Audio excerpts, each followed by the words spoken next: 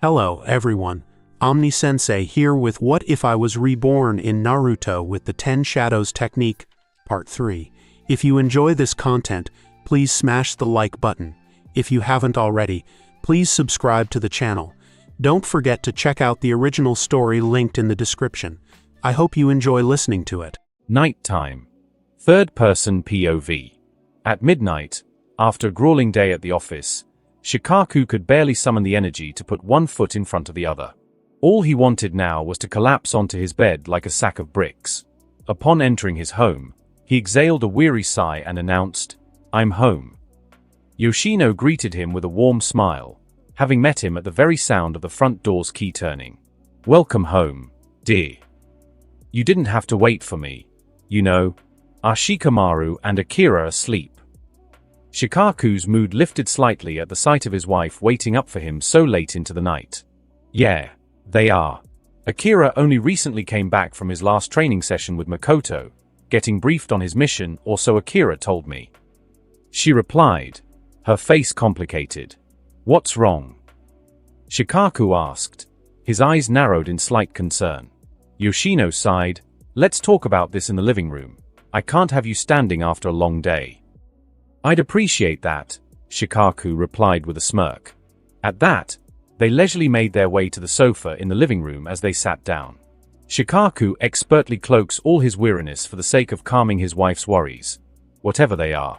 "So, talk to me," he said patiently. "It's just, you know how I dislike Makoto. Add to that the fact that he's going on that darn trip tomorrow with Eiichi. He's too young to experience this. He's only 8, Shikaku. He's part of the new generation. He doesn't have to do this."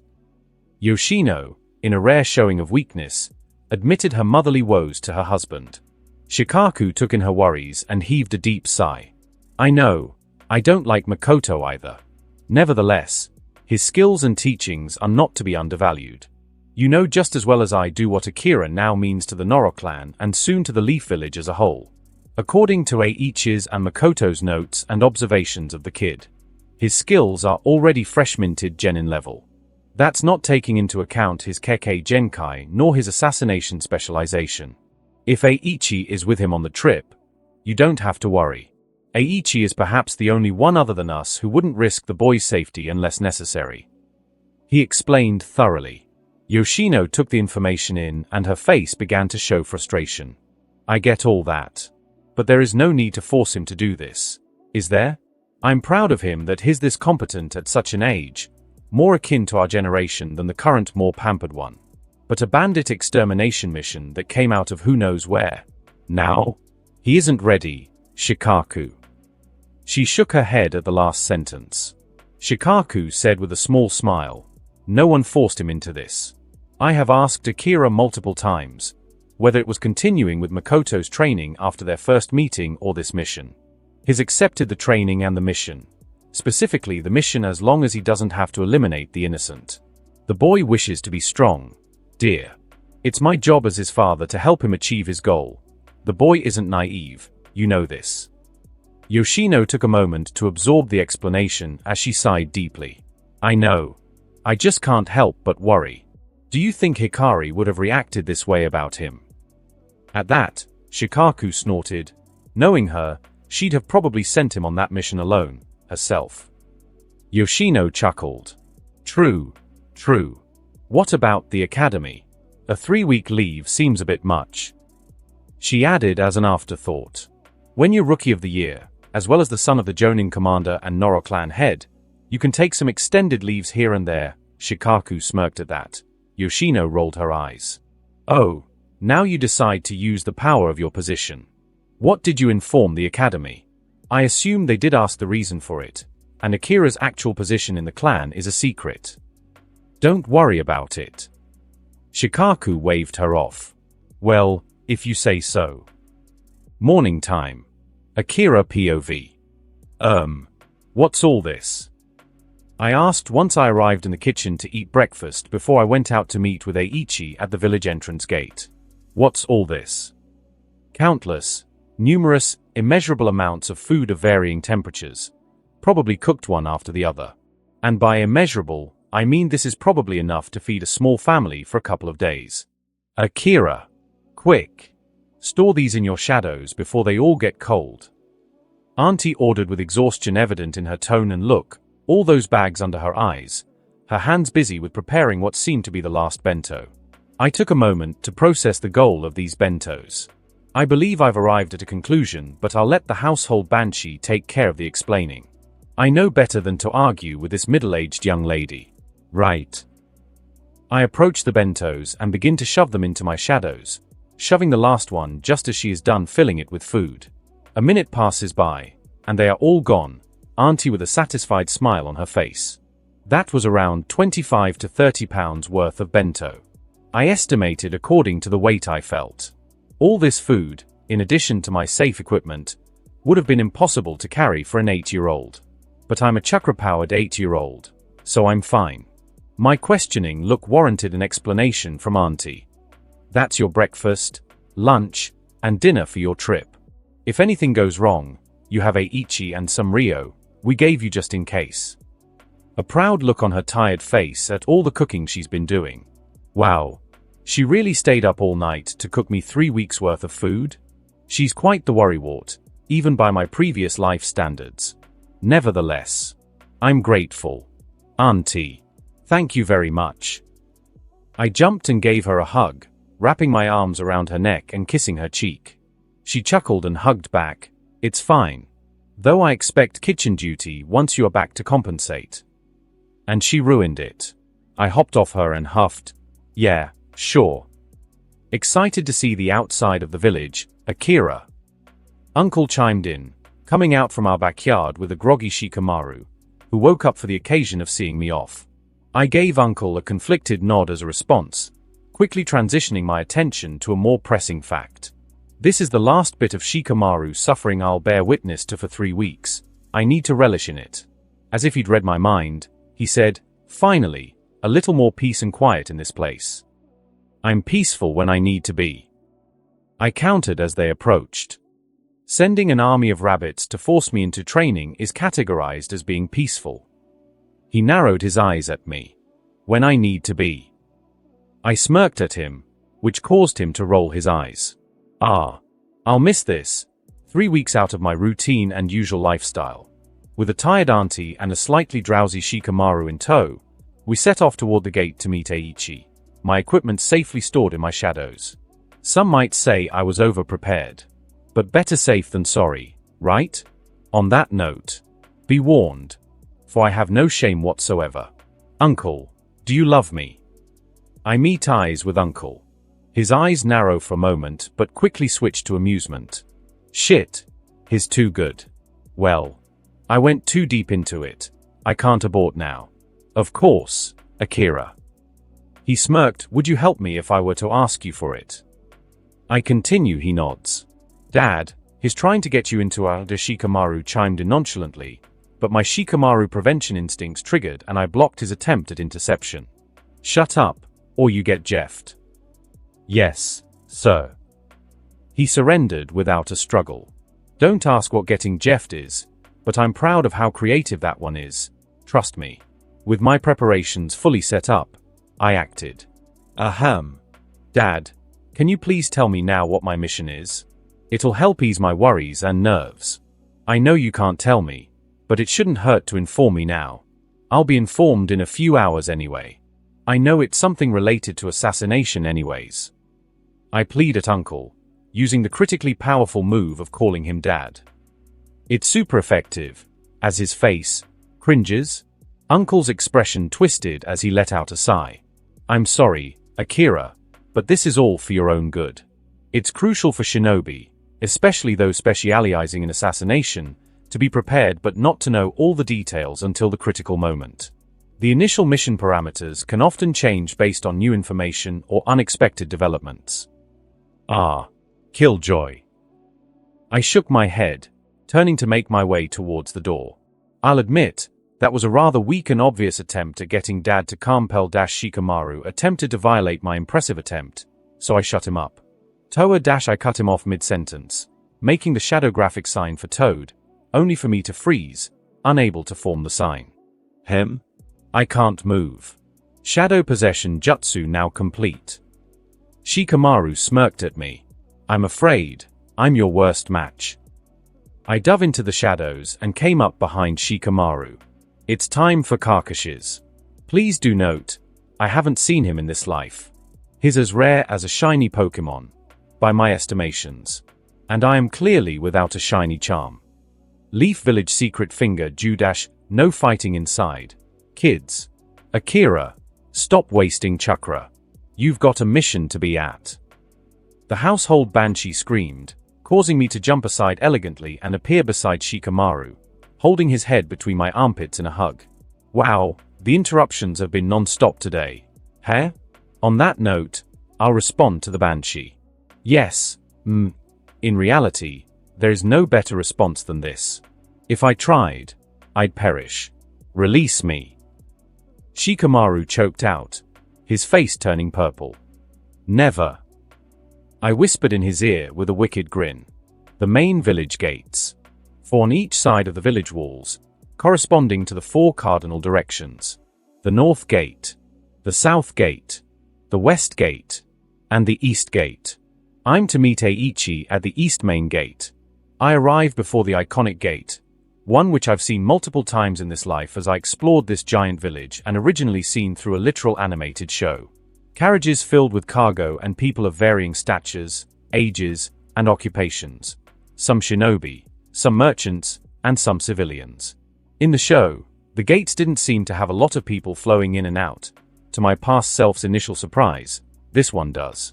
Simply because this one's the highest traffic one, where the majority of supplies flow into the village. The others barely see any traffic, especially the southern gate. Also the direction where the Land of Waves is, one of the nearest, relatively speaking, events I have noted to keep my eye on. Anyways, the source of the majority of these supplies originates from the fertile lands of the Eastern Land of Fire.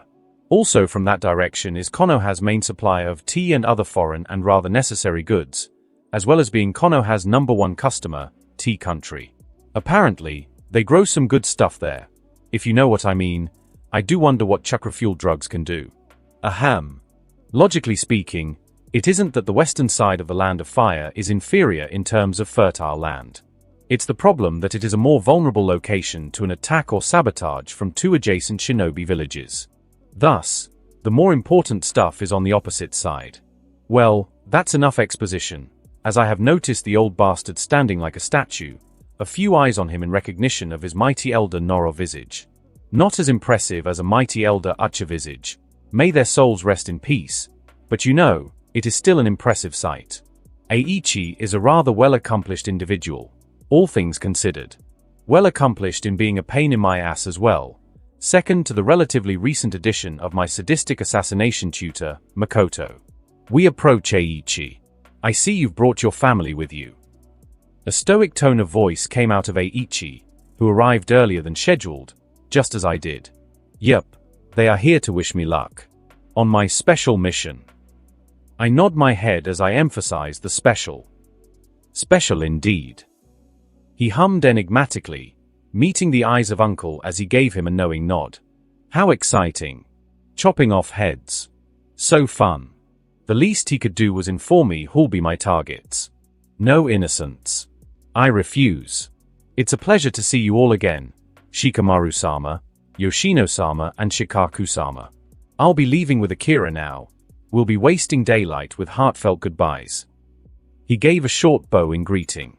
I think the heartfelt goodbye part was directed at Auntie, judging by the seething glare she's directing at Eiichi. I know your pain, my elderly mentor. MHM. At that, Eiichi gestured for me to follow him as he walked in the direction of the gate. I, of course, ignored my teacher's advice and proceeded to have a heartfelt goodbye.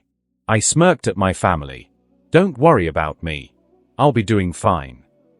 Deep down, I hid my slight nervousness beneath the excitement of the outside world and the chance to express my skills in action.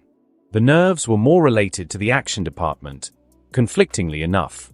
Good luck, stay safe. Shikamaru mirrored my smirk. You'll do fine. Don't worry. Keep a clean head. We're with you even from afar. Just make sure you won't be a drag for Eiichi. He's working too hard for you anyways. Shikamaru added, seeing through my smirk and attempting to pacify my nerves and encourage me, extending his hand for a brotherly handshake. He's acting as if Eiichi is the one being dragged through the mud. Thanks, I replied gratefully and subdued with a twinge of annoyance, nodding as I mirrored his smile, shaking his hand. Akira, don't forget to eat and drink. Make sure to not eat anything other than my bentos. Or else. Auntie ordered, a worried expression mixed with a teasing one on her face. Follow Eiichi's orders, and you'll be fine. Shikaku waved me off, a confident smirk on his face. It's following Eiichi's orders that got me into this mess. But, whatever, I asked for this. Better get used to this earlier rather than later. Alright. See you in 3 weeks. Don't die of boredom without me. I waved goodbye and yelled out as I ran ahead to arrive beside Eiichi, who was already talking with the shinobi guards. 5 days later. Night time. The outside world is disappointing. It might be because I expected way too much of it. Living in a big village for your entire life might just cause you to have some grandiose expectations of the world. But I have seen a little of the world back in my last life. The reason for the disappointment is that the show gave me some sort of expectation that the Land of Fire will be beautiful, serene, and breathtaking. Now, don't get me wrong. It was pretty nice and refreshing the first few hours. But for God's sake, some variety other than roads, trees, and insects would be nice. So many damn trees. I swear the first Hokage blew his entire load here, and this was the bloody result. Well, the rivers are quite nice, though. I caught a salmon to feed my senile companion. What? I had to find an excuse to bring out my new fishing rod. Also, I fought a comically large bear. I had to call in the airstrike to take care of it though. Never have I had a larger grin on my face after I realized that move was actually effective. Ahem. For some variety, we finally stopped in a small farming town after 5 days of travel and struggle for survival. By struggling for survival, I used my completely busted shadow inventory to eat freshly cooked bentos. Huzzah for reincarnation perks. Praise be to the 10 shadows. I blame the reincarnation dragon. Akira, I'll be relaying the mission specifics. Once you manage to convince them to provide us free lodging. Eiichi sneered as he pointed at the town's only inn, where we were supposed to spend the night. Of course. And then there's this prick. Don't get me wrong, Eiichi's a bro. Not this trip though. It seems he's been taking a Makoto approach to this mission. Being annoying, forcing me to convince the guards we come in peace, and to my dismay, not revealing who I'm supposed to dispatch. I've learned to not react, but that doesn't mean I don't get annoyed. I sighed painfully. Give me a minute. I moved to grab the handle leading into the inn. I turned to make eye contact with Eiichi. I'll need you to continue playing along. He nodded his agreement. Good. I have a general approach that should work with most people. I also have to stay consistent with the impression we made on the town's guards. Just in case. I whisper to Eiichi, here's the plan. Also, grab this stick. I take out a stick I had in my shadows for occasions to use this trick with Eiichi. A masterful plan if you ask me. With a creak, the thick wooden door opened, revealing a decently sized open area, a receptionist table, a sofa, and a door leading to what I assume is a kitchen as well as a staircase leading to the upper floors, the much-desired lodging. As it was night time in a rather remote town, only the receptionist was present. The first thing I noticed when I got here was, oddly, the intoxicating smell of lavender. Ugh, I like tea as much as the next person, but get a grip. The second thing I noticed was the attractive receptionist. Heya. Welcome. A bubbly tone of voice escapes the receptionist as she waves her greeting. Thank you so much for having us. It's been quite a journey, I replied with genuine gratitude, attempting to establish a connection right from the start. Oh. Thank God she's not the depressed variant. They are complicated to handle, or to convince someone to help you when they barely have an inkling of desire to do their job. But on to the analysis. Obviously, when you try and convince others to help you or do something to your liking, it's best to cater the approach according to the individual you're trying to convince. Catering your approach depends on what you know of the individual. Since I know literally nothing about this receptionist, I can probe information from what I can see, hear, and/or guess. Appearance: she's young and pretty, about 17 to 18 years old, I'd estimate. Her cascading green hair was smooth and neatly kept. The attire was light and casual as it hugged her body rather tightly. From appearance alone, one can infer that she may be inexperienced in the profession, perhaps a new receptionist. Her age is a great indicator of both. Fire country labor laws allow people to start working officially only from 14 years old and above. Shinobi notwithstanding. Then again, this is a self-sustaining and remote town. No one would care nor enforce such a law, and she may or may not be related to the Inzona, which could indicate her having worked here for many, many years. Attitude: she's bubbly and easygoing, also indicated in her clothes. But overall, I cannot ascertain whether this is because she's an excited new worker or a passionate veteran. Lots of maybes and no certainties. Ultimate conclusion: whoever employs her knows what the hell they're doing. Yeah, a general approach should be good. I'll make use of Eiichi here. About him getting recognized?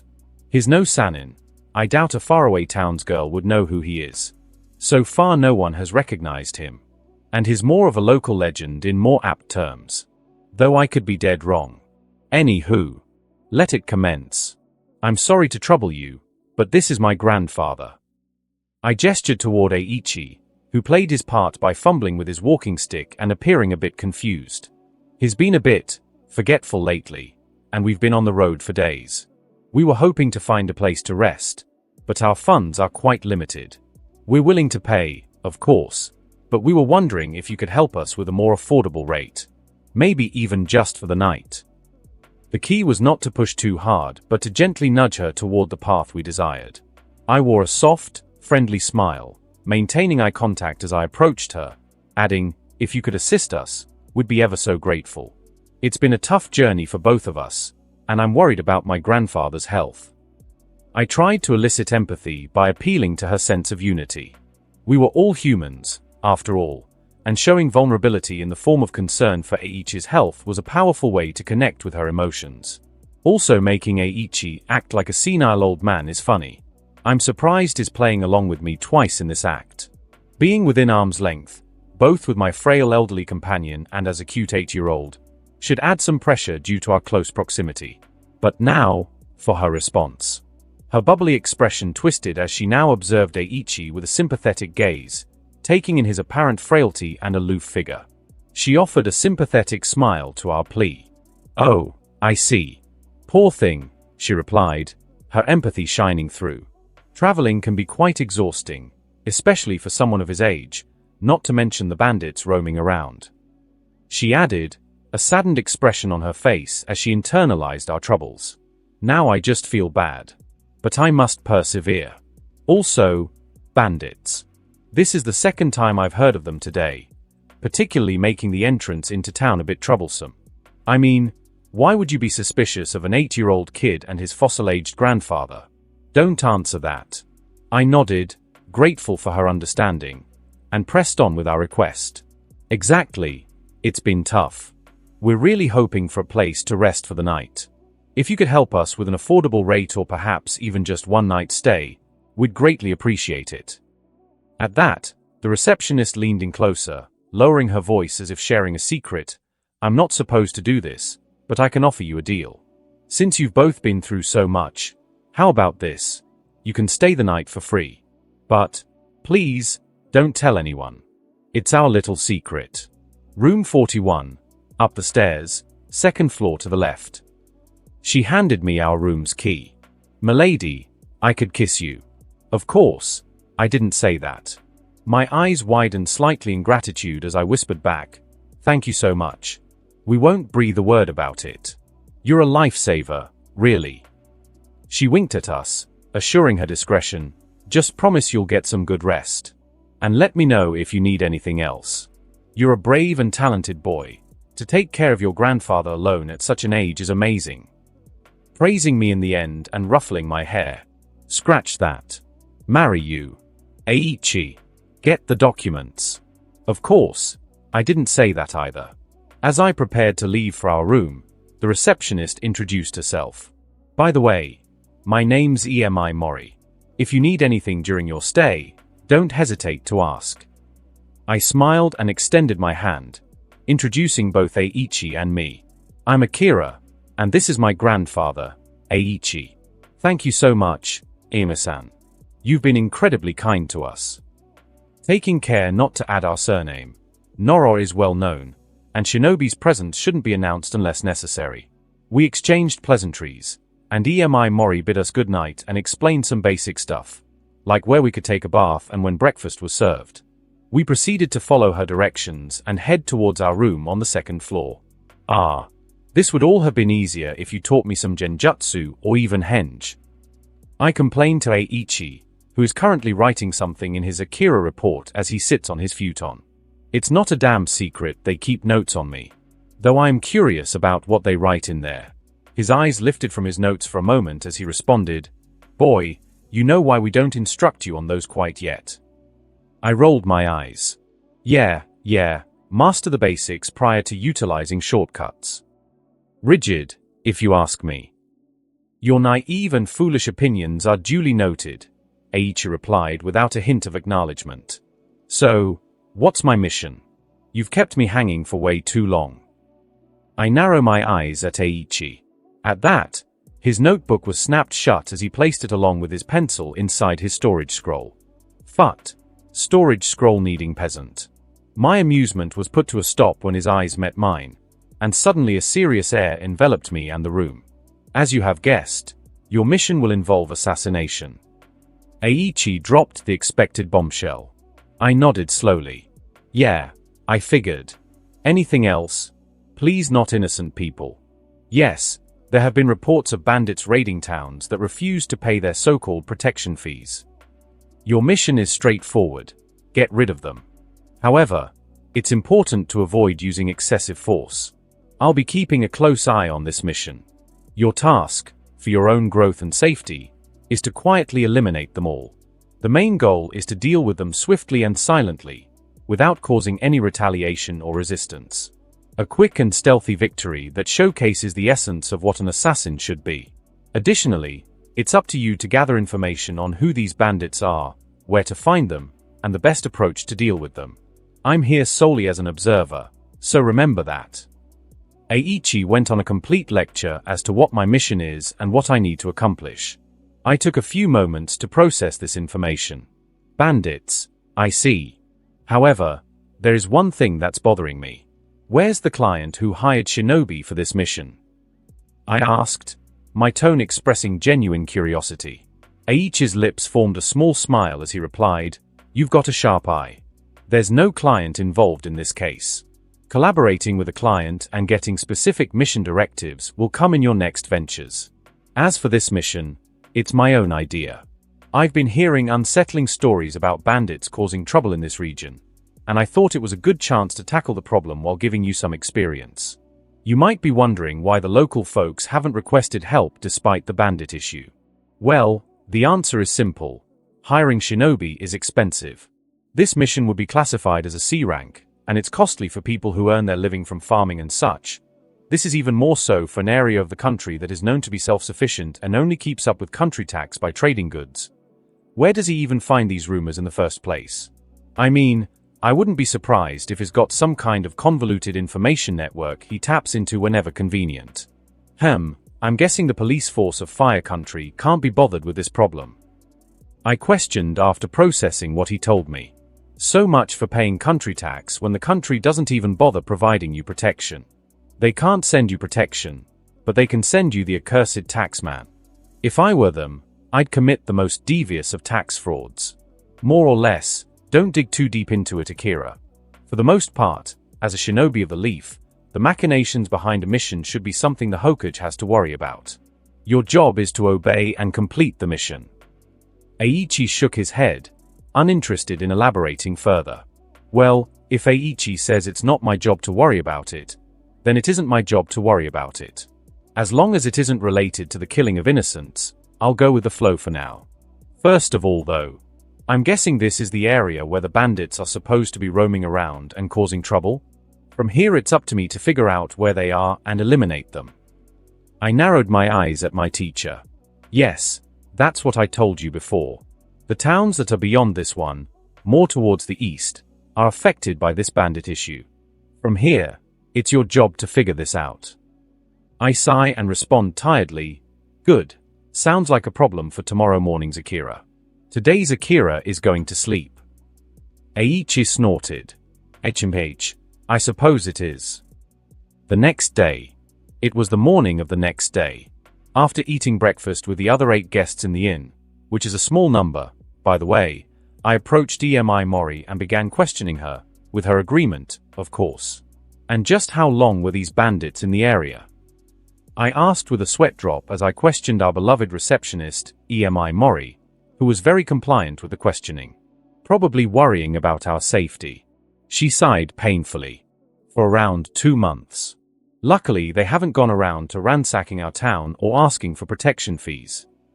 I asked with a relieved smile, do you think there's a reason why? Do they not stray far from a certain area? Or is this small town just not worth the effort?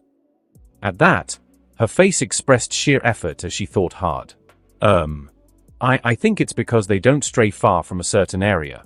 The nearest town to here is a 2-day travel. We are pretty isolated, so it seems to be not worth the effort. I think. She gave me a goofy smile at the end. She's very charming. Eiichi. Prepare. Focus, Akira. Don't. If you'd be so kind, could you please mark the area where these bandits were sighted in? Order of appearance would also be preferable. I pulled out the map I had bought from one of the guests. Money talks. EMI nodded as she marked the towns and roads eastwards from here, only marking 2 areas by their order of appearance, whilst the rest were simply marked as a place of sighting. Sorry, I only remember these 2, as they were the latest incidents. When was the last incident? I continued, about a week ago. Rumors travel slowly. There might have been an incident recently that we haven't heard about yet. She tilted her head in thought. What was the delay between the last 2 incidents? I mean, how long did it take? I continued only to be interrupted by her nodding. I understand what you mean.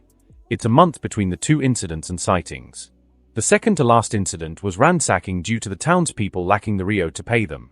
The last incident from the last town decided to pay. She explained.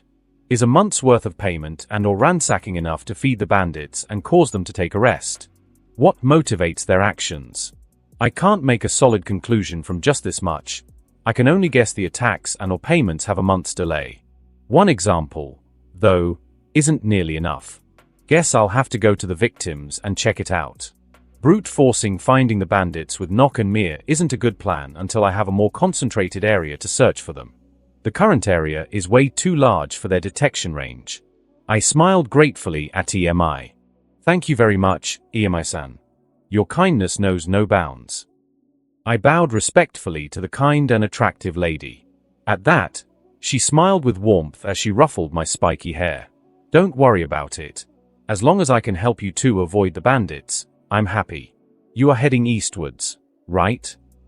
Yeah, we have relatives in Tea Country. We're heading there. I lied easily. A worried frown was on her face as she met my eyes with her azure blue eyes. You are heading out now, aren't you? I nodded at that. Her frown expressed genuine worry.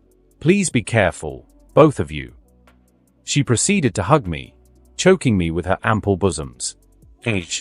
I choke out as she releases me upon noticing me getting choked. Ha ha. Sorry, Tilda. She giggles at me being at a loss of breath, letting me go from her unprompted chokehold. I lift a hand and dismiss her apology. After all, I should be grateful. Well, we're heading out. Thanks a lot. For everything. We won't forget this. I met eyes with her once again, nodding in gratitude. She simply smiled warmly and waved goodbye as I headed towards my aloof grandfather, who was drinking some lavender tea. As I approached, he asked without looking at me, any conclusive information. Proceeding to take a sip of his tea, my face expressed the utmost earnestness as I stated, countryside girls are the best. Causing him to spit his tea. What? I'm not wrong. The proof is right there. 2 days later, after our short-term stay in Lavender Town and meeting with the rather endearing EMI Mori. Yes, that's the town's name. A nostalgic name for a former Pokemon player. Ah, I miss video games. Ahem. Anyway, I've been asking around the same town and the information was not much different. However, I have learned when the last 4 appearances were. And my assumption was more or less correct. There is a 2 to 5 week delay between each major encounter with the bandits. There are, of course, sightings here and there, but nothing major that would count as an incident. I assume the reason these delays are so varied in time is due to how much they manage to ransack or get paid. Most of the time, people lack the payment they require, so they simply plunder the villages. In terms of the specific choices of the towns they decide to raid, there is no pattern to it, at least, not one that I can specify. I lack information on that front. Hopefully, I can learn more once I reach one of the victims of the latest ransacking. On that note, we've arrived in the nearest town and the second to last victim of the bandits. By victims, I mean these ones didn't decide to pay, whilst the latest did. Mizugawa Town. A small fishing town that sustains itself through fishing in the freshwater river that is adjacent to it, as well as trading goods made from the catch. First of all, there are no guards. Secondly, all the houses seem fine. There are traces of a few burnt houses, but it seems the town is perfectly intact. Here, someone's approaching us. You don't look like bandits to me. An older man with a stereotypical fisherman look said bluntly. I smiled. No, we aren't. We heard bandits raided this town in the direction of where we are headed, so we'd like to learn about these bandits so we can avoid them in our travels. Bah, sure did.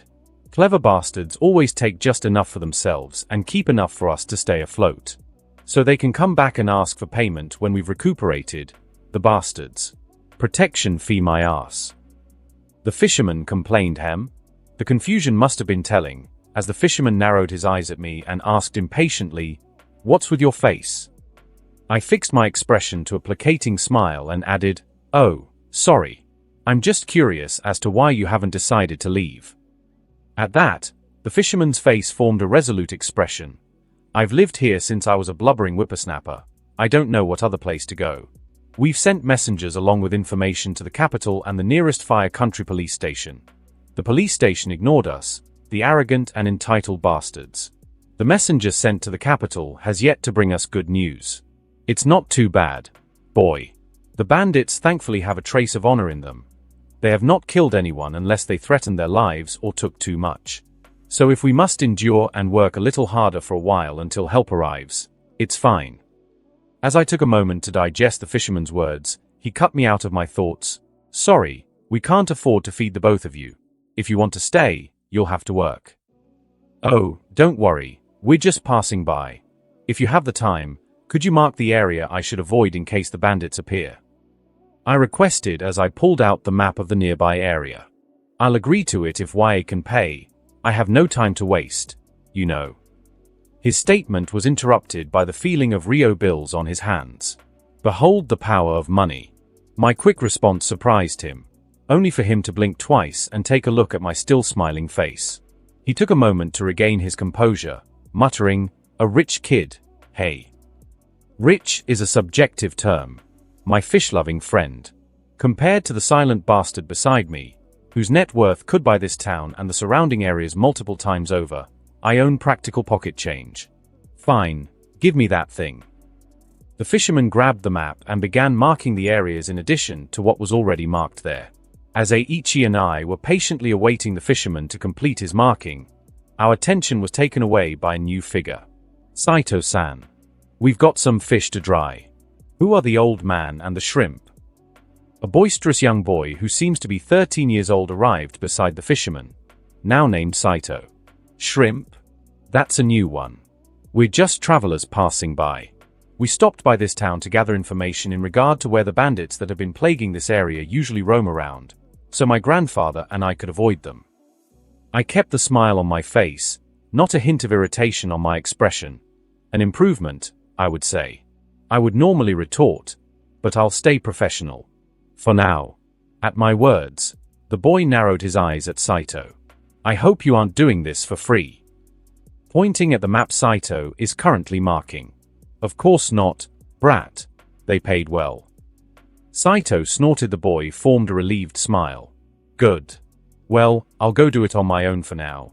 Join me when you are done, old man. And he ran off. A minute passes by and Saito hands over the map, with multiple areas marked. I'd avoid these areas. These are the known spots those thieves were seen and encountered. It's valid information we gathered from communicating between the towns that are their victims, Saito added. I took a look at the map and an inkling as to the methods of these bandits formed in my head. I'll have to ask around to confirm. I smiled gratefully. Thank you, Saito-san. If you guys don't mind, we'll be going around town asking about the bandits. He snorted. As long as I keep out of trouble and they agree to respond to your questions, do whatever I want. They sure are greedy assholes. If I lacked the funds, this would have been frustrating. Though can I blame them? Getting ransacked by a bunch of bandits and put into a rough spot would normally force you into a more self-interested attitude. Nevertheless, permission was granted and I went around the tiny fishing town and asked the locals questions about the bandits. Their behavior, their equipment, their methods, and so on. Whatever they knew. Evening time. As I walked the streets with Eiichi's company, I munched on a fish skewer I bought for extremely cheap from the locals. An expression of pure bliss on my face. Ah, so good. Of course, it's freshly caught and cooked, Eiichi stated the obvious. I rolled my eyes at his one-dimensional statement. On to more important matters. After questioning and collecting information from the locals, I have reached a theory on these bandits. These bandits were exhibiting gang-like behavior. They have a code of honor, twisted as it may be. A territory they guard that they don't stray from. A price to pay for protection. A really pointless prospect. They have no need for protection from anything. And a punishment to those in the territory failing to do so. They've chosen a great spot to set up such a farce. No one can hire shinobi, and perhaps through connections with the Fire Country government or maybe through intimate knowledge of how unprofessional and lax the police force is, they understood that they are practically safe. Suffice it to say, these bandits are smart. Setting up something like this would normally be impossible given the existence of shinobi. These are simple bandits as far as I could tell. And by Eiichi's own admission, this is a C-rank mission. There is no way they make use of chakra or jutsu. Combat against other shinobi is problematic given my position and relative strength at the moment. However, despite their presumed smarts, this works in my favor. Confirmed months, perhaps years have gone by and these bandits have been succeeding in their control of this remote and poor area. These consecutive successes and peaceful times, as well as no proper response from authorities or hiring of shinobi, are likely to lower their guard and bloat their ego. A perfect situation for me to come in. As I munched on my fish skewer, Eiichi noticed my enlightened figure. Figured something out. With a gulp, I smirked at him confidently. We'll be about done with this tomorrow. Eiichi hummed at my statement. We shall see. I just hope my confidence won't be just for show granted. It already is. I'm not too excited about killing a fellow man. Thankfully, they aren't all too innocent. The next day, morning time. Third-person POV. At a small improvised campsite, two individuals of contrasting ages begin to awaken at the first contact of sunlight on their unmoving figures. The young boy of the duo immediately begins his daily routine, grabbing his necessities from the shadows. Their weight is negligible. The elder does much of the same, although he takes out his necessities from his backpack and storage scrolls, much to the amusement of the boy, who smirked at the elder smugly. Who ignored him, obviously. This duo was of course student and teacher. Noro Akira and Noro Eiichi, respectively. Akira POV. As I felt the early morning warmth of the spring season, I took a deep breath. My elder, done with his daily necessities, simply observed my relaxation with an odd look. Akira, you stated would be done by today, yet you take your time. I'm curious as to what you've got in store. Oh, now you are curious about my plans. I looked at him with skepticism. At that, he gave me a short smile. I never stated that I wasn't intrigued by your plans, Akira. Quite the contrary. I'd like to hear what you've managed to come up with. For one, you seem to have figured out where the bandits are located according to what you drew yesterday. Took a peek at my sketched map, didn't you? I rolled my eyes and wordlessly pulled out the map of the area from the shadows, approaching and sitting beside Eiichi, and placing the sketched map on the ground. I couldn't help but smile with a touch of satisfaction as I looked at the sketched-out map. I have to admit, I did a fine job with this one. At which Eiichi hummed neutrally, neither confirming nor denying that factual statement, to my dismay. The map of the area showed a zone of around 800 square miles, an extremely large area indeed for a search of a group of bandits. On the map are hundreds of small towns and/or villages with their names marked. I began explaining, as you know, this is the only map of the area available and cartography isn't something I know or have been taught. So I had to work with what I had. If you notice, there is a large circle that includes some towns that are marked in red and are also numbered. These towns, along with numbers, represent the known victims of the bandit group that I've been able to gather thus far. The numbers and the date between them should be self-explanatory as the chronological order of incidents. I pointed at the towns and the sketched dates along with the circle on the map. Eiichi hummed at my analysis. I see, and this circle, I presume, is the search area. I nodded. More or less, but it's more to indicate the rough region these bandits have marked as their territory. Through the incidents and the other sketched areas Saito-san provided, it seems they indicate gang-like behavior, so that's what I've been going with. My reasoning behind why this is their rough area is simple. Unless their main base is in the center of this circle. A rather idiotic position in hindsight, which eliminates that option. Some towns that are outside of the drawn circle would have been a better option to raid than those inside of the circle, both in terms of distance and in terms of profitability. I have eliminated reasons such as potential wealth and ability to hire shinobi for those towns, making them a prime target for our would-be group. The conclusion is simple. They have a set territory of a circle 11 miles in radius and all the 8 towns that are within said circle. Any towns beyond that territory are not included. But that still doesn't answer two things for me. Why only this small territory? In theory, they could expand, and there might be an explanation as to why they decided only this much. Perhaps they aren't greedy, maybe they lack the manpower to manage this much territory before problems arise, and so on. Nothing concrete. The second is the motivation and reasoning behind this way of life. Nevertheless, if you take a closer look at the circle, there are 3 even smaller circles that I have sketched that are, in my opinion, the possible positions of their base, or perhaps they have outposts. Both in terms of tactical positioning, they would probably not make an outpost in an open and visible area like some of the grasslands on the map. It is worth noting that the number of bandits that have come to raid towns has always been different. The bandits hide their faces and the numbers are always between 45 and 87 at the largest incident. I completed my narration by releasing a deep exhale. Phew, that was a lot. Eiichi took only a second to understand my words as he proceeded to express his opinion. Not bad. Well done thus far, Akira. But you are overthinking it. The motivation behind the bandits' decisions and their way of life is inconsequential. He shook his head. Do not try to understand them or sympathize with them. Their motivations are strictly a means to an end. You must only understand their methods, which are mechanical and cold. Do not sink into their human nature for the sake of understanding. Sink into their mind and thought process for the sake of completing the mission. I sighed deeply. I know. He patted my shoulder encouragingly, a rare gesture of his, as he continued. Back on topic. You said this will be done by tomorrow, but reaching these suspected areas as well as searching them would surely take a few days. I shook my head. I meant we were done with information gathering. Now is the time to find them and form a plan of action. He stated simply, information gathering never ends, Akira. I clicked my tongue. Semantics. You know what I mean.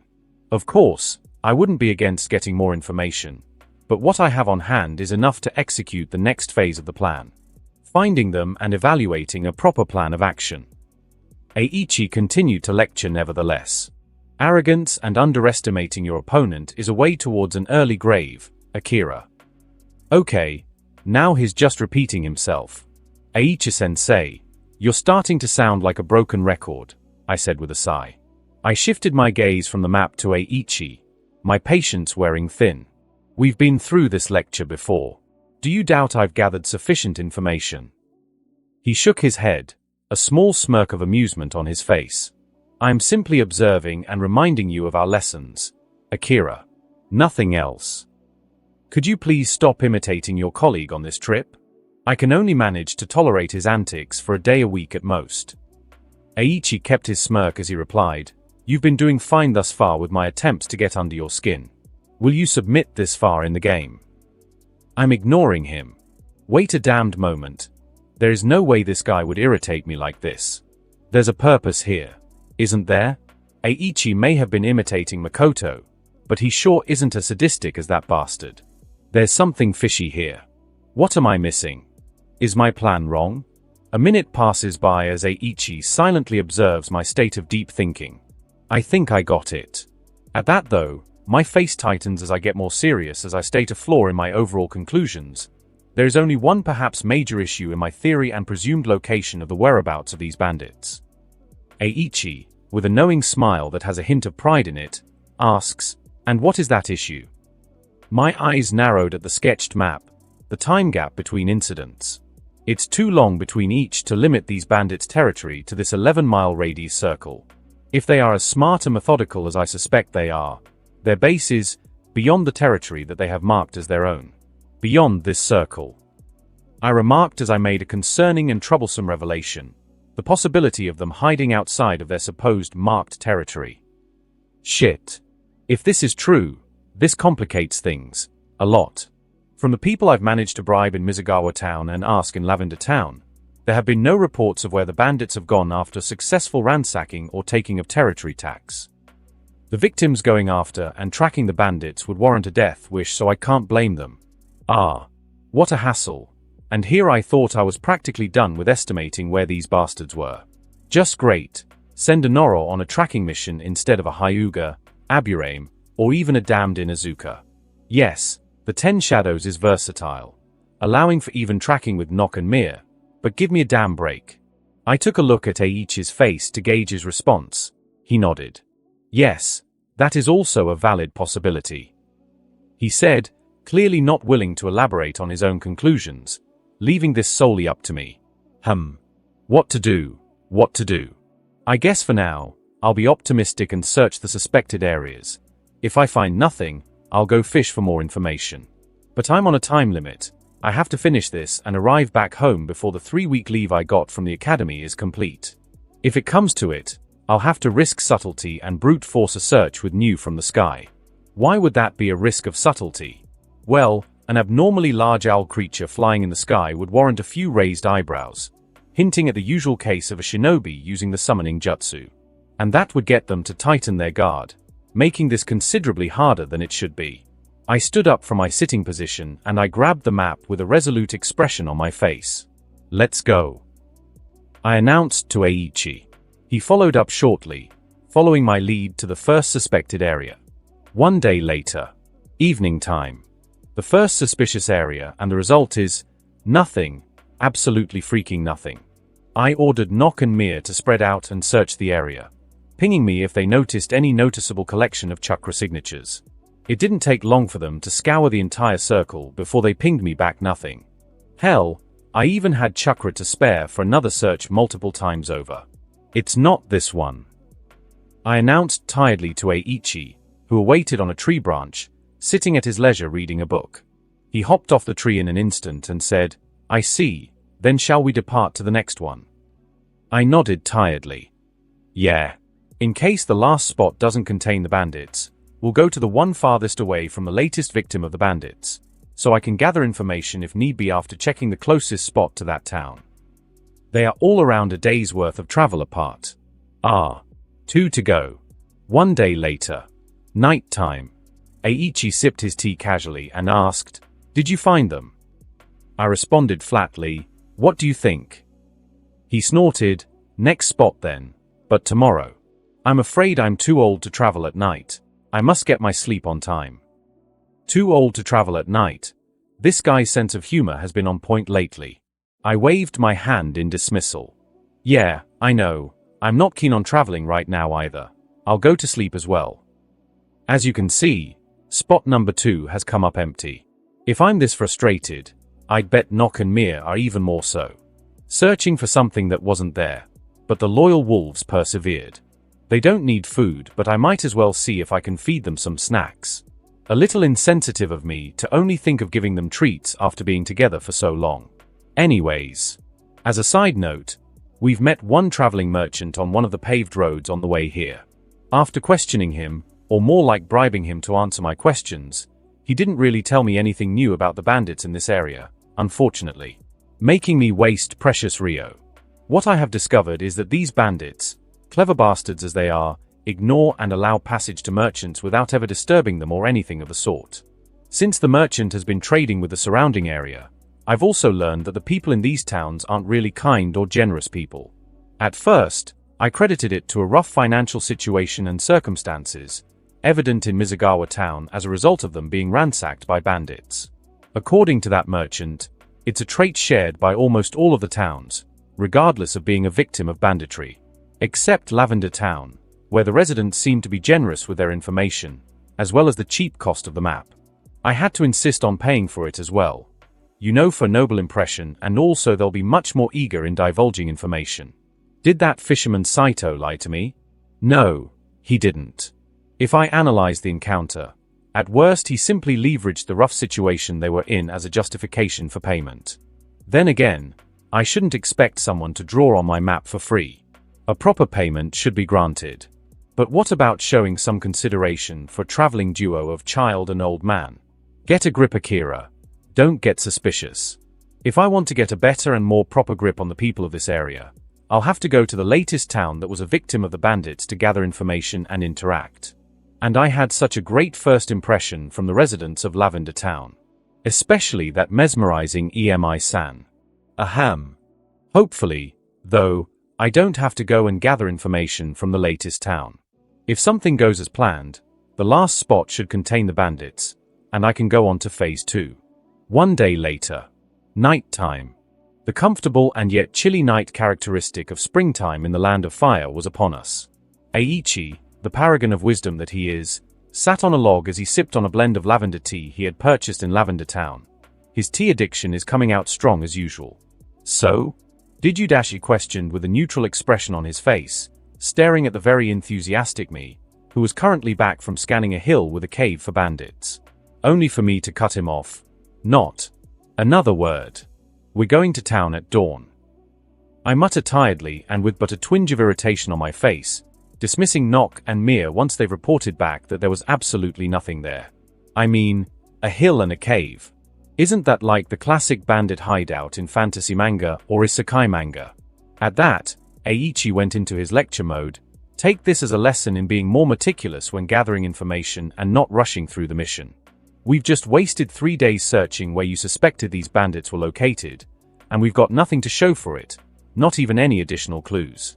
Imagine, if you'd taken more time to gather all the facts and fill the gaps in your plan, we might have finished this mission by now. I sighed. Yeah, I figured. Well, there's really nothing I can do but learn from this. There's no point on mopping on this, and we should focus on the mission. Lesson learned. With my words, Eiichi responded with a small smile.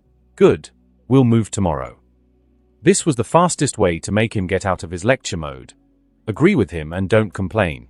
It's not that he's wrong. I concede that I may have been too quick in forming conclusions. Apparently, I'm not as smart as I thought I was. Or this wasn't as simple as I thought it would be. Or both. I just wanted to get this over with. I am not in the mood for lectures, no matter how correct they are. Welp, it's a good thing we checked this spot last. The town that was the latest victim of bandit activities is relatively close to here, so we should get there before midday tomorrow. Now what was its name again? Too lazy to even pull out the map this late in the night to check. One day later. Morning time. Our destination proved to be a more refreshing landscape. Up on a forested hill, the town of Ushioka could be roughly outlined. This town, thanks to its location and spread of trees characteristic of the Land of Fire, was fairly well hidden. To the point, it'd be a bit annoying to search for it without a map. It is also ironically more hidden than the Hidden Leaf Village. Still don't get what's so hidden about my literal city of a village. On my way up the hill with Eiichi following my every step, I notice cows and cattle wandering around freely. By the by, this town's name is literally translated to Cow Hill. A town that sustains itself through cattle farming, producing milk, meat, leather, and more. Oh, and it's also on a hill. Very creative naming. Nevertheless, basking in scenery isn't what I'm here for. Partially. Anyways, Eiichi and I arrive at the gates and are greeted by a rather unfriendly and extremely on guard. It didn't take much convincing to let us go through. A Rio here.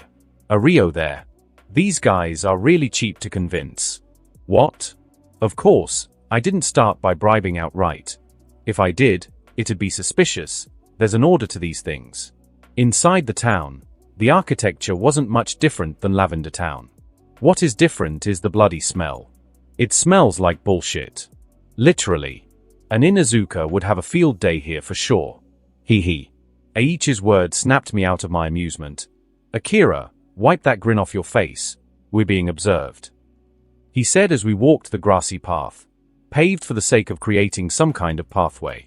Yeah, this town rarely gets any visitors in comparison to the last towns I've been to. Lavender Town seems to be a central town economically and supply chain-wise in this relative area despite its size. Mizugawa Town is one of the vacation spots for fishermen who travel or want to take a vacation. This town rarely receives visitors, except for merchants and residents from the neighboring towns who come here to trade. Their latest visitors were bandits, so it's no wonder they are observing me and Eiichi. Why is everyone so on guard with a child and bloody grandfather? I get the fact that a grandfather is dangerous. If by chance he is a war veteran, he could wipe them out if he wants to. But me? Come on. I'm no Itachi-ucha. On to questioning the locals further ahead, I see a teenage girl of around 14 years of age, give or take 1 or 2. The point is she's just at the start of puberty. Dirty and short beige hair that is unorganized.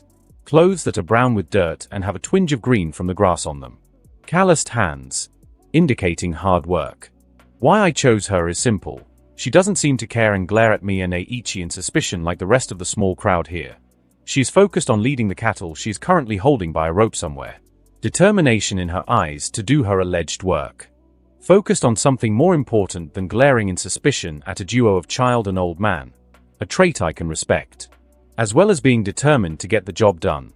Also something I can respect. Little is relative, of course. I probably barely reach her abdominal area in terms of height. I don't have much Rio left for bribing, so I hope this girl won't empty my pockets. Here goes. Excuse me, miss. My innocent and squeaky voice shines through as I approach her. She barely glanced at me, her voice curt and dismissive. Not interested. Go away. Continuing to walk ahead and pass me by with her cattle. Sometimes, I think peace was never an option. Luckily for them, it is an option now. I've got cash. At that, in a feat of surprising speed, I ran ahead of her and appeared in her front vision. Oh, I'm sure you'll be very interested, Tilda. I pulled out a small amount of Rio bills from my pocket shadow, which equates to a hefty amount of Rio in this little town. Her brown eyes widen slightly as she stops and tilts her head at me, a glare mixed with interest and irritation, I surmise. Okay, I'll hear why out. Kid from who knows where. But get to the point, I have work to do. Straight to the point, a trait I'm familiar with and appreciate. I'll reciprocate. Let's get to the point, miss. I want to know everything about the bandits who attacked this town, what they did, where they came from, all the details, and I'm willing to pay a good sum for it. I smiled as I waved the money around in her face. The girl smirked at my attitude and words. You sure know how things run around here. That makes it easy. Give me that. She took my Rio in a flash, pocketing it in her uncouth pants. Coughing, she started, well, there isn't much to say. They came here demanding Rio that is fit to what we can produce. We talked with other towns prior about the bandits, and they always fit the amount they ask with the town's financial situation. We suspected we had traitors or spies or something. We at first refused to give payment, but then they grabbed me and threatened to hurt me and ransack the village. At that, my father caved in and paid them the price they were asking for. She added the last part with a mix of sadness and rage. Seeing her expression, I ventured, do you blame yourself that your father, whom I assume is the town leader, had to pay? Is that why you're working so hard now? Her eyes narrowed dangerously at my rather personal question. That wasn't part of the deal, brat. Don't be asking private questions. I smiled placatingly, raising my arms in surrender. Sorry, Sorry. Is there anything of note you could tell me of the ones who grabbed you? Something about them that stood out? So far, there's nothing new here, except the threat to hurt her. They have a code of honor, but perhaps hurting is alright and killing is not? Though if it were the case, such a weakness would be abused, and for bandits to not kill and only hurt would prove to be unfruitful. Pragmatically speaking, of course. At that, her face softened a bit and her expression became contemplative. The one who grabbed me wore a mask. She was a woman, judging by the breasts, and she smelled of lavender. Maybe bought or stole one of those perfumes from Lavender Town or something. Again, there's nothing useful here at all. Wait a minute. The smell of lavender? Surely not. No, it can't be Lavender Town. It's too far-fetched. There were no clues that it was the residents there. The bandits, specifically the ladies, might have bought or even stolen from the owners of said perfume. It seems far-fetched. I'll investigate if this lavender scent is a consistent marker. I see. Did you, by any chance, get to smell any of the other men or women from the bandit group? Did any of them have a distinctive scent like lavender? I rubbed my chin as I continued questioning. The girl put a hand on her hip and responded with a shake of her head. Not at all, brat. I only got to smell that whore's scent when she grabbed me. The rest of them kept their distance. A snarl of rage at the end of her sentence. Damn. I nodded without speaking and inquired, "Okay, is there anything else?" She nodded and continued to explain to me for around 10 minutes all the repetitive information I had already known. I smiled and thanked her for the generous and free help. Thanks a lot for the info. Do you know someone else I could ask for more information? I added. She gave me a toothy grin. It was a pleasure doing business with you, brat. You could ask my dad, but he'll be back in a week. He's off to negotiate something with a faraway town. I doubt YA and your old man will wait that long. We don't have any houses available for accommodating you, so you could go sleep at the barn. I'll prepare a wheat bed for YA if you want. You paid more than enough to earn that. Do I look like Seitu Kazuma to you? I'm not sleeping in any barn, Missy. I'm shinobi royalty. I shook my head and politely declined. You're right, I won't be waiting that long, and a wheat bed won't be necessary. We'll be leaving by the end of the day. Thanks for your help. By the way, I'm Akira. I introduced myself just in case, extending my right arm in greeting. Her grin widened as she grabbed my arm, and with surprising strength, she shook it. No problem. As long as you paid, it's all fine. Name's Haruka Tanaka. I see you've quickly paid me up. What do you say about buying this cattle here? He's a healthy boy, of the highest quality. She introduced herself as well, giving me a sales pitch at the end of it. Great, Akira. Flaunt your money around and you'll be getting sales pitches from countryside folk, left and right. You reap what you sow, I guess. I smiled and waved goodbye. It was nice talking with you. I'll be off. I ignored her sales pitch and waved her goodbye, rushing out of there with Eiichi walking at a steady pace. I'll have to ask other people and see if I learn anything new. For now, if I don't find anything actually concrete, I'll have to rely on the tiny and perhaps inconsequential possibility Haruka gave me and investigate the areas surrounding Lavender Town. Maybe even the town itself. Night time. Eiichi and I made it out of the town to set up camp a decent distance away from it. After questioning, more like bribing, the residents to provide me with information, I have learned absolutely nothing new. My only Rio left is what Uncle and Auntie gave me for emergencies. This smug old man has yet to show his use this trip besides the occasional needlessly enlightening lectures. As the fire of our camp emitted warmth and light in the dark forest, Eiichi asked, "So Akira, what's the plan now?" His tone betrayed no emotions other than a trace of curiosity. I shook my head in frustration. Honestly, I'm at a dead end. These bandits are too good at what they do. If I had more time, I'd try to predict their next target and arrive there just in time to eliminate them. But then that wouldn't be an assassination mission, in addition to being impossible with the time it'll take to figure out and plan and for the aforementioned attack to happen. If I judge their relative times, the next attack would at the earliest be in 2 weeks. I have to be back in the village in 2 weeks. Frustrated, I turned to Eiichi. He asked, "What's your plan now?" "Not what would have been your plan. What's your current plan?" "Can't you catch a hint, old man?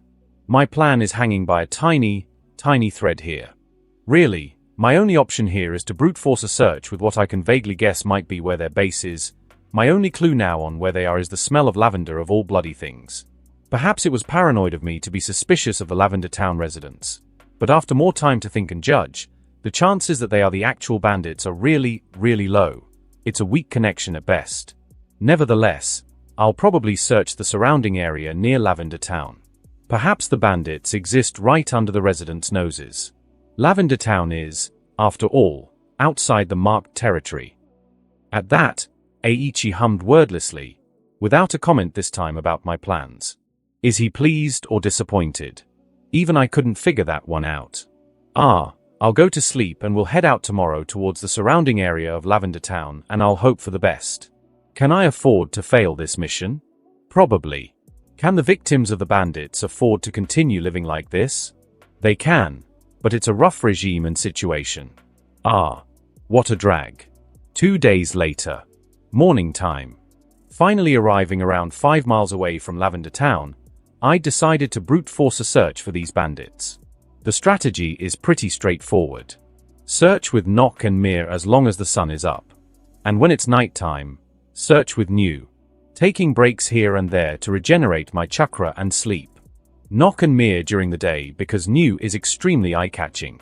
New's feathers are suited for the night, so no one will see them when it's pitch dark outside. Thankfully, New has night vision, so it can tell me if we find anything. Owl creature, remember? In reality, it's pretty disappointing I'd resorted to having to use such a method to find the bandits. And even then, it isn't certain I'll find them here. They seem to have been just that thorough, leaving me barely any clues as to where I can possibly find them. And that brings me to the current situation. Divine dogs, I mutter as I form the dog shadow graphic hand sign. With that, liquid shadows move to form the familiar figures of Nock and Mir. I stare at my loyal wolves and say, "You know the drill, guys. Let's get to work." They nod and immediately dash in opposite directions, optimizing the limited range of their chakra detection so they don't intersect but also don't miss a single spot. Their mental connection is a way to communicate their position amongst each other. Although I say let's get to work, it's only Nock and Mir doing the search while I laze around and relax. No, it's not because I'm lazy. Well, it's partially because of that, but the actual reason is to optimize chakra regeneration. Unfortunately, there isn't a strict and rigid variable to estimate how much chakra you'll regenerate. I'll elaborate. For example's sake, let's say you regenerate 1 chakra per minute. But that isn't the case at all times. Sometimes it'll be 1, 1.5, 2, or even 3 chakra. Maybe even 0.5 chakra per minute. It fluctuates in a manner that is not measurable, sadly. What is known, though, is that there are states in which chakra regeneration is strengthened and states in which it is weakened. Some examples of chakra regeneration being strengthened are when you meditate, sleep, are in a physically healthy condition in terms of sustenance, and much more. Examples of chakra regeneration being weakened are currently using chakra, exerting yourself physically or mentally, being hungry, being injured, etc. Obviously, your chakra regeneration isn't affected by a single variable at a time. Instead, it is a culmination of all the variables that are currently in effect on your body, which estimates how much chakra you really will regenerate. The point I'm trying to make here is that if I meditate and relax, I can keep Nock and Mir active for longer. My chakra drain from keeping Nock and Mir manifested will obviously overcome my natural regeneration. However, meditating and relaxing buy me some extra time by boosting my natural chakra regeneration so I can keep both manifested for slightly longer. I'd say an extra minute or so on average, which is much more effective, thanks to their chakra detection and superior speed, than for me to run around in that minute and search for bandits, perhaps risking revealing myself accidentally. Though if I made that rookie mistake, it'd be pretty embarrassing. Akira, you are a rookie. Yeah, voice of reason, I know. But no one asked you. Thus, hopefully, I'll be able to find these bandits way before my deadline. Because finding them is one thing. Assassinating them is another. Eiichi knows the drill by now, as he is sitting beside me reading another book he brought with him silently, planning to not bother me in my meditation. I sit in a meditative position and begin to control my breathing. Ultimately, the plan is to clear a large search area around Lavender Town. If I don't find them by then, I'll have to ask Eiichi for advice. To my dismay, it'll be way too late to fish for information, find the bandits, and form a plan of action by then, leaving me with no choice but to seek advice from Eiichi. I'll hope for the best. Optimism. One day later. Early morning time. As I sat with my back leaned on a sturdy Hashirama tree. The wind blew, and a more chilly wind than usual breeze passed me by. By no means was it a comfortable chill. Sounds of ruffled leaves and grass along with the breeze attempted to harshly break my concentration. But despite these distractions, I remained firm in my meditation. A ping in the back of my mind, however, was the straw that broke the camel's back and my meditation was released. I blinked my eyes open and focused on the sixth sense connecting me and my Shikigami, specifically the currently manifested ones, Nock and Mir. Found large collection of human chakra signatures was the translation of the ping, and my heart began to beat in a mixture of emotions. My mind began to form conclusions along said emotions in rapid-fire motion. Satisfaction. Finally, I'm able to get to the next phase of the plan. Excitement. It's time for actual real combat. Time to see how I hold up. Fear and anxiety. Killing people. Will it be easy? Will I succeed? Maybe they have a shinobi among them? My mind, through one simple message, was in disarray. But I've learned to deal with this. Inhale, exhale. Calm down. Akira. You need to confirm if these are really bandits firsthand. If they are, get to work. For now, I need to wait for the next message from Nock and Mir as I ordered them in case they find a large collection of people. Upon seeing my determined expression, Eiichi approached. I assume you've gotten a hint of them. I nodded. Nothing concrete. I'll have to wait until Nock and Mir are done with their orders before I send Whiskers in to confirm. Eiichi hummed. I presume Makoto has advised you in regard to the flaw your rabbit summon has in terms of information gathering and espionage. I waved him off. Yeah, he already told me about Whisker's fur color being white as a terrible flaw. Noticeable as well as suspicious since white fur rabbits aren't native to this part of the world. I flashed a small smirk. But I've come up with a solution. A hum of intrigue came out of Eiichi when I grabbed a storage scroll out of my shadows and unsealed it with a puff. Out of it came a bucket of brown paint. A logo of Konoha Premium Paints, Treebark Brown. That shit was expensive. Wait. Don't go. This is genius. I swear. I'll use this to paint the original Whiskers, and his clones will also be brown furred rabbits when they copy his blueprint. Thus, they will all look natural and not suspicious in this mission. A moment of silence passes me and Eiichi by. A little awkward, but I'm used to his contemplative silence. A rather simple solution to the issue you were presented.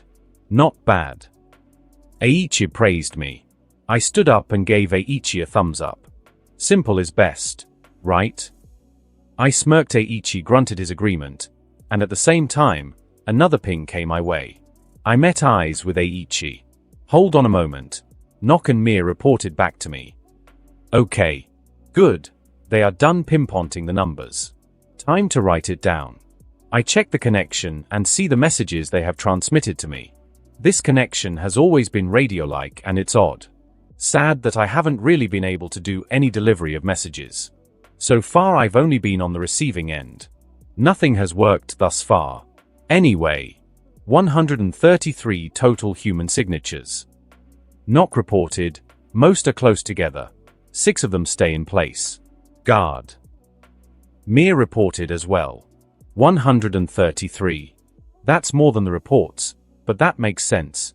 If they are bandits, they'll never go full force on a tiny town. Good, I'll be dismissing them now. As they are large wolves and this is daytime, I can't safely have them scouting without alerting this group of people. It need not be emphasized that I ordered them to stay out of sight. I felt the familiar chakra drain stop as I dismissed Nock and Mir, who are quite far away from here. But I'm glad. The evidence points to this being the actual bandit group. The reason is simple. They are a decently large settlement of people, enough to compose a tiny town, as well as this camp area not being drawn on any map and them having guards stationed.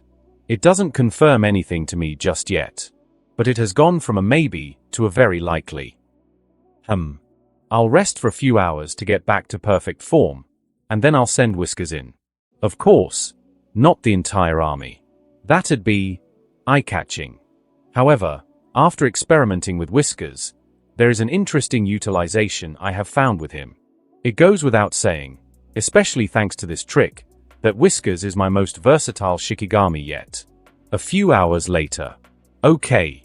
Phase 2. Rabbit Escape. My hands form the shadowgraphic rabbit hand sign, creating a horde of hundreds of rabbits at the willing of the chakra. Liquid shadows move with impressive speed to form the bodies of said rabbits. A familiar dip in my chakra, thrice as large as the dip I feel when Nock and Mir are summoned. The drain, though, is decreasing with every moment, because I'm dismissing the Whiskers clones. The bodies of hundreds of rabbits melt away, leaving but a party of around 22 rabbits. I hum, concentrating on the feeling of my chakra. My sensitivity and awareness of my own chakra has been a topic of intrigue for both my teachers and uncle. They attribute it to my Kekkei Genkai, how it makes me intimately familiar with my own chakra pool, as I have to be aware of my own chakra pool at every moment, as well as the fact that it is constantly being drained upon its usage. This is consistent with other chakra-draining Kekkei Genkai like the Byakugan and Sharingan. Its users are intimately familiar with when to turn it off and on and are always on point and sensitive to their own chakra pool. By all means, this explanation makes sense to my own keen awareness of my own chakra pool. Though, personally, I like to credit this acute sensitivity to my status as a reincarnated individual who originally didn't have chakra. What? 10 shadows doesn't make me special enough. Nevertheless, as I focus on my own chakra drain, I am satisfied with the results, regardless of the ever-fluctuating natural chakra regeneration that I have. Currently, my natural regeneration is stronger than the drain I feel of having 21 Whiskers clones along with the original Whiskers himself. To give a mathematical example, let's say I regenerate 5 chakra per minute in my current resting state. The current party of Whiskers drains 3 chakra per minute. Thus, I regenerate 2 chakra per minute. Technically, I can keep these guys manifested forever. Pretty broken if you ask me. And no, 22 Whiskers clones isn't overrated. I kept this low amount of rabbits just in case my chakra fluctuated in regeneration and not to draw suspicion. I have to be in tip-top condition for Phase 3 later on. Their uses, after all, are not in combat but espionage. At that, original Whiskers, get over here. Of course, I can differentiate between who the original Whiskers is and who's a clone when I try and dismiss them, and yet I can't see the difference visually speaking. Odd, but I work with what I have. I dismiss the 21 Whiskers clones and original Whiskers arrives beside me. A deadly serious and perhaps even homicidal expression on his face. There is no doubt in my mind this creature thirsts for the blood of men. Glad he's on my side. I lower myself to reach for the paint bucket. With a metallic screech, the rather expensive lid of the high-quality tree bark brown paint is taken off. Like a commanding officer, my face a picture-perfect imitation of Eiichi's stoicism, I order, "Get in the tub, Whiskers." Without hesitation, the white-furred rabbit hops into the paint tub, his body sinking inside of it for a literal swim. A small splash is caused by the aggressive hop coloring my arm with a little brown paint. Great. Now I need a shower. Okay, you can get out now. I approach the paint bucket, glaring at the air bubbles coming out of it as I command Whiskers to hop on out. If he drowned, and I'd lost Rabbit Escape right here, that'd be really embarrassing and sad. And slightly funny. On second thought, it'd probably have been better to just splash him with the bucket instead of risking the recklessly loyal rabbit drowning. Thankfully, another splash is launched from the bucket as Whiskers hops out of it, his feet probably using the bottom of the bucket as a launching pad, causing an even larger splash than before, hitting my face and coloring a large portion of it brown. I spoke too soon. Without my irritation showing, I channel chakra towards my connection with Whiskers, creating new clones of Whiskers. As a side note, renewing the numbers costs more chakra on average than the Whiskers summoned by the initial swarm, so this isn't very cheap. Chakra problems. Yikes. Liquid shadows form rabbits one by one, slowly, as I try my best to not make too many and keep my chakra pool rather healthy. As predicted, each Whiskers clone has taken the blueprint of the original Whiskers and is also now colored brown. And no, items or armor Whiskers wears or anything of that nature does not get cloned or registered in the blueprint. Unfortunately, only stuff that has been embedded into him, like paint and injuries, etc. A chakra-armored Whiskers army is but a faraway dream. Anyways, 21 brown-colored Whisker clones are now ready to be deployed. Chakra regeneration seems to be not enough considering my pool is a little low. So, on second thought, I'll dismiss a couple. A waste and miscalculation, but I make mistakes. A little too many, but YA no. What doesn't kill YA makes YA stronger. However, making such miscalculations in real time would be really troublesome. I should tread more carefully. My 10 shadows at my current point is basically a resource management game. That's partially the reason why I need to become a powerhouse without having to rely on it, in case I play that resource management game inadequately. Now, with 15 brown Whiskers clones ready to be deployed.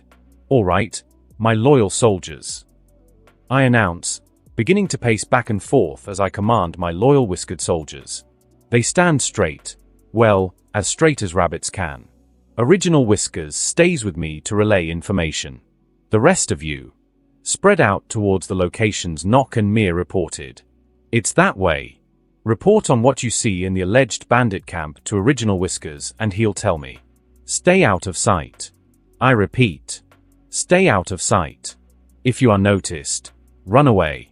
Do not allow yourself to be killed. If you are in a situation where you are about to be caught, hide from a hunter's line of sight for a few moments and report to Original Whiskers. I'll dismiss you where they can't see. They must not see you melting upon death or dismissal. Am I clear? I glare at my loyal cadets, pointing in the direction of the search area. They all wordlessly nod and salute at me as they hop away towards the direction of the alleged bandit camp. Fantastic. These guys must be a dictator's wet dream. Loyal, eager, serious, and murderous soldiers who would sacrifice their lives without hesitation at a wave of my hand. I feel the power. Evening time. So, status update. Good news and bad news. Good news. These are the actual bandits. Whiskers has reported their equipment, masks, and weapons. Talks about their next target being a town at the farthest part of the territory that they haven't had the chance to ransack or threaten yet for the purpose of, and I quote, fattening the calf for the slaughter. How do I have such fine information? Well, Whiskers clones, the mad lads that they are, managed to get deep into the camp.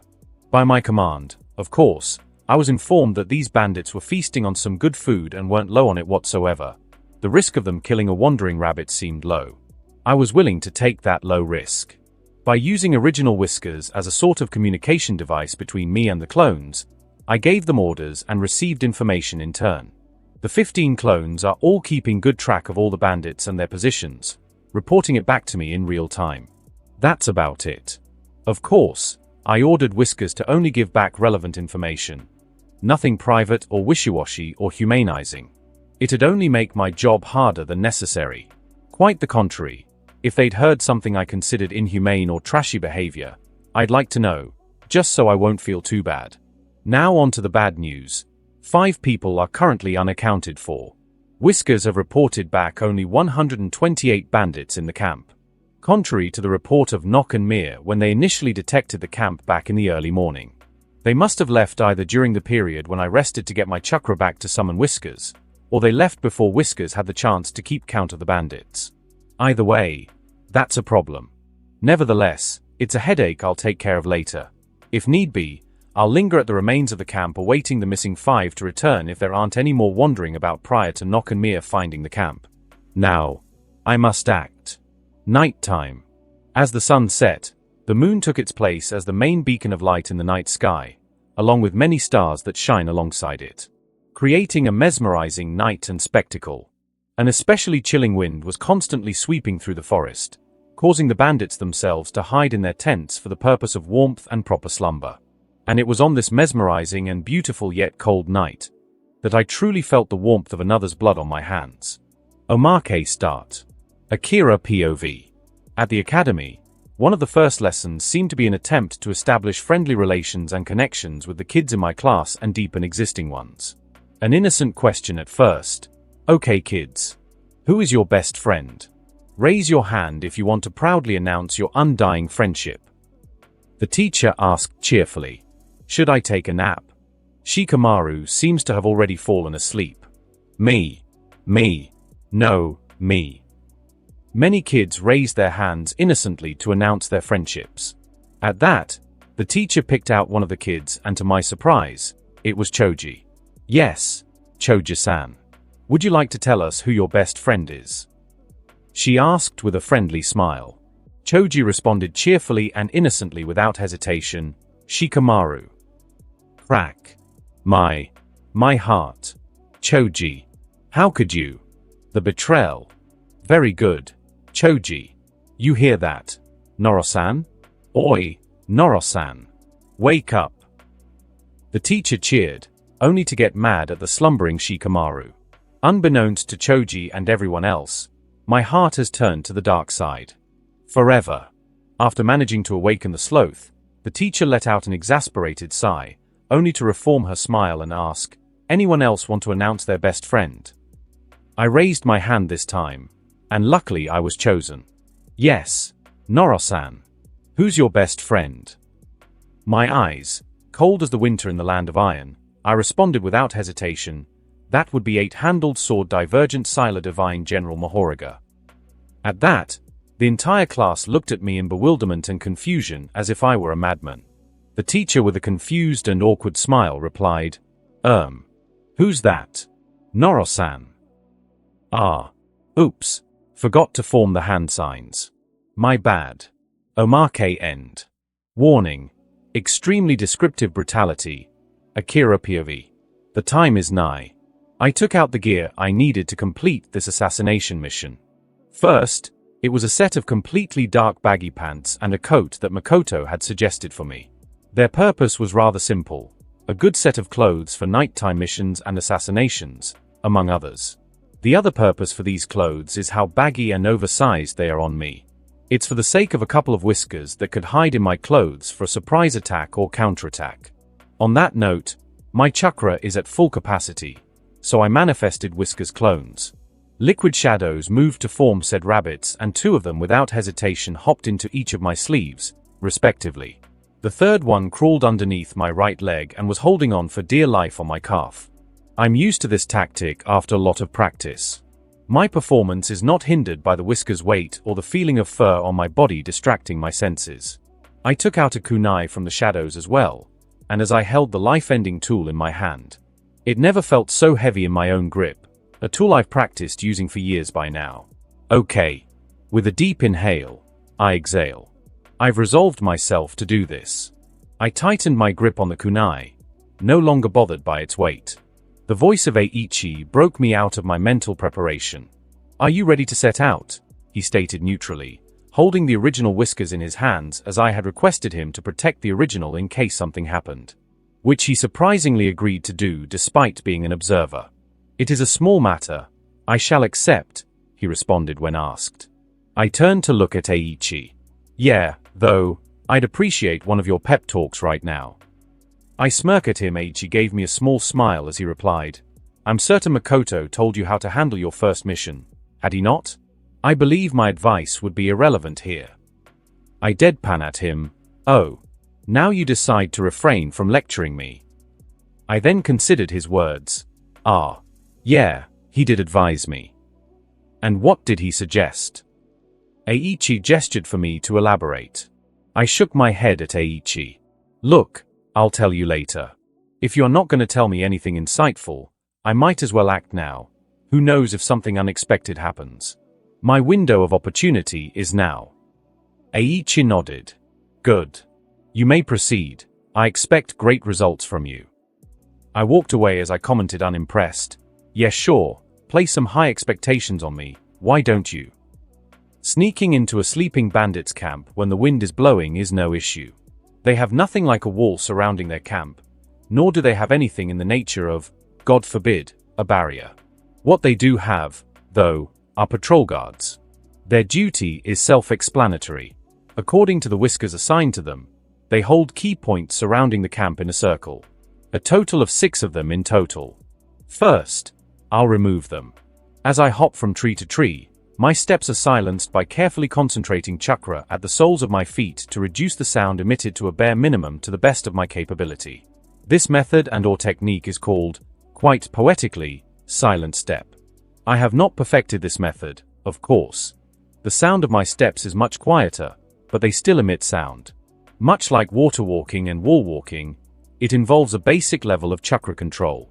However, this method is much more difficult than the former two since one must adjust chakra to the frequency and strength of the step. It isn't only a matter of solely chakra control. It is also a matter of experience. Makoto argues it's an 80% experience and 20% chakra control ratio to be proficient with this method.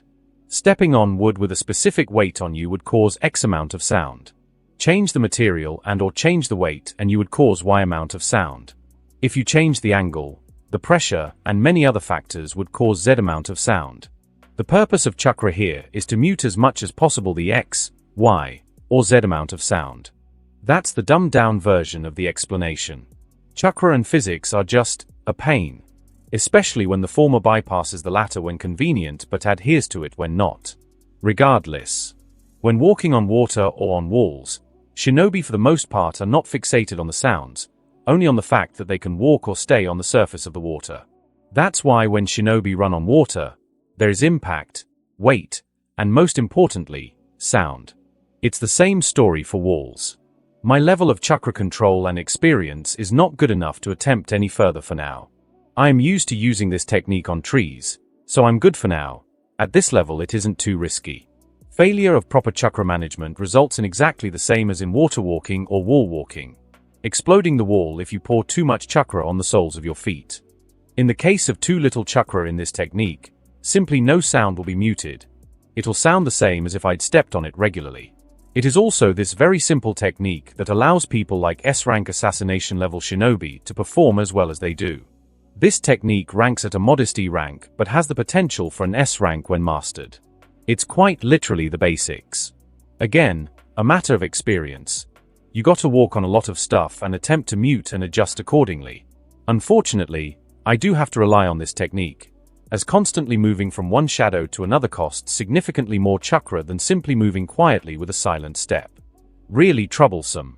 I arrive on top of a tree with a clear view of the first guard. And his, extremely lax. Currently, busy smoking a cigarette in the middle of a dark forest, a lone lamp provided the only source of lighting as it was placed on a makeshift table he had. Luckily, the moon was bright tonight.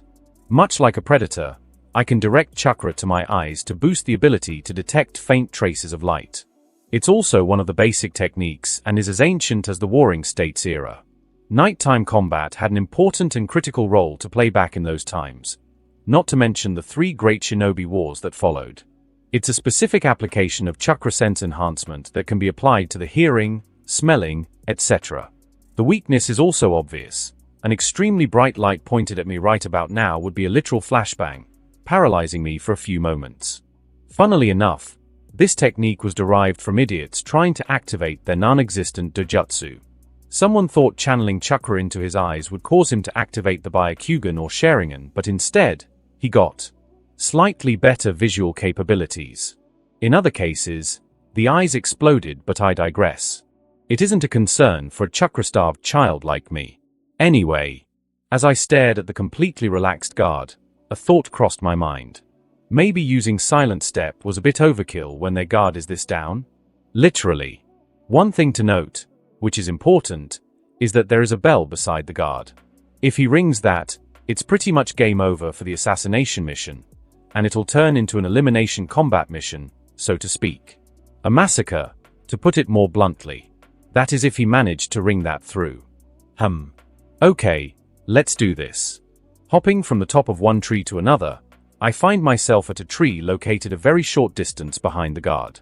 I hop down, disregarding the sound my landing caused. There wasn't anyone nearby to hear this besides this guard, and he wouldn't be able to react in time. The guard's eyes widen momentarily as his body turns around to look at me. But as he finally registers my presence, it is too late.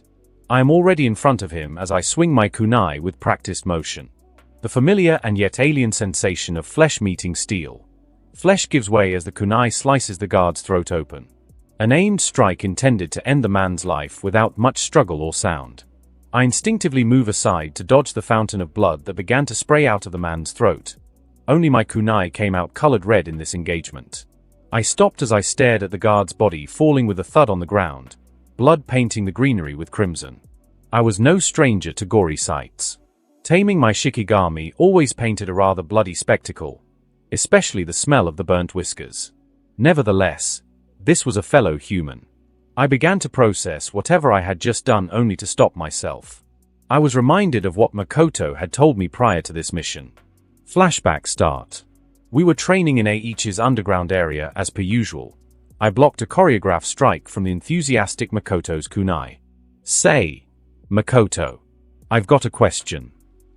I start as I try to kick him, which he dodges effortlessly.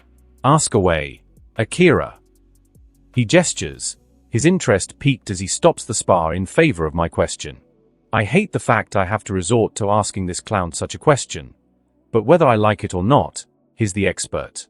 My expression is complicated as I ask, how does one cope with dash only to be rudely interrupted by Makoto? How does one cope with killing another human being? Is it? Makoto's smile widens. I frown at him. What are you? A Yamanoka? But yes, that's what I was about to ask. I shook my head. He answers my sarcasm literally. Well, Tilda, as you know, we Nora have close ties with the Yamanoka, so dash answer the question. Please. I grit my teeth at him, cutting him off from what was about to be a purposefully lengthy memory tour. He shrugged nonchalantly as his eyes narrowed at me. An atmosphere of seriousness enveloped us, despite the contrasting smirk Makoto wore. It's a fairly common question, Akira. A well-studied one as well. Standardly, it's the material most academy students cover in their last 2 years in the academy. However, if you were to ask me, they approach it completely wrong. The concept itself was honeyed, and the students cuddled. The subject was taught way too late, under the excuse that now is no longer time for war, when war is always waged in the shadows. I roll my eyes at him. Could you stop spewing your personal bias and theatrics at me? Get to the point. His smirk widened, his eyes still no less serious though. I was getting to that. A little patience, Akira. The point is that coping with the killing of another human being requires a personalized approach. There is no one correct fit-all answer to your question. Now, don't be disappointed. There are, of course, common and well-known methods depending on your personality and values as an individual. My method would surely not fit yours. However, I can suggest a method for you according to the psychological profile we have on you, if you'd like. I nod, disregarding the already known fact these guys keep notes on me. I'd suggest delaying the reaction. You have a bad habit of not dealing with problems the moment they appear. You like to delay, ignore, and disregard them until they come back to bite you and leave you no choice but to cope and or deal with them. However, this isn't necessarily bad when it comes to killing. If you were to try and process a kill every time it happened, especially being a boy as overly empathetic and self-centered as you are, you'd be ineffective and likely die eventually. So, lean on your habit. Do not try and process the kill now. Deal with it later, after you're done with the mission. Makoto lectured sharply and pointedly. I took a few moments to digest what he had suggested. Knowing myself, I see. It might work. However, that doesn't completely answer my question. How does one cope with it later, as you term it? This is essentially half an answer. I rub my chin as I stare skeptically at Makoto. He smiles knowingly. Then it becomes a test of your character. As I've mentioned, there isn't a concrete fit-all answer, Akira.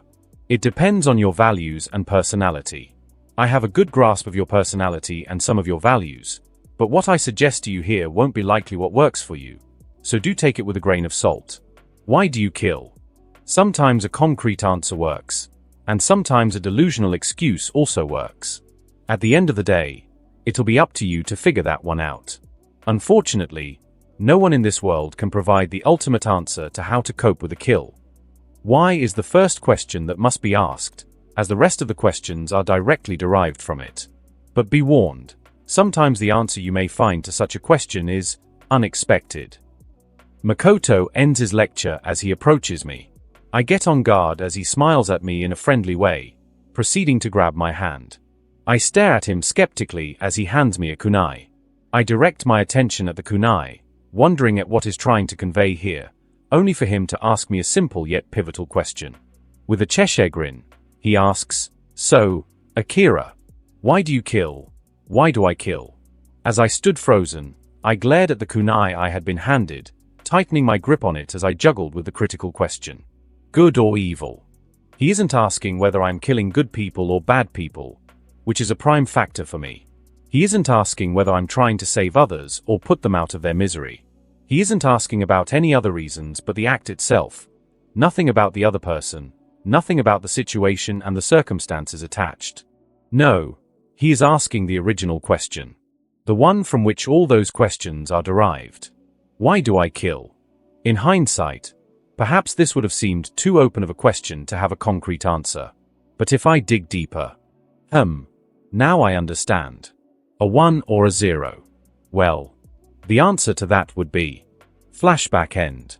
It's not important right now. Puke later. Ignore it. Focus on the task at hand.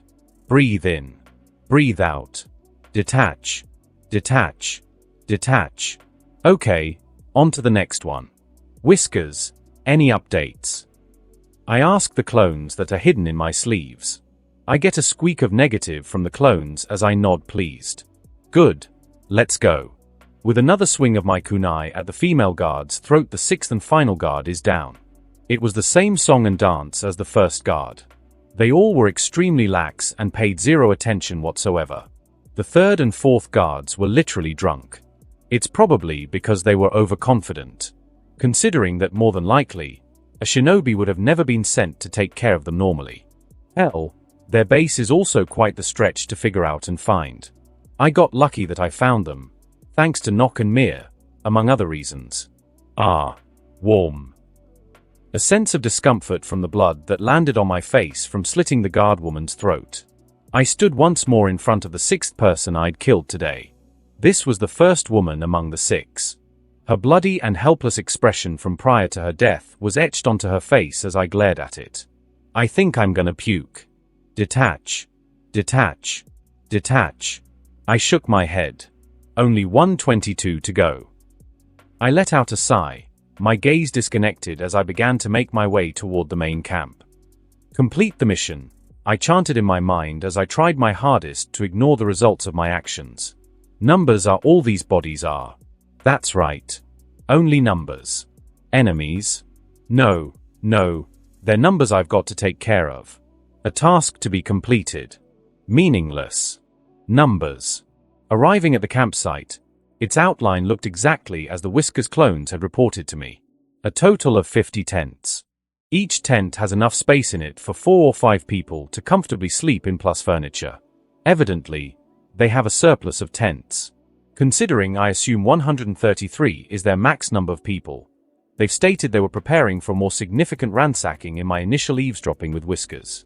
As such, I doubt besides the troublesome 5 that left to who knows where there'd be more people. Nevertheless, this is meaningless. I know which tents hold people. On that note, here's the rest of the camp's details. A few campfires and cooking pots were scattered around in a rather organized manner throughout the camp. Chairs, tables, packs of cigarettes, and other odd goods. The camp is well lit with lamps, disregarding the night completely. It's quite literally a tiny functional town in the middle of absolutely nowhere. Were it not for the conversations and statements these people had that Whiskers relayed to me, I would have left these guys completely alone. The concerning amount of weapons and tools for murder would have also presumably raised an eyebrow or two from me, though. They amounted to more than 300 easily as a rough estimation from eyeballing it. Now, where are the people? And where am I? Currently, I am standing on top of a tent, overviewing the well-lit and yet empty campsite. Usually out of more than 100 people, you'd expect at least someone to be outside. Either this is a convenient coincidence or they are disciplined. Nonetheless, this makes my job just that much easier. I drop quietly beside the entrance to the first tent I've decided to target. Barely a sound echoes out of my landing. Now, the only problem is peering inside and seeing if someone's awake. I whisper, "Leg whiskers. Go check on them. Report back if anyone is awake and where everyone is at." Wordlessly, the whiskers attached to my right calf leaves through the spacious gap in my pants and hops quietly inside the tent, which lacks any zip or any door, again making it much easier to invade their personal space. A moment passes by and the whiskers in my sleeves report what they've received from the scouting whiskers. 1. Awake. Grab me. Petting. Rest. 3. Asleep. Back turned. Now time to kill. That's my signal. I sneak, my full concentration pressed into silent step as I enter the tent, noticing a woman cooing at Whiskers as she is petting him and holding him in her hands, her back turned to me. An easy target. Do not waver. I reach behind her and instantly end her life by slitting her throat. As her lifeless body begins to drop, I hold it carefully and lean it down on the ground soundlessly, the sound of blood spraying and flowing barely audible. Nevertheless, I glared at the other 3 sleeping bandits who were still sound asleep. 121. With that settled, I moved on, quickly ending the lives of the 3 sleeping bandits, cluelessly dying in their slumber. 120. 119. 118. I spit to the side in disgust. Got some blood in my mouth. My attention was taken away by a squeak. 4. Humans. Left tent. Tent far away. From here. The Whiskers clone that had been held by the now dead woman relayed a message as he crawled into my right calf through the gap in the pants. Follow them and report their location, I ordered as I got out of the tent. I'll have to deal with them. As I stood at the top of another tent, overlooking the 4 people who went outside, I could see them chilling. By chilling, I mean 2 bandit dudes are fooling around with 2 bandit girls shamelessly outside. Not together. Mind you, each couple is in a different spot. One's a little north of where I'm at. The other's a bit south, beside a bush. Laughing and, smashing. I mean, it's cold outside. Wouldn't you rather instead do the business in the tent? They had separated to their respective spots, probably deciding to do the deed privately. Actually, on second thought, it was quite polite of them to let their 5th lonely roommate sleep through the night. Nevertheless, as impolite and unpleasant as this is, I'll have to take care of these guys first. They are outside and awake. They are a risk, no matter how concentrated they are in their business. Whiskers, leave these couples to me. Make sure you observe and pay attention to other tents, and make sure to report to me any changes in the situation, I commanded before making my move. I have fewer Whiskers clones manifested than there are currently occupied tents. Thus, I must wisely delegate them.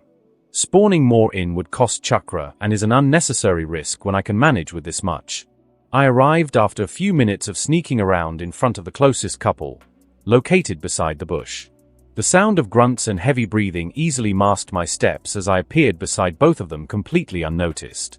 They made it extremely convenient for me to end them both at the same time when the man leaned in to kiss the woman.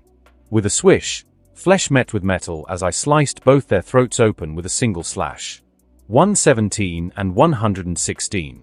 Okay, next. I slowed down the fall of both bandits by grabbing them and letting them down slowly so as to not make a sound. Their tent was nearby and the 5th roommate was sound asleep. I took heed to turn away from the corpses and not look at them after finishing my job with them.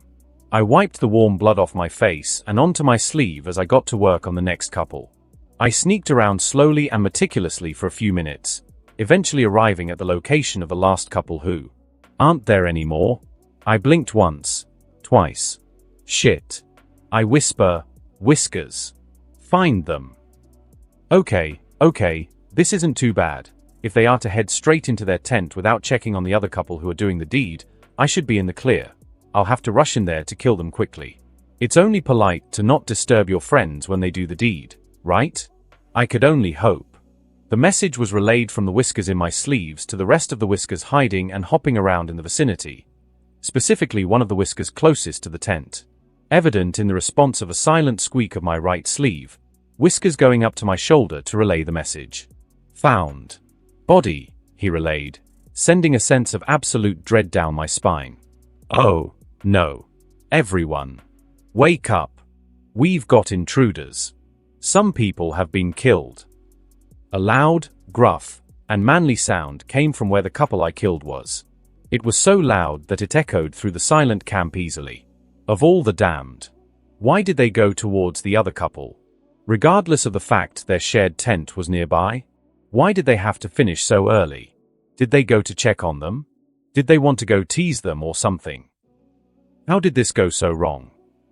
I should have rushed here and not sneaked around so meticulously. I shouldn't have delegated Whiskers away from them. I should have accounted for this and not strived for perfection, or maybe have been more patient. Damn it. Sounds of murmurs and screams, as well as movements, came out of the tent beside me. Now's not the time for self-reflection. Gotta move, I mumbled as I hopped onto the top of the tent, my small body easily hidden by it. What now? Did I fail the mission? No. I didn't. I only failed the assassination aspect of it. Failed would probably be an understatement. Now, I still have to eliminate them. All of them. When they are awake and on guard. Although they are simple bandits without the capability to utilize chakra, this does make things significantly harder and much less pleasant. There's no time to waste. I must strike while they are still panicking and unequipped.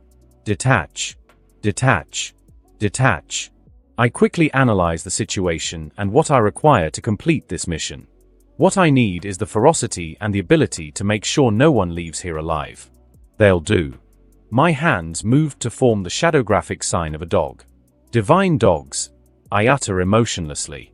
Liquid shadows move to form the figure of Nock and Mir as a familiar dip in my chakra is also felt. I waste not a moment as I command them. Eliminate everyone. If you detect anyone trying to escape, disregard the rest and make sure they don't. They wordlessly hop off and land in front of the tent I'm on, entering it to see a band of bandits who are only half equipped, as the rest are still drowsy from alcohol and their earlier sleep state. I could only hear a snarl from the top of the tent and the sounds of screaming and yelling and the squelching of blood and crunching of bones from here. It was easy for me to assume what was occurring there. 115, 114, 113, 112. Good. I have to do my job as well. I move from the tent towards 12 bandits who running towards the tent that holds Nock and Mir as I appear in front of said bandits. It's just a key HUH. I didn't let him say anything as I ran towards him at a speed he barely reacted to as the other bandits instinctively swung their swords and spears at me, slowly. I jump and land on the bandit's shoulders with my feet and stab him on the softer side of the head, piercing his skull and instantly killing him. I hop off his shoulders and move on to the next one. 56, 55, 54, 53, 52, 51, 50, 49, 48, 47, 46, and 45. I counted emotionlessly as I stood before 3 burnt-down tents I had done in with a short cast of Dragonfire Jutsu. Screams of agony and cries for help, the metallic smell of blood coupled with the smell of flesh burning, and the chilly wind contrasting with the warmth and heat exuded from the fires I had started. That is what this hellish scene looked and felt like. And I was its sole perpetrator. They are evil, no. I'm evil. No, no. They are bandits. They deserve this. They reaped what they sowed. No, no one deserves this. Stop. Focus on the mission. Disregard it all. But I... detach. Detach. Detach. Chakra capacity is at around 40%. More than enough. Go to hell, you bastard. Another bandit came running at me like a lamb to the slaughter as my gaze was now pointed at him. He's making it easier for me, not having to chase him. I blocked his sword slash with my kunai, with a tang, proceeding to quickly kick him in the chest with enough strength to cause him to slip. As his body fell, I threw my kunai and hit him in the heart, as it pierced it and got stuck in his chest, killing him. 44. I breathed out tiredly as I stepped on his chest and removed the bloody kunai. My face was the definition of apathy. The sounds of running and screaming are echoed out as I hear agonized screams originate from afar. Another couple of bandits who were trying to run away were caught and mauled by Nock and Mir. In the corner of my eyes, I see a few bandits attempting to sneak around behind me. Okay, next. 8. Only 7 left. I narrow my eyes and scan the area. Bodies with varying causes of death surround me and the entire camp. The site of a brutal and merciless massacre. Sections of the camp are set on fire whilst Nock and Mir run amok, killing every single chakra signature that isn't mine. A loud and vocal scream of agony from afar comes out once again. That must be number 7. 6 left. I suspect some of the bandits are faking their deaths, hiding among the bodies. I'm still missing some people.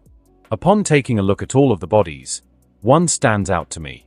There was a twitch, a slight rising of the chest. I was meticulous enough to make sure I ended them instantaneously except for those I burnt down. So this is definitely someone faking their death. I did nothing to mask my steps, as the sounds of scorching flames and the powerful cold wind did the job for me.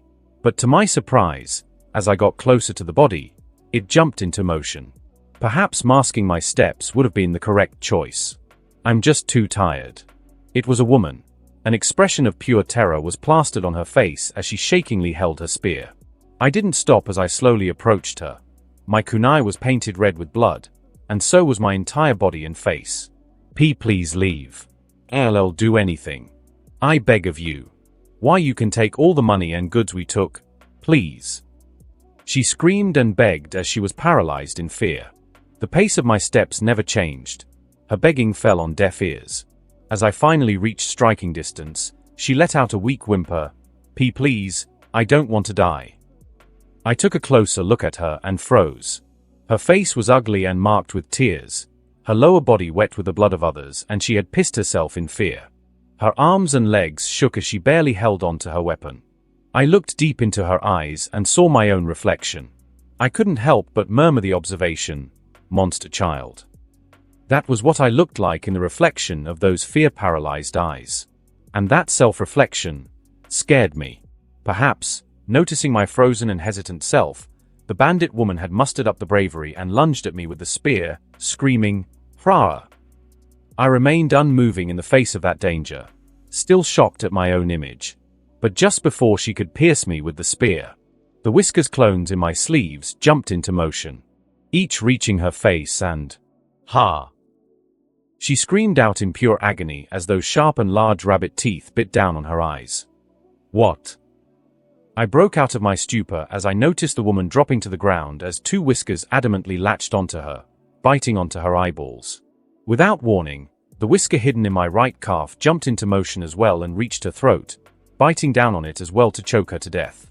I blinked once, twice, and looked at the body of the woman as she finally drew her last breath and died. 3 of Whisker's clones, painted completely red in her blood, slowly made their way back to me and wordlessly entered my sleeves once again. As I couldn't take my eyes off the corpse of the woman who begged for her life, I received a ping from Nock and Mir that thankfully took my attention away from the woman. "Everyone dead," they reported. My chakra was nearly depleted, so I dismissed them. "I'll thank them later." I relaxed the muscles on my body as I took a deep inhale, proceeding to cough as I inhaled smoke. Got no jutsu for that one. I muttered in cruel humor. I decided to step away from the burning tents and move towards the largest tent here. Ultimately, I'd assumed this is where the leader lives of whatever inconsequential hierarchy they have here. It's simply inconsequential since they are all dead. A tent the size of a small house, ginormous for regular tent proportions, small for the average home, yet it's an impressive structure all the same. Trails of blood and corpses were strewn near the entrance. I wasn't the one who dealt with them. It was Nock and Mir. Nock and Mir had eliminated much more than I did. I enter the tent to find the alleged leader. Or at least, what remained of him. His face was chewed off and disfigured. His limbs torn off as if he were a toy for Nock and Mir. His clothes and the single bed in this whole large tent were what clued me into his status in this would-be group. The reason I had made my way here was not to figure out the thought process of these bandits or try and understand them. As Eiichi said, it doesn't matter. And it doesn't matter, especially when they are no longer amongst the living. I came here to find a clue as to where they store all the goods and money they have ransacked and collected from the towns they've haunted. Some of the goods I noticed scattered across the town were stolen hides, dried meats, fish, and other goods some of the towns had. I had nothing I could do with those, as most were already used and or unusable. As such, I looked for where they kept the stolen Rio. At the corner of the tent was a large chest. Large enough to fit me inside of it, but not a grown man. Wow. How niche. I approach it to notice the classic keyhole. And of course, I'm missing a key. I survey the surface of the tent, unmoving from my position, and glare at the body of the alleged leader. No key in sight. Damn. Should have brought a spare storage scroll. I sigh. I really can't be bothered. I proceed to grab the chest and attempt to lift it. I just hope it holds paper currency for the most part. I lift the chest in the air. It's surprisingly light and thankfully holds barely any coins, judging by the clinking of coins in there. Okay, good. I take the chest into the shadows. The weight of it is felt immediately, but I'm used to carrying bricks in there, so I'm fine. Thank goodness I took those out prior to this trip. Now with that settled, there are those 5 that left this camp who are unaccounted for. I exit the large tent, only to notice that small droplets of water are on my skin. Raining, I mutter as I gaze at the brightness of the moonlit sky. At least the fire's going to go out. I roamed the massacred camp to see if there was anything I should take note of prior to taking shelter from the rain, which was slowly but surely intensifying. Detach. Detach. Detach. The rain washed away the blood on my face and further drenched my clothes. I found nothing of note in my wandering of the massacred camp, besides the results of my actions. The smell of rain washed away the foul stench of charred flesh and the iron of blood as I walked towards the leader's tent to bide my time and escape the rain. All this. Is the difference in strength between a shinobi and a regular man this great? I knew that the difference was insurmountable, hopeless even. But to this degree? Would I have struggled with them were they properly organized, equipped, and not in complete hysteria? Even then, the answer would be a resounding no. A child of only 8 years of age, who happens to be trained in the chakra-fueled combat, is capable of massacring more than 100 adults. Yes. I knew that the difference was this great. It was etched into my psyche since day one of my training as a prospective shinobi of the Hidden Leaf. To know it is one thing. But to experience it? To be the literal example of this statement? How creepy. I entered the tent and lay down on the leader's bed without care as I stared at the tent ceiling. I surveyed and examined whatever memories of the Naruto world I had left prior to being memory wiped, something that would hint at a similarly gruesome scene. And no matter where I looked in my fragmented memories, no image looked as vile and repulsive as what I had just done. Besides the Ucha massacre, that is. Detach. Detach. Detach. Fine, for now, I'll wait for these guys to return until tomorrow evening. If they don't, I'll just report back to Eiichi, and we'll see where we go from here. Should I make graves for these people? The next day. Noontime. The rain has ended and the sun is shining. Barely any thoughts rang in my mind. I was practically empty of thought. My only course of action was simple. My thoughts were inconsequential. I await those 5 who have yet to return. For now, I had dug a mass grave for 90 out of all 128 people I had eliminated. I had nothing better to do. Nay, it was the only thing I had to do. And so, as I listlessly and mechanically continued digging and dragging bodies or whatever was left of them into the mass grave, a shocked gasp broke me out of my mechanical task. What happened here? A horrified and muffled male voice stood out. I turned to look and saw a few people. Their gender doesn't matter. Their name doesn't matter. Only their numbers matter. 1, 2, 3, 4, and 5. Yes, these were my targets. Divine dogs. I formed the shadow graphic hand sign with a familiar dip in my chakra. Nock and Mir are formed from liquid shadows, causing the 5 individuals to back away and start running in a panic. Shovel in hand, I don't do anything to chase them. I only continue with my task of putting the dead in their grave, kill them and bring them to me. I command Nock and Mir as they loyally jump into motion and chase after the panicking group of bandits who had returned from. Inconsequential. Screams of agony and cries for help were all muffled in my mind as I continued on with my task. Eventually, Nock and Mir brought me 5 new bodies to bury, marking my mission done and dusted for all intents and purposes. All 133 numbers were completed and eliminated. Nevertheless, I had to finish digging this grave for them. It was necessary. Minutes pass by. Hours pass by. The rain has restarted. It won't stop me. And finally, I'm about to finish burying all these bodies. As I dragged each corpse into the mass grave, I couldn't help but think about the lives I had taken. Each body felt like another layer of guilt, burying my own innocence alongside their lifeless bodies. Was this truly necessary? Killing all of them like that? Is this right or wrong? Will there ever be redemption for such an act? Detach. Detach. Detach. Okay. Now I'm only left with the last 5 Nock and Mia brought to me. I dragged the first without trouble into the mass grave. I repeated the same with the second and third ones. I grabbed hold of the fourth body, and noticing it was a woman, I accidentally took a closer look at her face and body. Cascading green hair. A familiar attractive figure and face. Half her neck was chewed off to end her life. This was EMI. I couldn't stop myself from dropping the body and snapping back to reality from my self-hypnosis. My eyes widened, and tears welled up as I stared at the disfigured face of the kind and bubbly girl I had only recently gotten to know. EMI.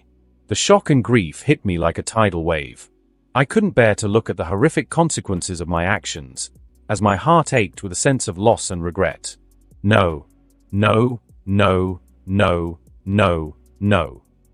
My voice shook in pure regret as the images and short memories of this bubbly and lively girl flashed in my mind's eye. I lowered myself and, puked as I had never done before. How? Why? Shit, what have I done? I moved to grab the face of EMI. I touched it to try and see if this was an illusion, a passing genjutsu cast on me by some random tormentor. But that illusion was quickly broken and reality settled in once again when a familiar voice was heard. Now this is both an unexpected and a regrettable development. The familiar voice hummed with slight regret and a twinge of intrigue. I disregarded that voice, as I was too transfixed by my brutal and senseless murder of EMI. I heard the tactless man approach me as he sat in front of me. The tears didn't stop, and yet I had to bring my head up to look at my own mentor. Who brought me into this accursed mission? Aichi's words were like a heavy weight on my shoulders. As unfortunate as this series of events seems, he began, his tone laced with a hint of understanding. And as nice of a young woman as she was, do you truly believe she was as innocent as she seemed? His tone now carried conviction and strength. But, once again, the reasons do not matter, Akira. Innocent or not innocent. Good or evil. Those concepts are abstract and not always black or white. Ultimately, they are inconsequential for a shinobi's mission. Your role is to complete it. Any considerations you may have are naive and would delay its completion, or worse, cause its failure and your death. Aichi lectured, but truth be told, it fell on deaf ears. Aichi gave me a short and proud smile. Despite this, you have done well. Akira, your assassination skills still leave much to be desired, but you have completed the mission of eliminating them, as well as dealt with your first kill and subsequently responded well to the chaos caused by your discovery. No genin I ever knew would have performed as well as you did. Be proud of your accomplishments. He brought a hand to my shoulder and encouraged me be proud. Should I be? Still noticing my turmoil as well as complicated expression, Aichi asks a vital question. A familiar question. Akira, why do you kill? Aichi asks gently, and I freeze at that complex and yet paradoxically simple question. I respond shakingly and yet firmly, to survive. It was always to survive. Survive what? I don't know. I need power. I need strength. I need experience. For those, it will lead me to a good life here.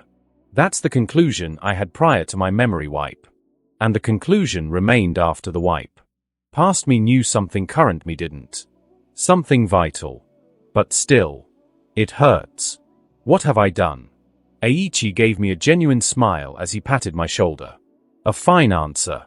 Would you like a moment for yourself? I shakingly nodded as he wordlessly made his way out of there. I had 2 bodies left to bury.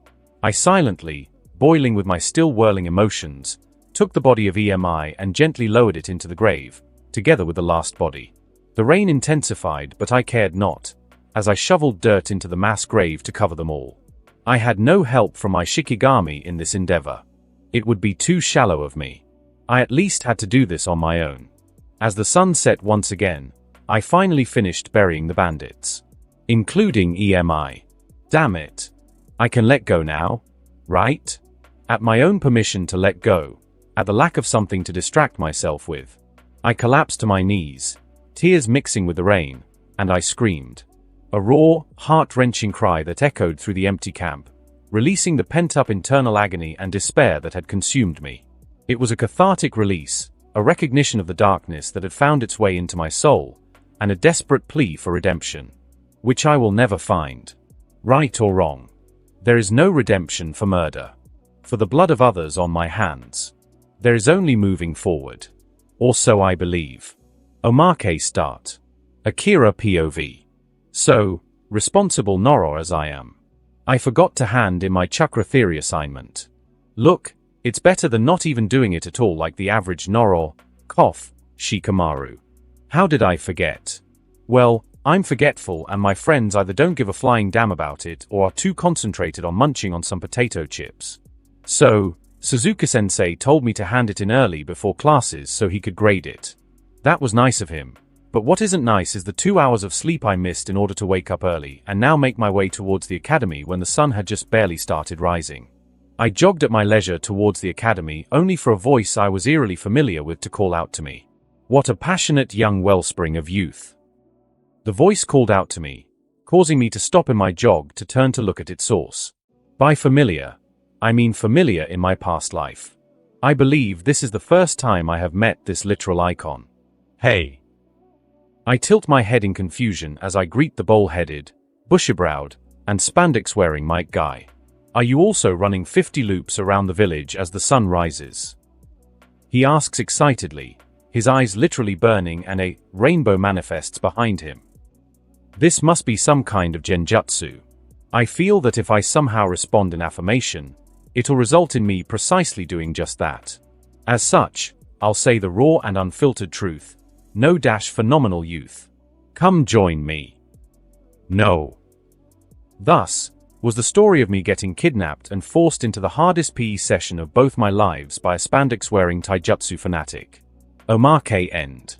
Night time. Third-person POV. In the Hidden Leaf Village on a chilly spring night, the full moon cast a soft light through an office's windows.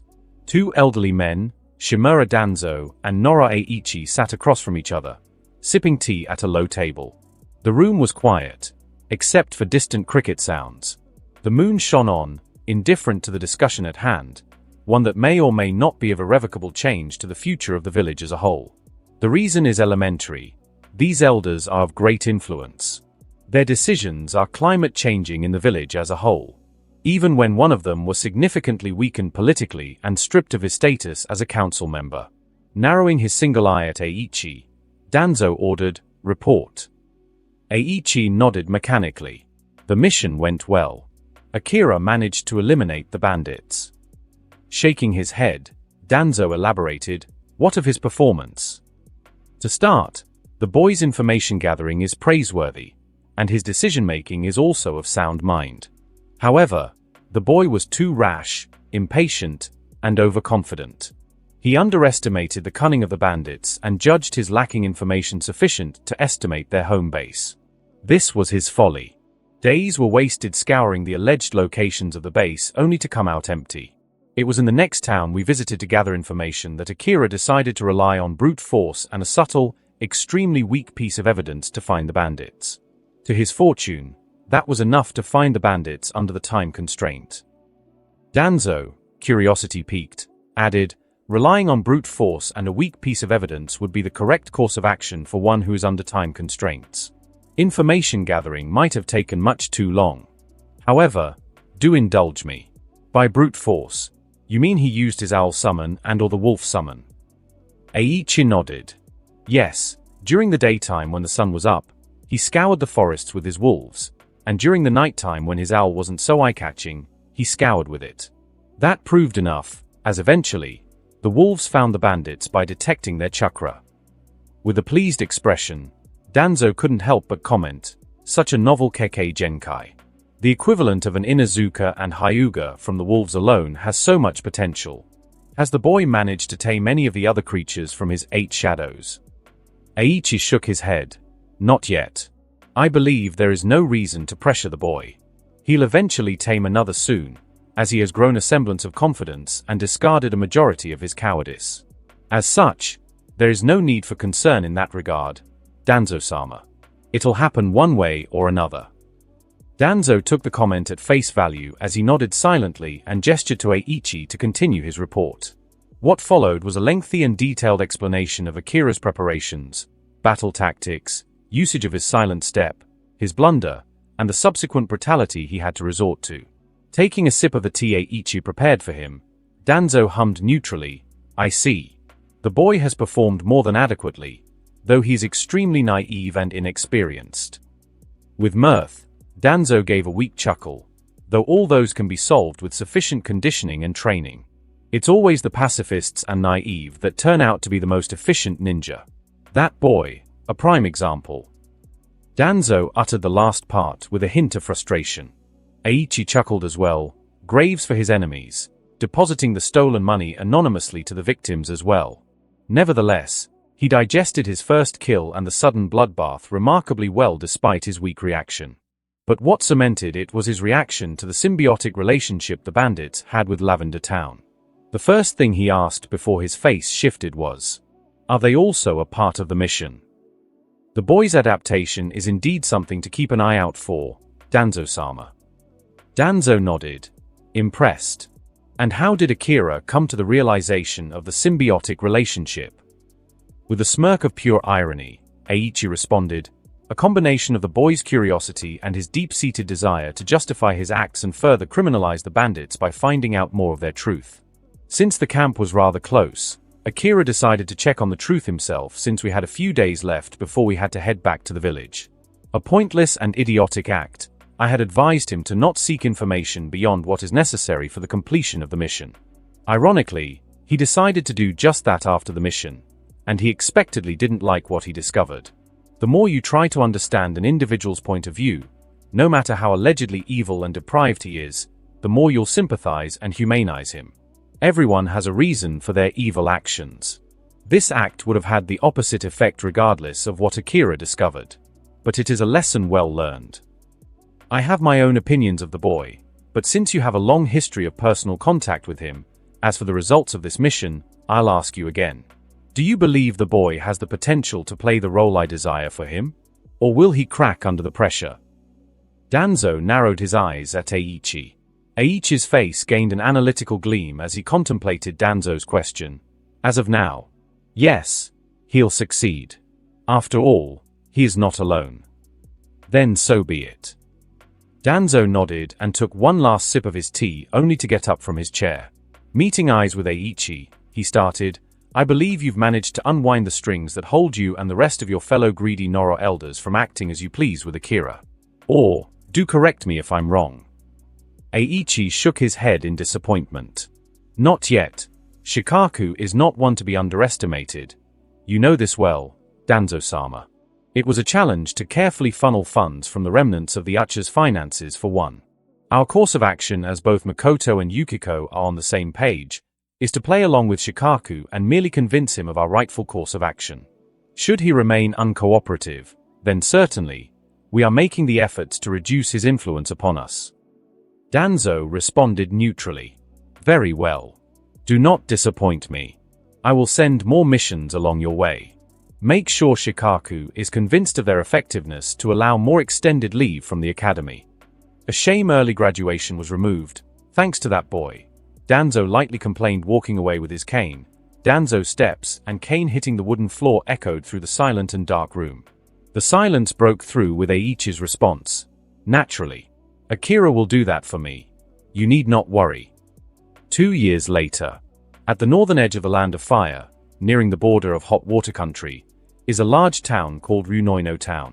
A town that had originally belonged to hot water country, but was taken in territorial disputes back in the First Great Ninja War. It is currently controlled by the Land of Fire. A town that earns a hefty sum from its renowned rejuvenating hot springs.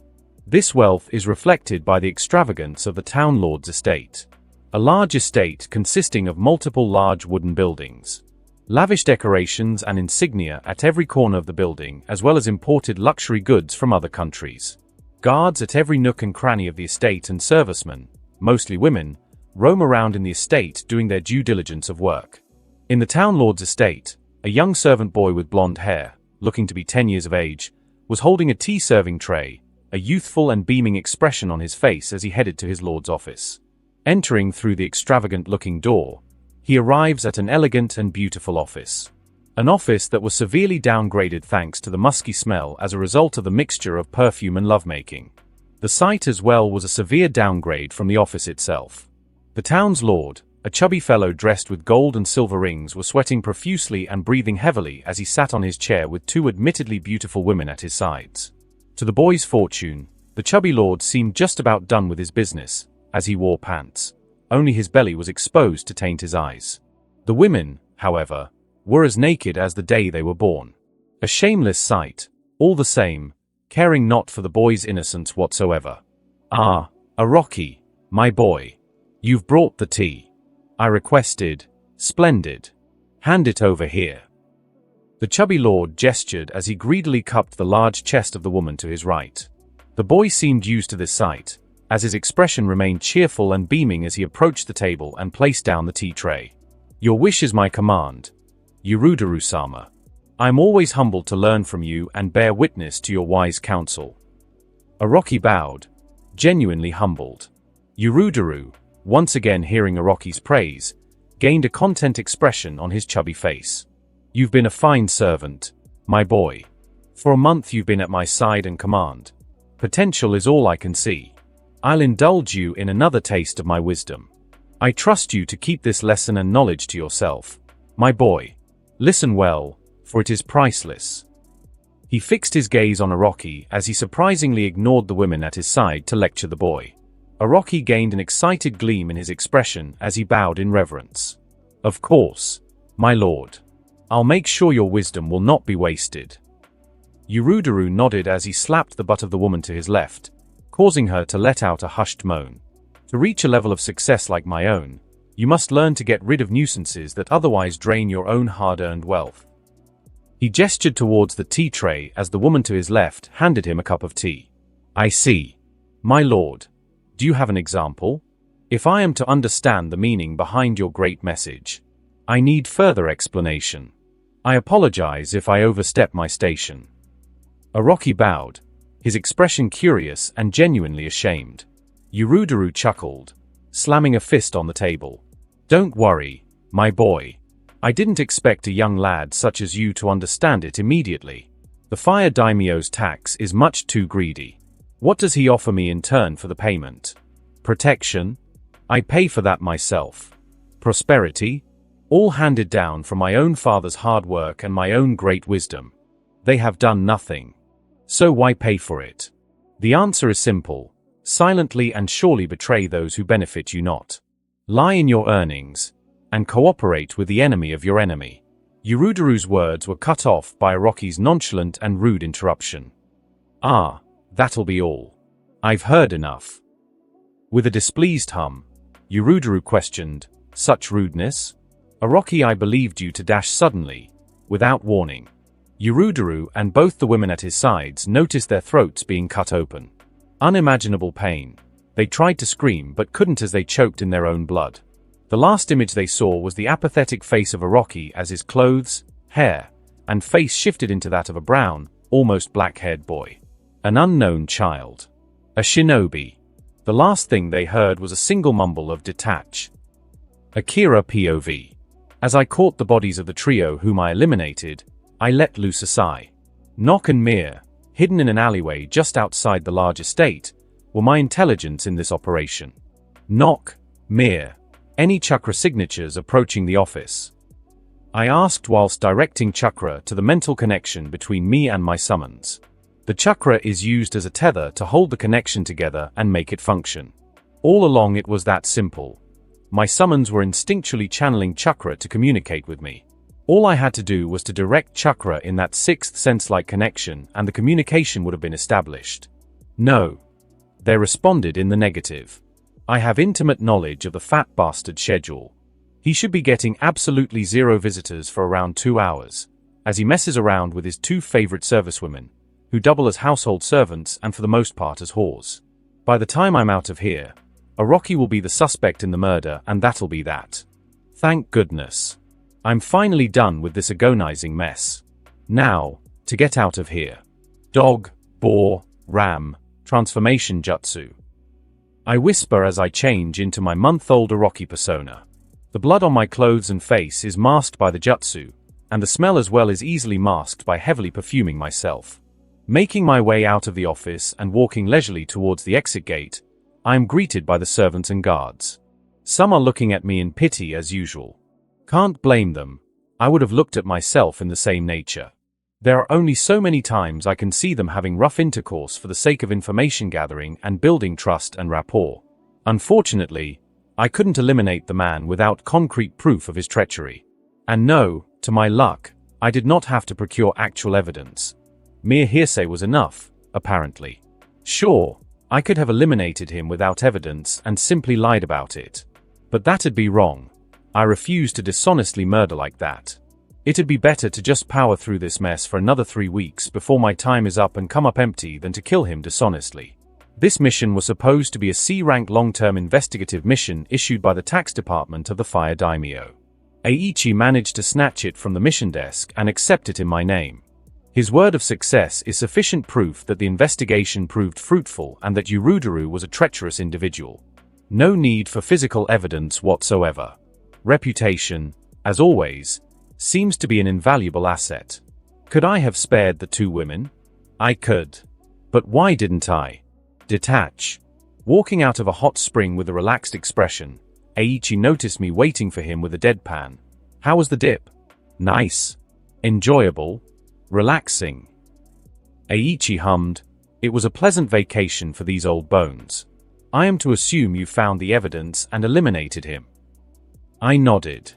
Let's go get your stuff before this becomes a mess. I'd relax in the hot springs myself, but if the town goes into an uproar, it'll be the opposite.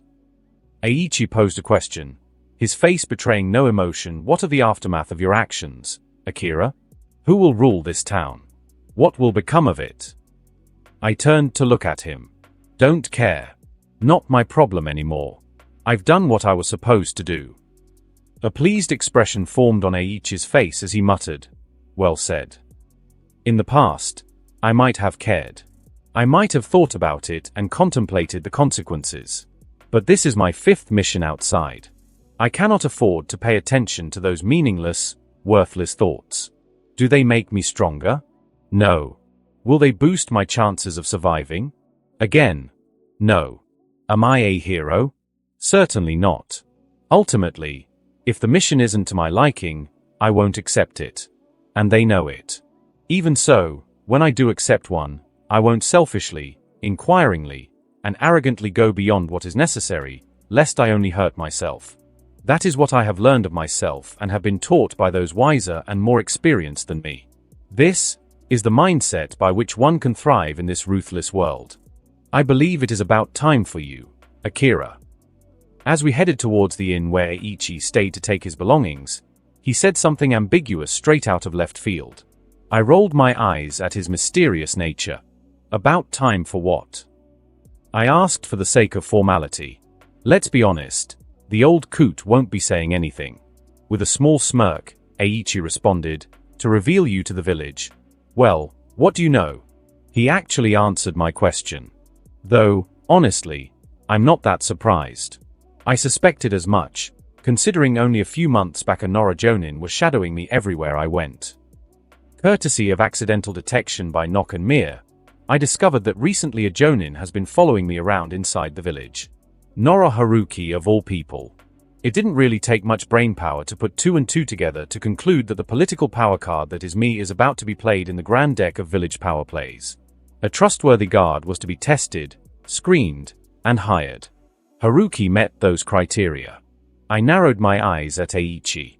Though, I am surprised you considered it mindful to inform me prior to actually doing it. Might want to elaborate on that? Not that I don't appreciate it. I'm just curious. In an oddly transparent manner, Eiichi replied, "It would serve the opposite purpose to hide this announcement from you. If it is up to me and Shikaku, which it is, we'll inform you before we act. You have no say in the matter regarding your reveal, I'm afraid. Nevertheless, you should know beforehand rather than not. Only Makoto would have found it amusing to surprise you with it, but that would serve no purpose other than irritating you and earning your ire. No matter what we say and how we act towards you, Akira, remember this well. You are the Noro's trump card. You hold power. Do not forget this." I huffed in slight amusement. A touching manner of saying I have no choice in the matter at all.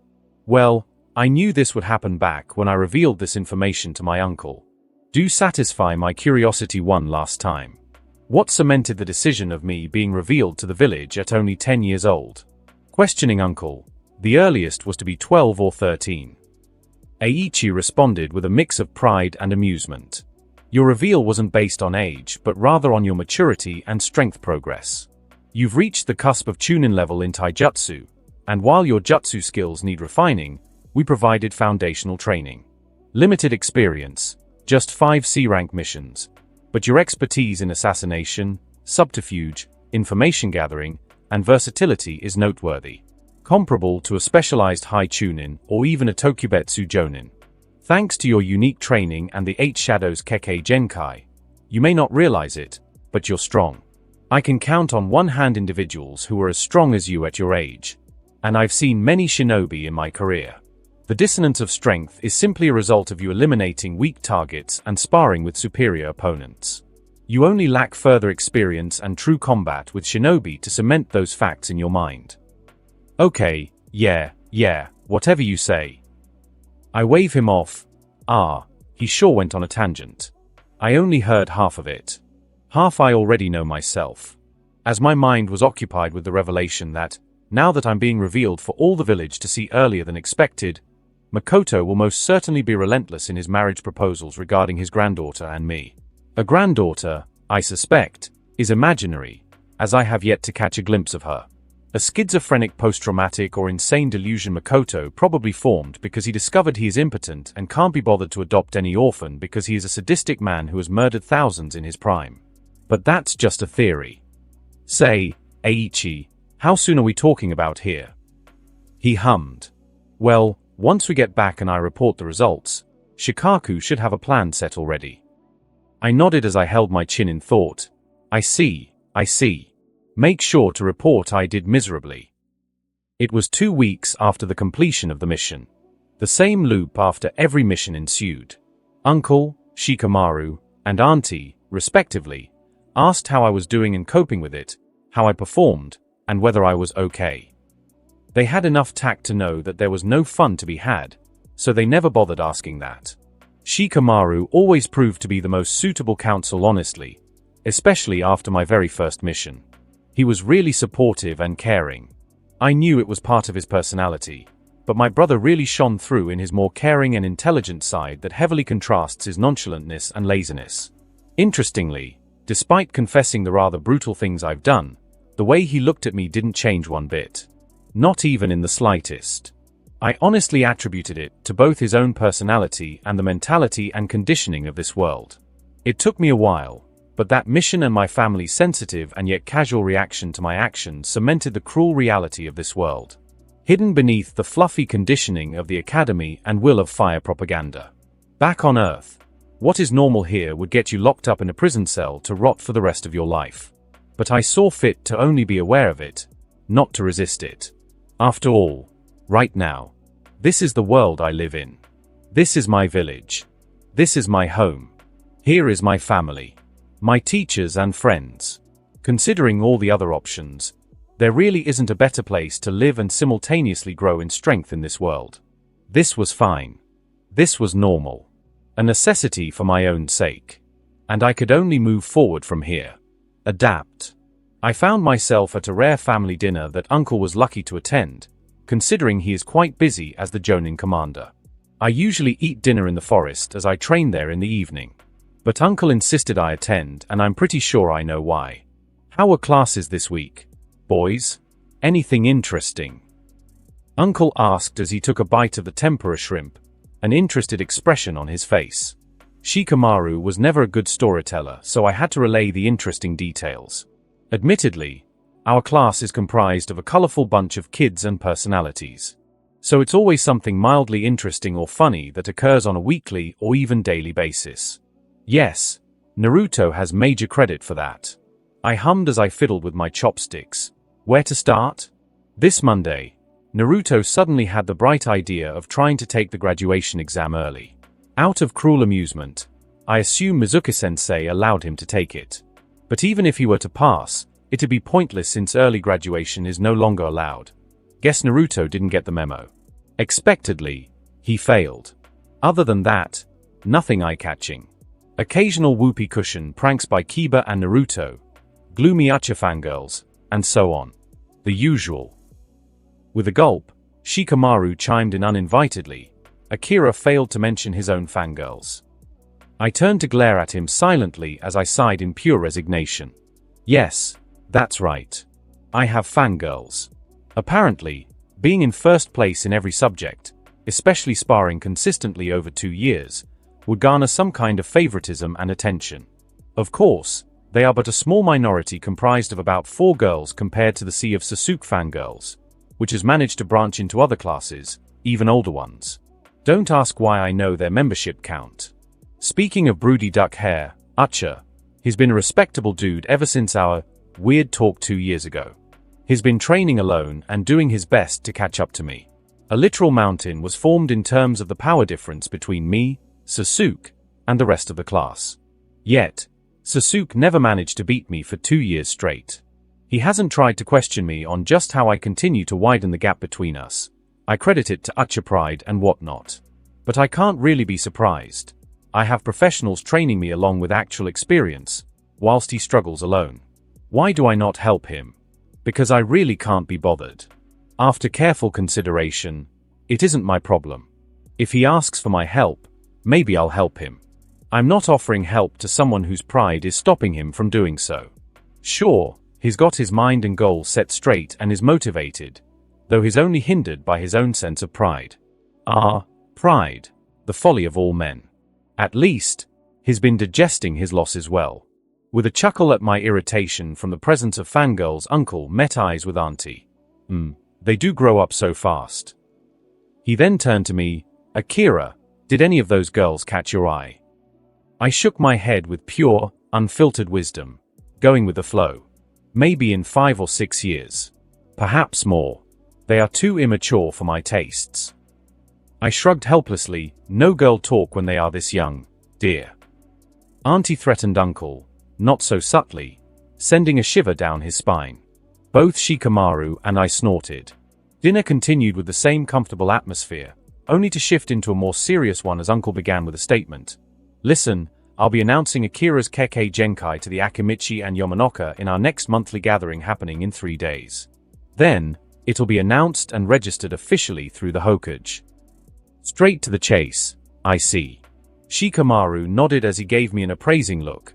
I shrugged nonchalantly in response. All right. Is there anything I'll have to do? Anything I should know beforehand? Auntie cast a concerned glance my way, prompting Uncle to elaborate. Your responsibilities mainly involve attending these meetings and showcasing the prowess of your 8 Shadows Kekkei Genkai. However, the demonstration must have a certain flair. Summoning one of your creatures would be more impactful than simply pulling something out of the shadows. Politically, it makes a stronger statement. Keep the details limited. One solid example is all that's needed. You're granted this much discretion. As you might expect, marriage proposals will be heading your way soon. I'll delay them until you're 12, at which point you'll need to agree to or choose one. If you're indecisive, I'll take the liberty of choosing for you, but it'll be most certainly a Nora girl, he concluded with a stern expression. That's right. The name of my Kekkei Genkai is the 8 Shadows. There are 2 cards I refuse to reveal this early. The round deer, which I have yet to tame. Its healing ability is beyond even the likes of Hashirama Senju in his legends and the slug princess Tsunade. The last one need not be emphasized. The reception I'd receive at the knowledge that I am capable of unleashing what I assume is equivalent to the Ninetales whenever I feel like it, at the cost of my own life, of course, would be unpleasant. But never mind that. I sighed heavily. The primitive and yet still practiced arranged marriage thing that we clans have. Great. Not unexpected, but I'll deal with it. Just hope my options are okay. And no, not Makoto's imaginary or perhaps real granddaughter. If she's anything like him, I'd likely be murdered in my sleep at some point in the relationship. Sooner rather than later. Seeing my complicated expression, Shikaku elaborated with a smirk. Keep this between all of us, but breaking out of an arranged marriage is troublesome but not too complicated. If you are not satisfied, I'll do my best to help you get out of that hole. I am still your uncle after all. I smiled back, giving a small nod of gratitude. Yeah, thanks, uncle. TCH. Troublesome.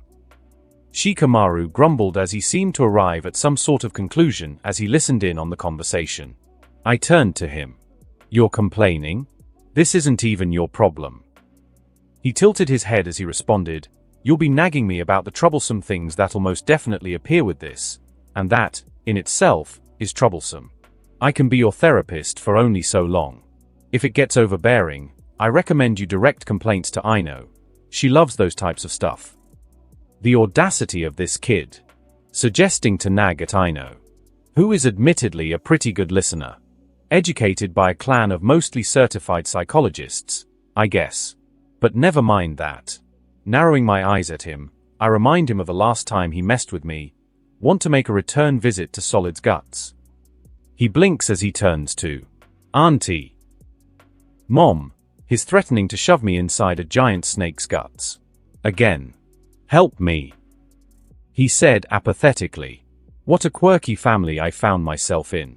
Must be my fault. Nevertheless, as the family dinner concluded, I found myself preparing for the upcoming monthly gathering. The conversation with Uncle about my reveal lingered in my mind.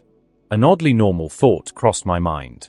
What would my friends and close ones think about me when this is revealed? Would they see me in the same light? Monthly gatherings of all three heads, Akimichi, Noro, and Yamanaka, are a must ritual. It's something I've been a part of since I was a baby.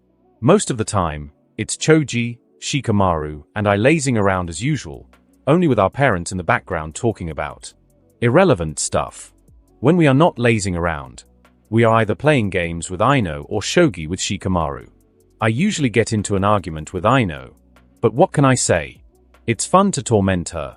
Her reactions are bloody hilarious. At times scary too. Lately, they've been getting more and more scary. The Banshee is learning well, perhaps taking notes from Auntie Dearest. Anywho, then we go on to have a nice family-friendly meal. A warm and inviting atmosphere. Pure bliss and peace. Completely chill. No pesky political matters whatsoever. Well, that is the usual atmosphere. This time, it was the Akimichi's turn to host everyone, so we found ourselves as frequent guests at Choji's home. A practical second home for me, at this point. We found ourselves enjoying the visit as per usual. Choji showed us his compiled exclusive chips collection, and we then went to chill in his backyard. And Aino found it prudent to nag Shikamaru this time around by lecturing him on his failing grade in the surprise quiz we had on kanji. Good, I feed on his suffering. This visit, however, all was well up to the point of the dinner table. I was busy munching on Akimichi grilled fish when Uncle, who was at the edge of my peripheral vision, gained a serious expression, causing me to gulp my food and direct my attention at him. First, damn, I'm getting good at noticing the most minor of details. Second, he's going to reveal it now, isn't he? It's the correct order of revealing, all things considered. First, reveal it to the Akimichi and Yamanaka. Second, the Hokage and village rule. Then the village as a whole. Simply being active and revealing my Kekkei Genkai by accident would simply be disrespectful to the Akimichi and Yamanaka, to whom we are greatly tied, as well as the Hokage. If the simple people learn of it beforehand, that is. Real dramatic. I know that Aino and Choji's parents wouldn't really mind, but their clan elders would. All of them are stuck-up old bastards, I say. By the by, the Noro are already well aware of my status. At least, those at higher echelons of clan prestige, so to speak. Oh, he's getting up. Arriving a decent distance away from the dinner table from the sitting diners, he started, "Attention friends and family." Uncle's voice, radiating the charisma of a clan leader and Jonin commander, caught the attention of all members of the room. At his call out, I sensed Shikamaru's look and nodded at him, resolved. Choji and Aino's expressions grew curious and honestly bewildered, respectively. Uncle had been unusually serious throughout the peaceful gathering. An excited whisper from Choza suggested, "Oh, it's the secret Shikaku has been holding off on us for so long." This hinted at something significant about to be revealed. Inoichi nodded, but his eyes narrowed in concentration as he paid attention to my uncle's speech, his expression betraying no emotion. "First of all, as always, I'd like to thank you for coming. You are all our dearest friends and family." Uncle started with a genuine smile, which then turned more neutral as he continued. "And because of that, we'd like to reveal a secret that we, the Noro, have been holding off for a long time. We hope that you are not offended that we kept this from you, as he wasn't ready to be revealed just yet." "He." Some echoed out in confusion. Uncle continued unperturbed, "To signify our friendship, we will be revealing this foremost to you and only then to the Hokage. You may reveal this secret to the rest of your respective clans if you wish from this point." After his intended message came across, Choza and Inoichi nodded stoically and appreciatively. Reciprocating their gesture, Uncle nodded as well as he continued, "On that note, Akira, step forth." This wasn't in the script. I'd expected an explanation prior to a demonstration, but I guess it's easier to just show it off. "Huh? Rather theatrical of you, Uncle." I got up and stoically made my way towards Uncle. "Akira?" Aino and Choji questioned, genuinely confused and interested simultaneously. Whilst the adults watched in silent curiosity, their expectations and anticipations were high. The reason? Lazy Shikaku wouldn't make such a scene and show out of it if it was something mild. Whatever this was, it was big. And they're not wrong in their assumption. "Go ahead." Uncle gestured to me. What do I show them? Might as well surprise everyone, including those who know of this. Might want to move away, I tell my uncle, whose eyebrow raises as he asks, "You aren't some dash no, not the snake, he'd be too large." I shook my head. The onlookers continued to watch, thoroughly confused and yet transfixed by the spectacle. Hearing my response, Uncle shrugged and moved away. Okay. This was fairly new, as I had accidentally discovered it last week when I sparred with Makoto. My spars with Makoto have been involving Shikigami, and when working in tandem, I'm able to press Makoto somewhat. Even able to hit and injure him a couple of times. But it was thanks to the fact that soon my Kekkei Genkai's existence would be revealed that I decided to experiment on a specific facet of the 10 Shadows. To better combat Makoto and my future opponents, I am aware of my power. What is that experiment? Fake summon, I call it. The goal? To bluff a summoning. I do the hand signs, I form the shadow, and I call out the name of my Shikigami. But nothing happens. This would be critical against opponents who know of me and my Shikigami. My summoning works as thus. I form the shadow of my intended Shikigami one way or another through my body, whether hands or legs, and then I call out its name and chakra is automatically drained and a Shikigami is summoned. The drained chakra, of course, depends on the Shikigami summoned. But then, the question arose. What if I try and control the drained chakra? What if I try and take manual control of a process that is automatic? What if I pump less chakra than that static amount required for summoning a specific Shikigami? Well, through experimenting and managing to mentally grab at that chakra drain and taking semi-manual control. By reducing the drain for summoning Jeff, for instance. Once I did so, nothing happened. Jeff wasn't summoned and the drained chakra was devoured by something. Really have no idea where that chakra goes. A double-edged sword. On one hand, it works as a bluff. On the other, it drains my chakra regardless. And I am not that good at grabbing hold of the chakra drain to stop it before it consumes around 70% of what chakra Jeff costs. Another tool in the belt, but it'll need practicing to nail manually controlling the chakra drain. But then, another question arose. One that got me very excited. What if I take manual control and pump more chakra than what is necessary for the summoned Shikigami? Well, The result would be, as I form the hand sign for a shadow graphic toad, I call out, Toad. With that, 20% of my chakra was drained at once and liquid shadows moved at extreme speed to the shock of the onlookers, even the ones familiar with the Shikigami. Suddenly, the large dining room of the Akimichi household, which held a comparatively small dining table, was not quite as empty as it usually was. Considering the large, car-sized toad that occupied it as of now, allow me to introduce you to Jeff, Level 2. The strengthening process is interesting, to say the least. First, the strengthening process is not permanent. I can summon a stronger toad, as I term it, Level 2 Jeff, and after I dismiss him and try and summon him at his initial cost, I'll get Level 1 Jeff.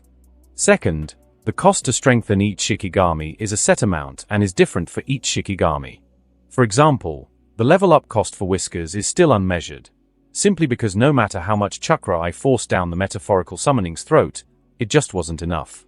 I stopped at 90% of my chakra drained for nothing. Third, the strengthening isn't a simple all-stats boost or a size boost. Level 2 Nock and Mir were able to turn parts of their bodies instinctively into liquid shadows. Fourth, the strengthened Shikigami were the same Shikigami personality-wise and remembered everything, so it isn't a different version per level up. And finally, the most fascinating part. After questioning Nock and Mir and asking them a rather obvious question, did you get stronger? They responded, no.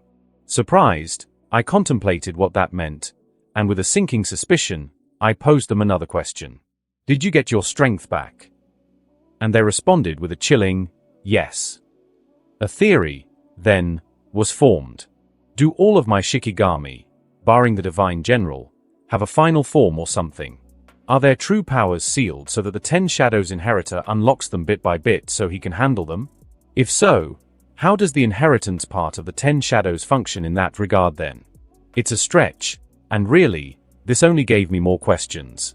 But you would not believe the exhilaration I felt when I discovered that this was the method by which Shikigami are strengthened. Perhaps this is how Sukuna did it. It was always this simple, a matter of fundamentals and chakra. Ironic. The room's onlookers, even my family members aware of my Kekkei Genkai, were shocked at what I just summoned. Metaphorical jaws hit the floor at Jeff's magnificent figure. He seemed to enjoy the attention, as the car-sized toad puffed his chest and let out a mighty croak. As the stupefied crowd was gathering its bearings, Uncle let out a cough. We thought it easier to show than explain, he explained. As you can see, Akira possesses a never-before-seen Kekkei Genkai. He gestured towards Jeff.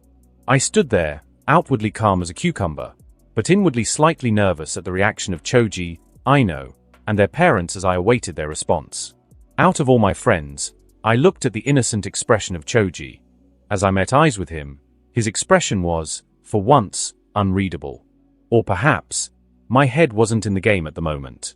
A suffocating moment passes and, thankfully, my anxiety proved to be for naught and the serious atmosphere was dispersed by the excited tone of Choji, who burst into motion. So cool. Akira, why didn't you ever tell me about this? Choji ran towards Jeff as he petted his slimy belly. Jeff seemed pleased. Ew. Choji exclaimed as he inspected his hand after petting Jeff. At his reaction, Choza and Inoichi let out a collective laugh, which created a chain reaction to a more wholesome atmosphere in the dining room. I blinked once, twice. Not really paying attention, I ignored the sounds of steps approaching me, and the second familiar face whose reaction I was anxious about was in front of me. Don't worry, Akira. We won't judge you any differently. I think I understand why you didn't tell us any of this and that you are still annoying. Aino came up to me and said with a comforting smile. A whisper of Akira must have cheated. That's why Sasuke is losing all the time didn't go unheard as she turned around to make her way back to her seat. But, thanks, guys. I gave a genuine smile at the quick acceptance of my friends. This was my very first concern upon considering the reveal of my power to my family. Now, though, despite how troublesome it might seem, I'm confident I'm strong enough, and I have enough support to do just fine. My family and my dear friends, the Yamanaka and the Akimichi, accept me and support me. Just fine. Omake start. Akira POV. It was a really brutal training session. Having tamed the great serpent, now named Solid, it was a mighty battle. And by mighty battle, I mean I overprepared and blitzed the poor slippery sod. Though in terms of preparation, he thankfully turned out the cheapest. An abnormally large snake would do poorly in a terrain such as a dense forest. And what do you know? My family owns a dense forest. Nevertheless, he was tough. Why the snake and not the elephant? You ask. The answer: money. Great Serpent came out as the next target in terms of easy and simple preparation. Fighting an elephant equipped with a pressurized water gun felt like the worst alternative as well. Now, I celebrate. Eating at Ichiraku's. Slurping ramen. Alone. Choji was busy learning the clan jutsu secret. Blah blah. Shikamaru was being punished for failing another test. By failing, I mean not attending the test in the first place. Classic. Kiba refused, saying his sister is waiting for him to go walk their mother's dogs as she's busy. Shino has business to attend to.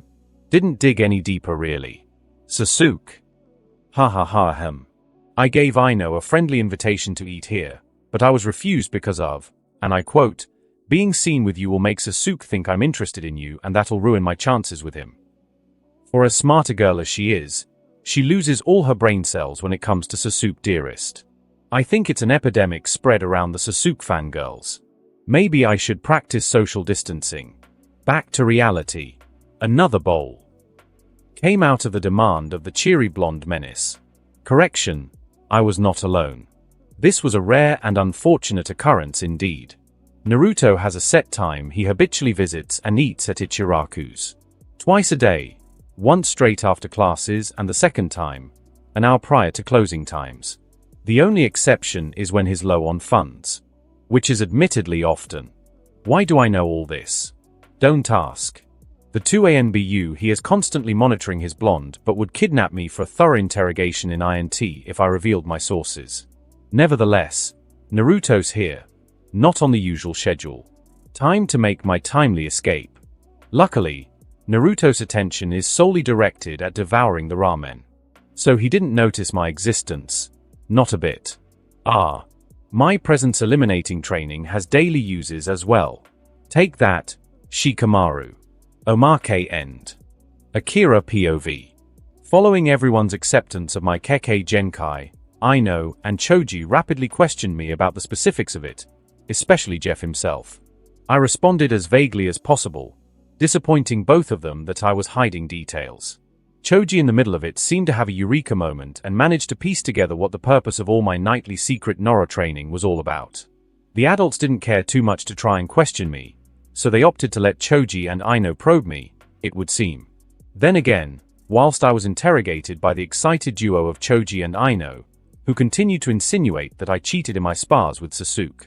The last generation's trio of Aino Shikacho were currently with furrowed brows, deep in a conversation, which is easily inferable to be related to me. I had no idea what they were talking about, but the political implications of what just happened and will continue in the near future were not lost on me. It would be a lie to say I am not anxious despite preparing myself for the possible implications of it. Support of friends and family not forgotten. But I believe taking the Noro route in this situation would be ideal. What is the Noro route? Don't worry about it. Let Uncle handle it. Hasn't failed me thus far. Can you summon anything else, Akira?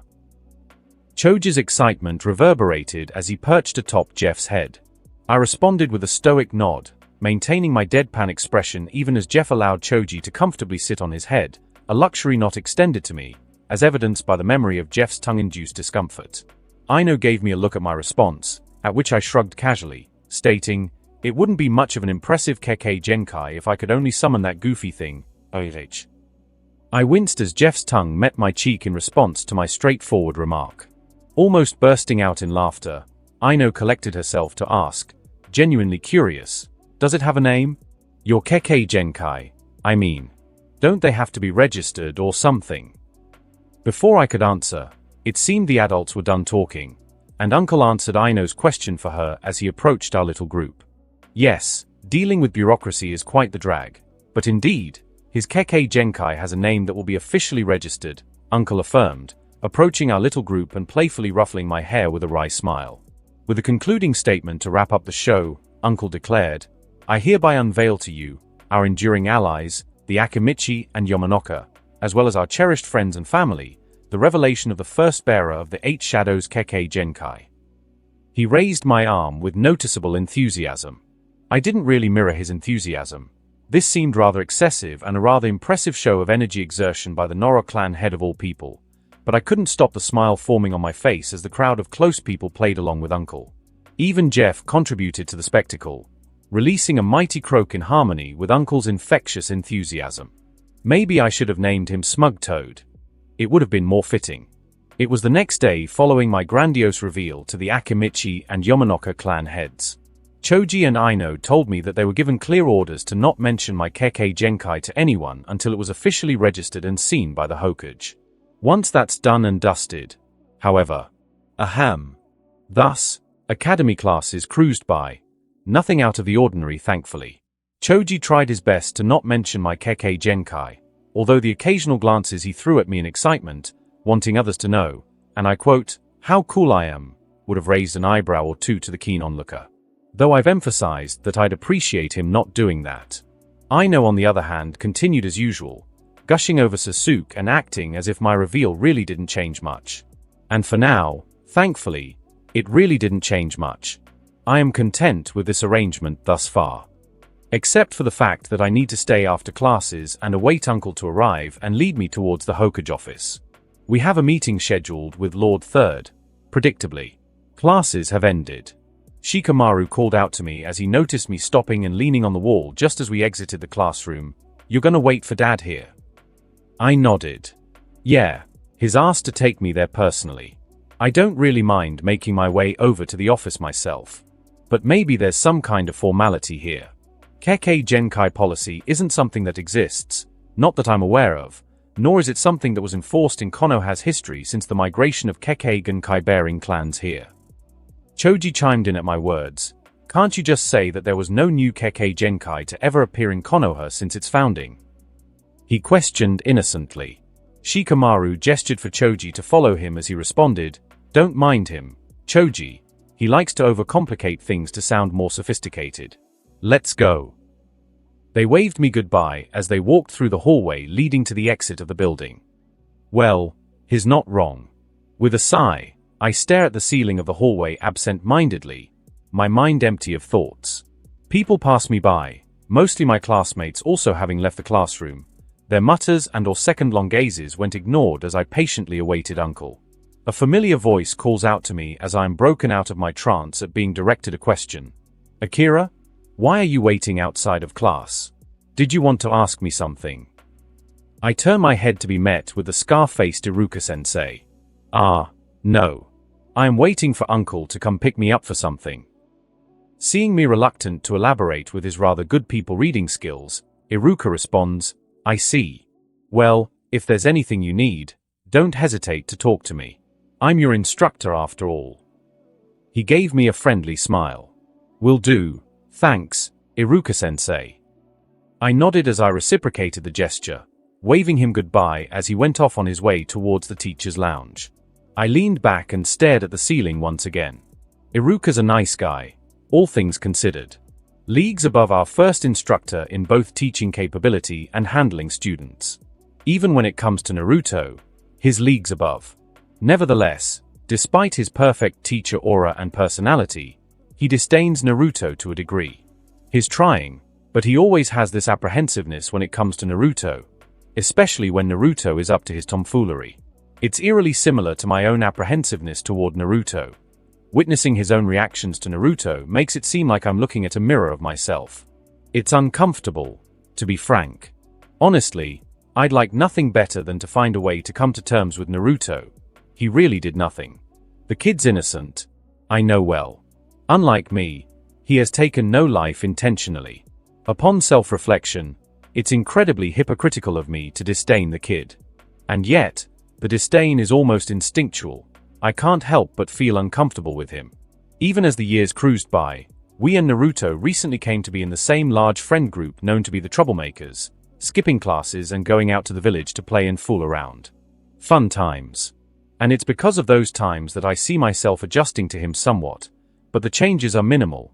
The fundamental issue is still there. I can't get rid of it. Shikamaru never understood. Choji never understood.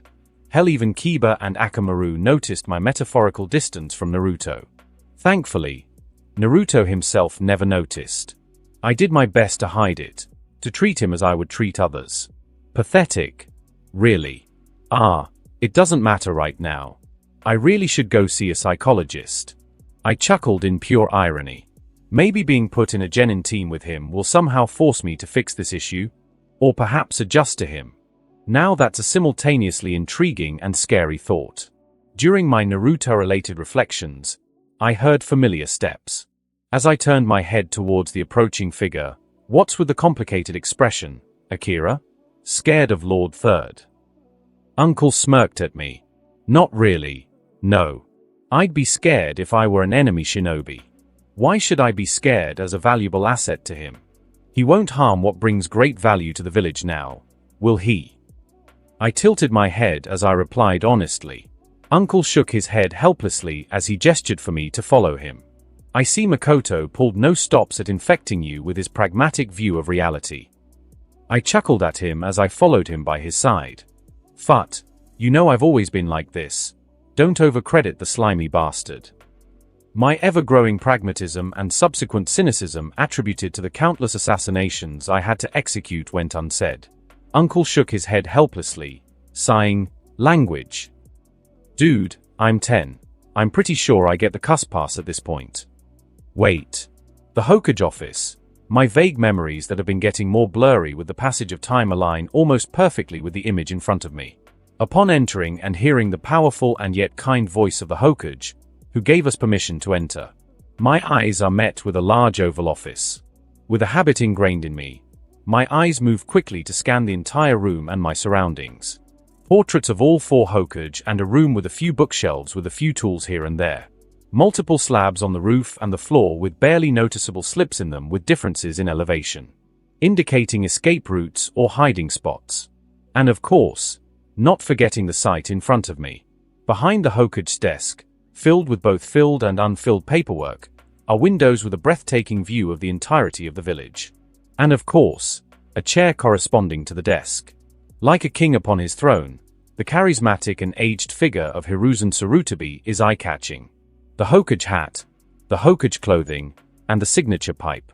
With a disarming and kind smile on his face, he gestures for us to approach. Uncle and I do so wordlessly, as we get near the desk and in front of the Hokage. I, having been taught the proper etiquette, bow respectfully to the Hokage. Noro Akira greets the esteemed Lord Hokage. I echo out neutrally with my head bowed. Uncle didn't reciprocate the bow, as he smirked at me whilst the Hokage chuckled. I see you've taught your nephew well. Stand up. The Hokage gestured with a good-natured smile on his face. He's been making it easy, being so eager to learn and improve, Uncle smirked. Ho! A proactive Noro? That's something I have not heard of in a long time. Nevertheless, Shikaku, what does the boy have to do with the urgent meeting you've requested? The Hokage muttered and questioned in genuine curiosity that had well-hidden steel in it. I hope you're not wasting my time for naught, or something along those lines. I couldn't help but think as I observed the interaction silently. Also, something I have not heard of in a long time. Who are you kidding, Mr. Hokage? I bet the entirety of my admittedly low funds, you have been keeping tabs on the academy students at the top ranks. Uncle grew a serious expression on his face as he elaborated, Lord Hokage, he's got everything to do with it. I have come to officially reveal and register the existence of a never-before-seen Kekkei Genkai that has blessed the Noro and the village. At that sentence, I felt the Hokage lock his eyes on me, his intentions unclear. I simply nodded to reaffirm my uncle's statement. A moment of contemplative silence passes and the Hokage responds as he lets out a puff of smoke from his pipe. Would it be possible to demonstrate it here? Shikaku answered for me. Yes, it would indeed be possible. The Hokage nodded as he stared at me. Proceed. Well, this is another most likely life-altering demonstration of my Kekkei Genkai. Let's hope life changes for the better. I swear I'm going to become a circus act at this rate with all the demonstrations. Though. I form the shadow graphic hand sign of a dog and announce, Divine Dogs. I let the automatic chakra drain flow freely as a familiar dip in my chakra was felt and liquid shadows began to move, forming the figures of Nock and Mir in front of the Hokage. With a resounding crack, the sound of the Hokage's pipe hitting the ground and cracking echoed out of the silent room. This reaction never gets old, especially when it comes from someone like the third Hokage. I mean, he'd probably expected me to manifest crystals or wood or something. Not a literal living being. Also, I could have sworn I heard a couple of muffled gasps coming from the ceiling. The Hokage's jaw was extended to its maximum biological capacity as he gazed in pure bewilderment at Nock and Mir, who sat loyally beside me. 3 on the ceiling, 2 below the floor. Chakra tensed. Attack. Nock sent me a ping. We are not fighting them. We'll die. Ignore them. I sent a message back to both of them. Shaking his head and collecting himself, Lord Third narrows his eyes at me and questions me, "What is that?" He asked as he twitched his finger. Again, before I can answer, Uncle takes control of the conversation from my side of things and responds, "It is called the 8 Shadows Kekkei Genkai. It's a yin-based Kekkei Genkai that uses shadows as an intermediary to summon and form shadow creatures from liquid shadows, so to speak. 8 in total, which for the sake of clan secrecy, as you understand, won't be elaborated further. We believe its creation was thanks to his parentage. The result of a mutation of our more yin-inclined chakra as Noro, in tandem with a mixing of the blood from his father's side, Aaron's own blood. Hikari, as you may know, was pure-blooded Noro all the way through, whilst Aaron was only half Noro. Although Aaron's mother was a civilian, all blood work considered, she may have had diluted Uzumaki or Senju heritage from many generations prior. As you know, chakra construct creation is a rare bloodline from mostly Uzumaki and Senju historically. I didn't know any of that. Dad wasn't pure Noro. From what I remember of him, he sure had the attitude. Was the formation of 10 shadows really that deep? The Reincarnation dragon did say it was translated into this world. My birth into this specific family and parentage was no mere coincidence. Way to state the obvious, Akira. I silently dismissed Nock and Mir as they melted into shadows, and the Hokage gazed at the process with an unreadable expression. Following that and Uncle's thorough explanation, the Hokage took but a minute to digest the information and its implications properly, his expression unreadable, as he responded seriously, "The stars aligned to create that Kekkei Genkai, here? A blessing to the Noro indeed. I shall have it registered promptly. Take great care of the boy. I thank you for informing me. I believe the Noro have taken his protection and future into account."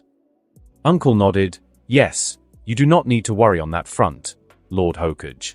We have been and will keep taking great care of Akira. And of course, this much is expected. We are all members of the Leaf." Uncle bowed respectfully to the Hokage, causing him to nod stoically at Uncle, only to transition his gaze towards me with an easygoing grandfatherly smile, similar to the one Eiichi wears. "That was most impressive, Akira. I expect great things from you. But foremost, you and your uncle owe me a new pipe." He flashed a mischievous smirk as he gestured for us to make our leave. A chuckle escaped him. "Great. More expectations. Though, I really don't care about his expectations. Might as well play along for now." I bowed with a mirrored expression. "I'll do my best to surpass your expectations, Lord Hokage." With a playful smirk, I added, "And do let Uncle know that his tab just got a bit heavier. He's covering the cost of the pipe." This elicited a chuckle from the Hokage. Turning, I made my way to the exit, where Uncle, after sharing a brief, non-verbal exchange with the Hokage, joined me to leave the room. Exiting the stuffy room, I couldn't help but utter, as I smoothly switched my expression to my true emotions, "That was something. Is that really all it took?" I asked Uncle at my side. He nodded with a mix of amusement and seriousness in his expression in response to my sudden change in tone. "Yes, there's no need to be overly formal with Lord Third, though I must say, you did come off more endearing this way. Regardless, you handled it well, especially in your last interaction. It is now the Hokage's responsibility, and consequently, the village rule's duty, to officially register your new Kekkei Genkai, assign it a name, and update your status as a highly valued and protected individual in the village. As I processed his words, I asked the obvious. And what are the implications of this? Publicity-wise. Uncle hummed as we walked out of the academy building. The announcement of your status will be like an open secret. It won't be directly stated, but if one were to ask the Hokage and or your instructors at the academy and the administrative side of the village, they'll easily divulge this information. I rolled my eyes. I take it this was all intended by our clan elders. Uncle shrugged. Yes, but it isn't as troublesome as you might think. Given your current strength and maturity, the earlier reveal is not a problem. The elders aim to amplify your influence and power, making it widely known. They want to announce the arrival of the Noro clan's bright star. The recent disclosure to the Yamanoka and Akimichi clans aids in this endeavor, as they are likely to assist in spreading the word and gradually introducing your identity to the village, much like the colors of the evening sky bleeding into the horizon. Stepping outside, he gestured at the fading evening sky, emphasizing his point more effectively and theatrically. Big words, Uncle. Big words. I sighed. I suspected as much. On the surface, their motive seems pretty simple. Power plays, politics, old people flexing their muscles and showing off their powerful clan children. All for the sake of furthering the glory of their clan, or themselves. They were responsible for the creation of the pride and joy of the clan, me. Mentors are proud of their mentees. Nothing really new. But that's the surface, really. Is there a deeper motive? An ultimate goal? Sure, a trained and new Kekkei Genkai kid is in town. What now? Humans are simple creatures at their core. To my dismay, calling Eiichi and Makoto simple would be a grand insult to all of their lifetime achievements.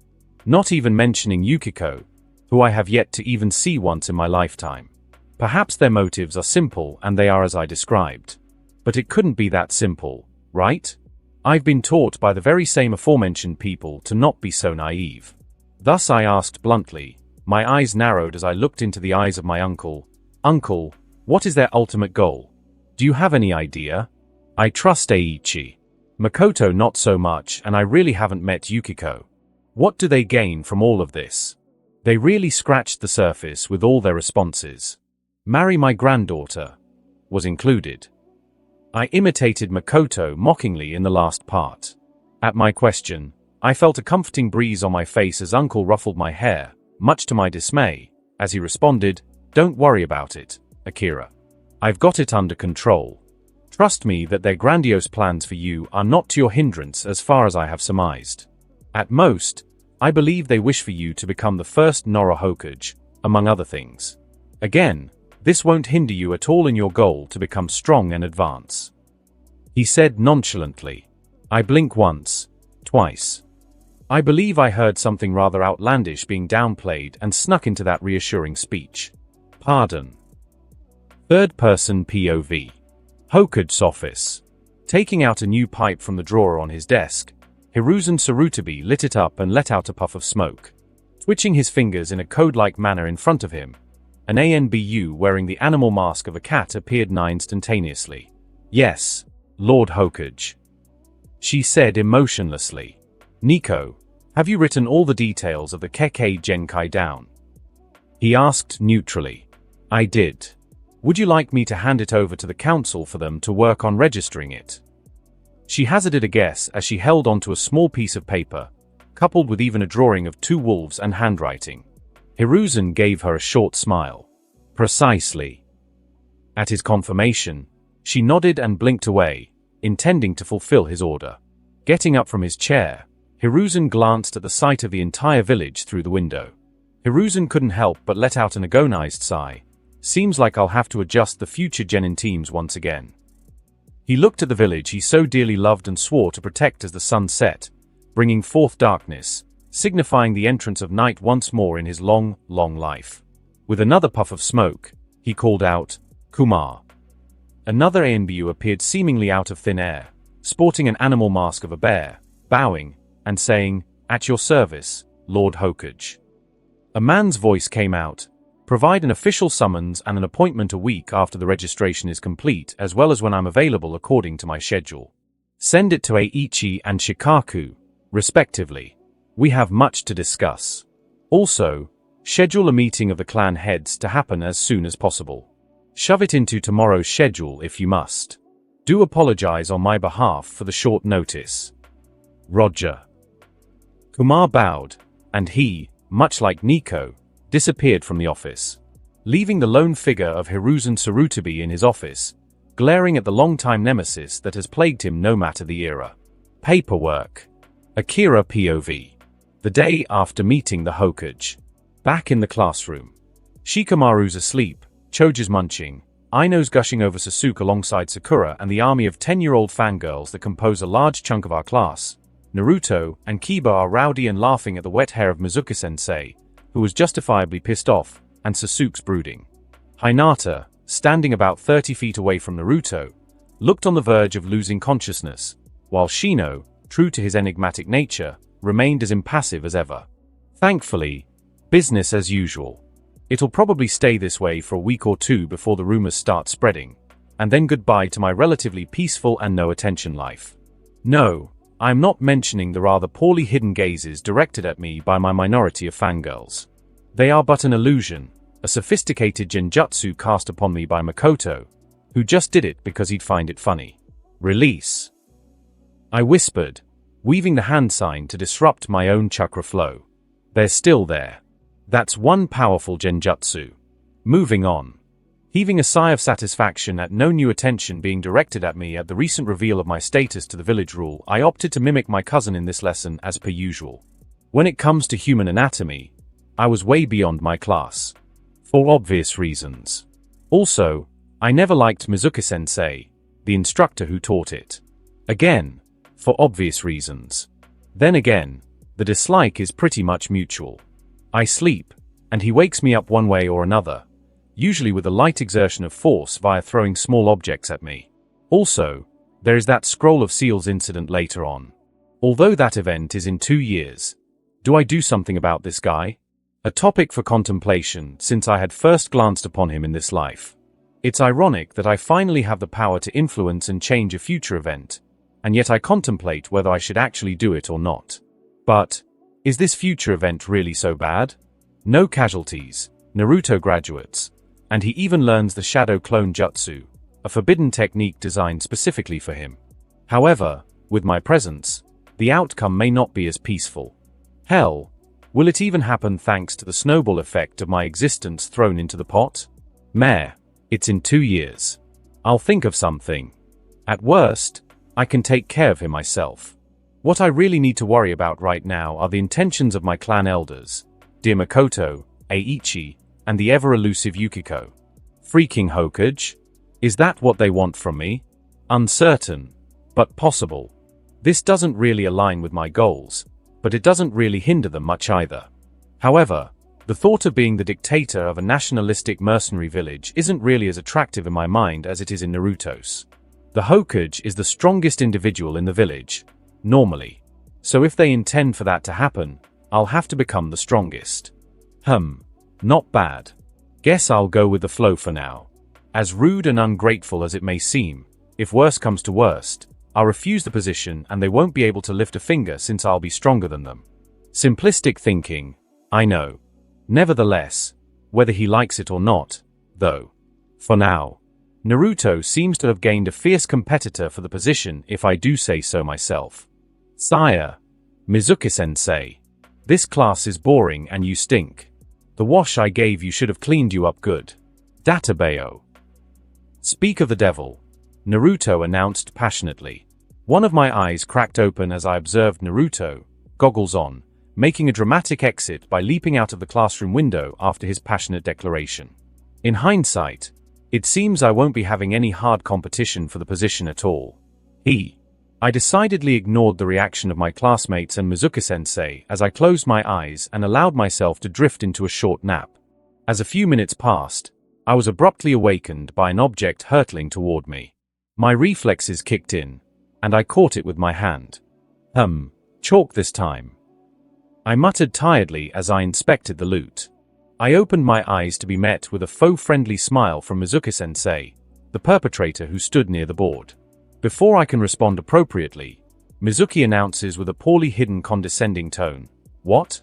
Is the Noro's Kekkei Genkai prodigy too great to listen in on academy lessons now? I'd warn against such conceit. It gets a lot of young shinobi killed tilde." A suffocating silence envelops the classroom for a few seconds as Mizuki-sensei's words are absorbed. Then, the reactions. Most of the students in the classroom weren't focused on Mizuki, but more on the implications of what he just said. Shocked and bewildered expressions colored the faces of the clan heirs, who were more aware than most of the possible implications of Mizuki's statement. Choji and Aino were surprised as well, but more concerned at how sudden and seemingly out of thin air this reveal came. Staring at me in concern, their gazes burned holes at the side and front of my head. Shikamaru clicked his tongue and narrowed his eyes dangerously at Mizuki-sensei. Sasuke sent me a curious glance, seemingly unsurprised by this revelation.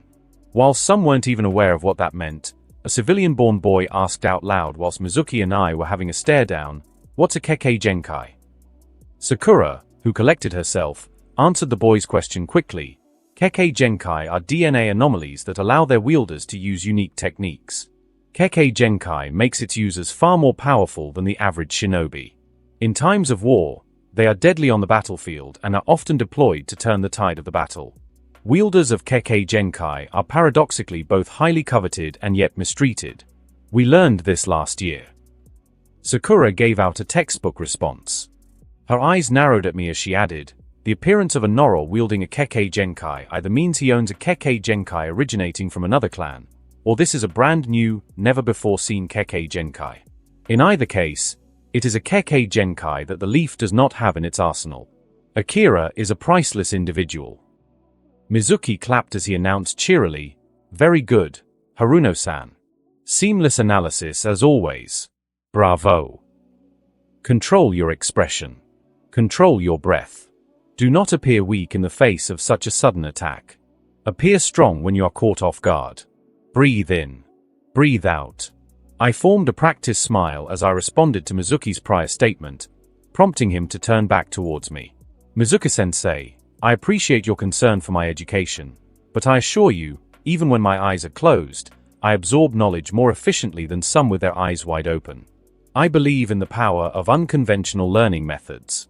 But of course, if my unorthodox approach raises any doubts, I'm more than willing to demonstrate my proficiency in the subject matter."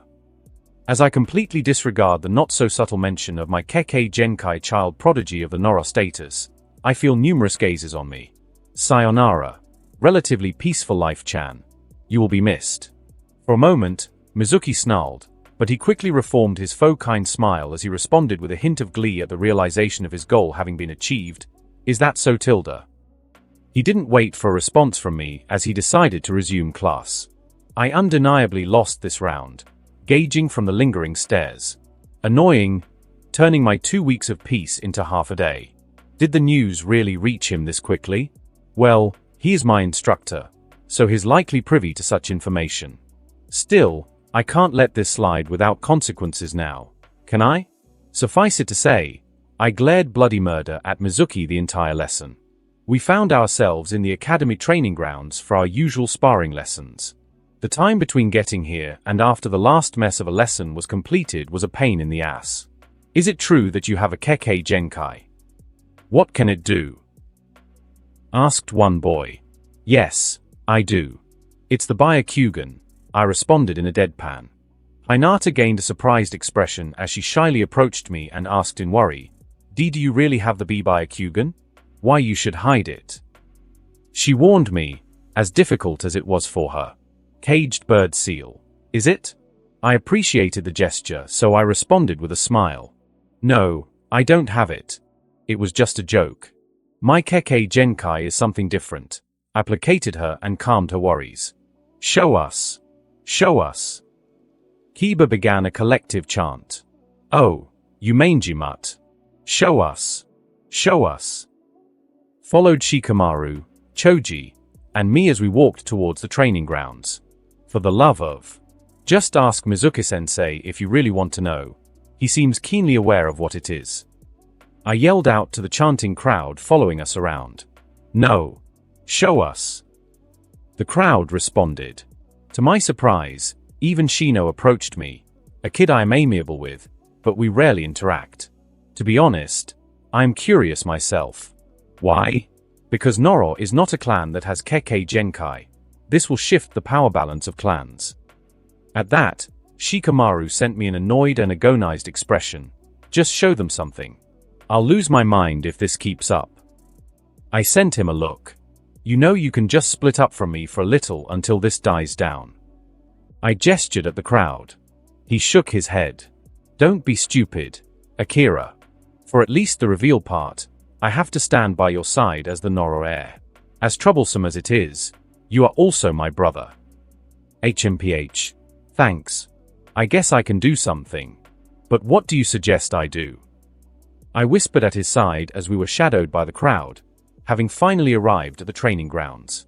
Choji remained in his silent yet worried state as he could only observe our contemplations cluelessly. Shikamaru responded immediately, an idea already having been formed, considering your shadow storage is still unknown. Only Jeff, Nock, and Mir were revealed. You should just summon one of them. Rumors of their existence will most certainly spread out. You lose nothing by summoning them now. Okay. Today isn't randomized sparring. You may select your sparring opponent freely. Mizuki-sensei announced cheerily to break me out of my stupor and silence the annoying crowd demanding a demonstration from me. Naruto Uzumaki is back. Databeo. The blonde menace announced his glorious return for sparring lessons. He was never one to miss this class, despite his unruly nature. Selective sparing is a blasted thing. Every time it happens, it's Naruto immediately requesting a spar with Sasuke or me if he feels exceptionally confident. Usually, I'm not really proactive in requesting an opponent. Whoever I get is whoever I get. This time, however, recognizing an opportunity for revenge, I couldn't resist the temptation. Before Naruto could yell out his demands, I lifted my hand up. Oh? Akira. Yes. Who would you like to be your opponent? Mizuki-sensei happily chose the only hand lifted up, mine. Honestly, I couldn't stop the wicked grin from forming on my face as I pointed at Mizuki-sensei. You. I announced gleefully. At that, Mizuki's expression dropped into a bewildered and surprised one, having not expected that in the slightest. Much the same could be said about the rest of the class. Shikamaru and Choji looked at me utterly flabbergasted. Shikamaru quickly collected himself faster than the rest of the onlookers as he whispered in clear worry, "Are you sure you know what you're doing?" Am I? This might seem impulsive, and this might be the literal end of all subtlety. But my reveal was the literal end of all subtlety.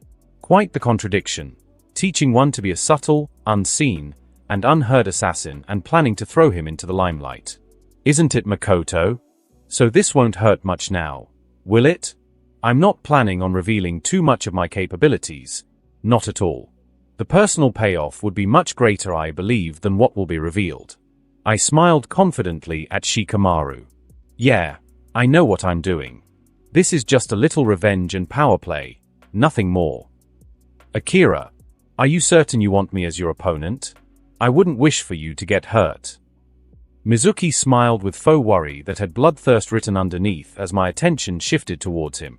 I smiled innocently as I said with a condescending tone, "Yes, Mizuki-sensei.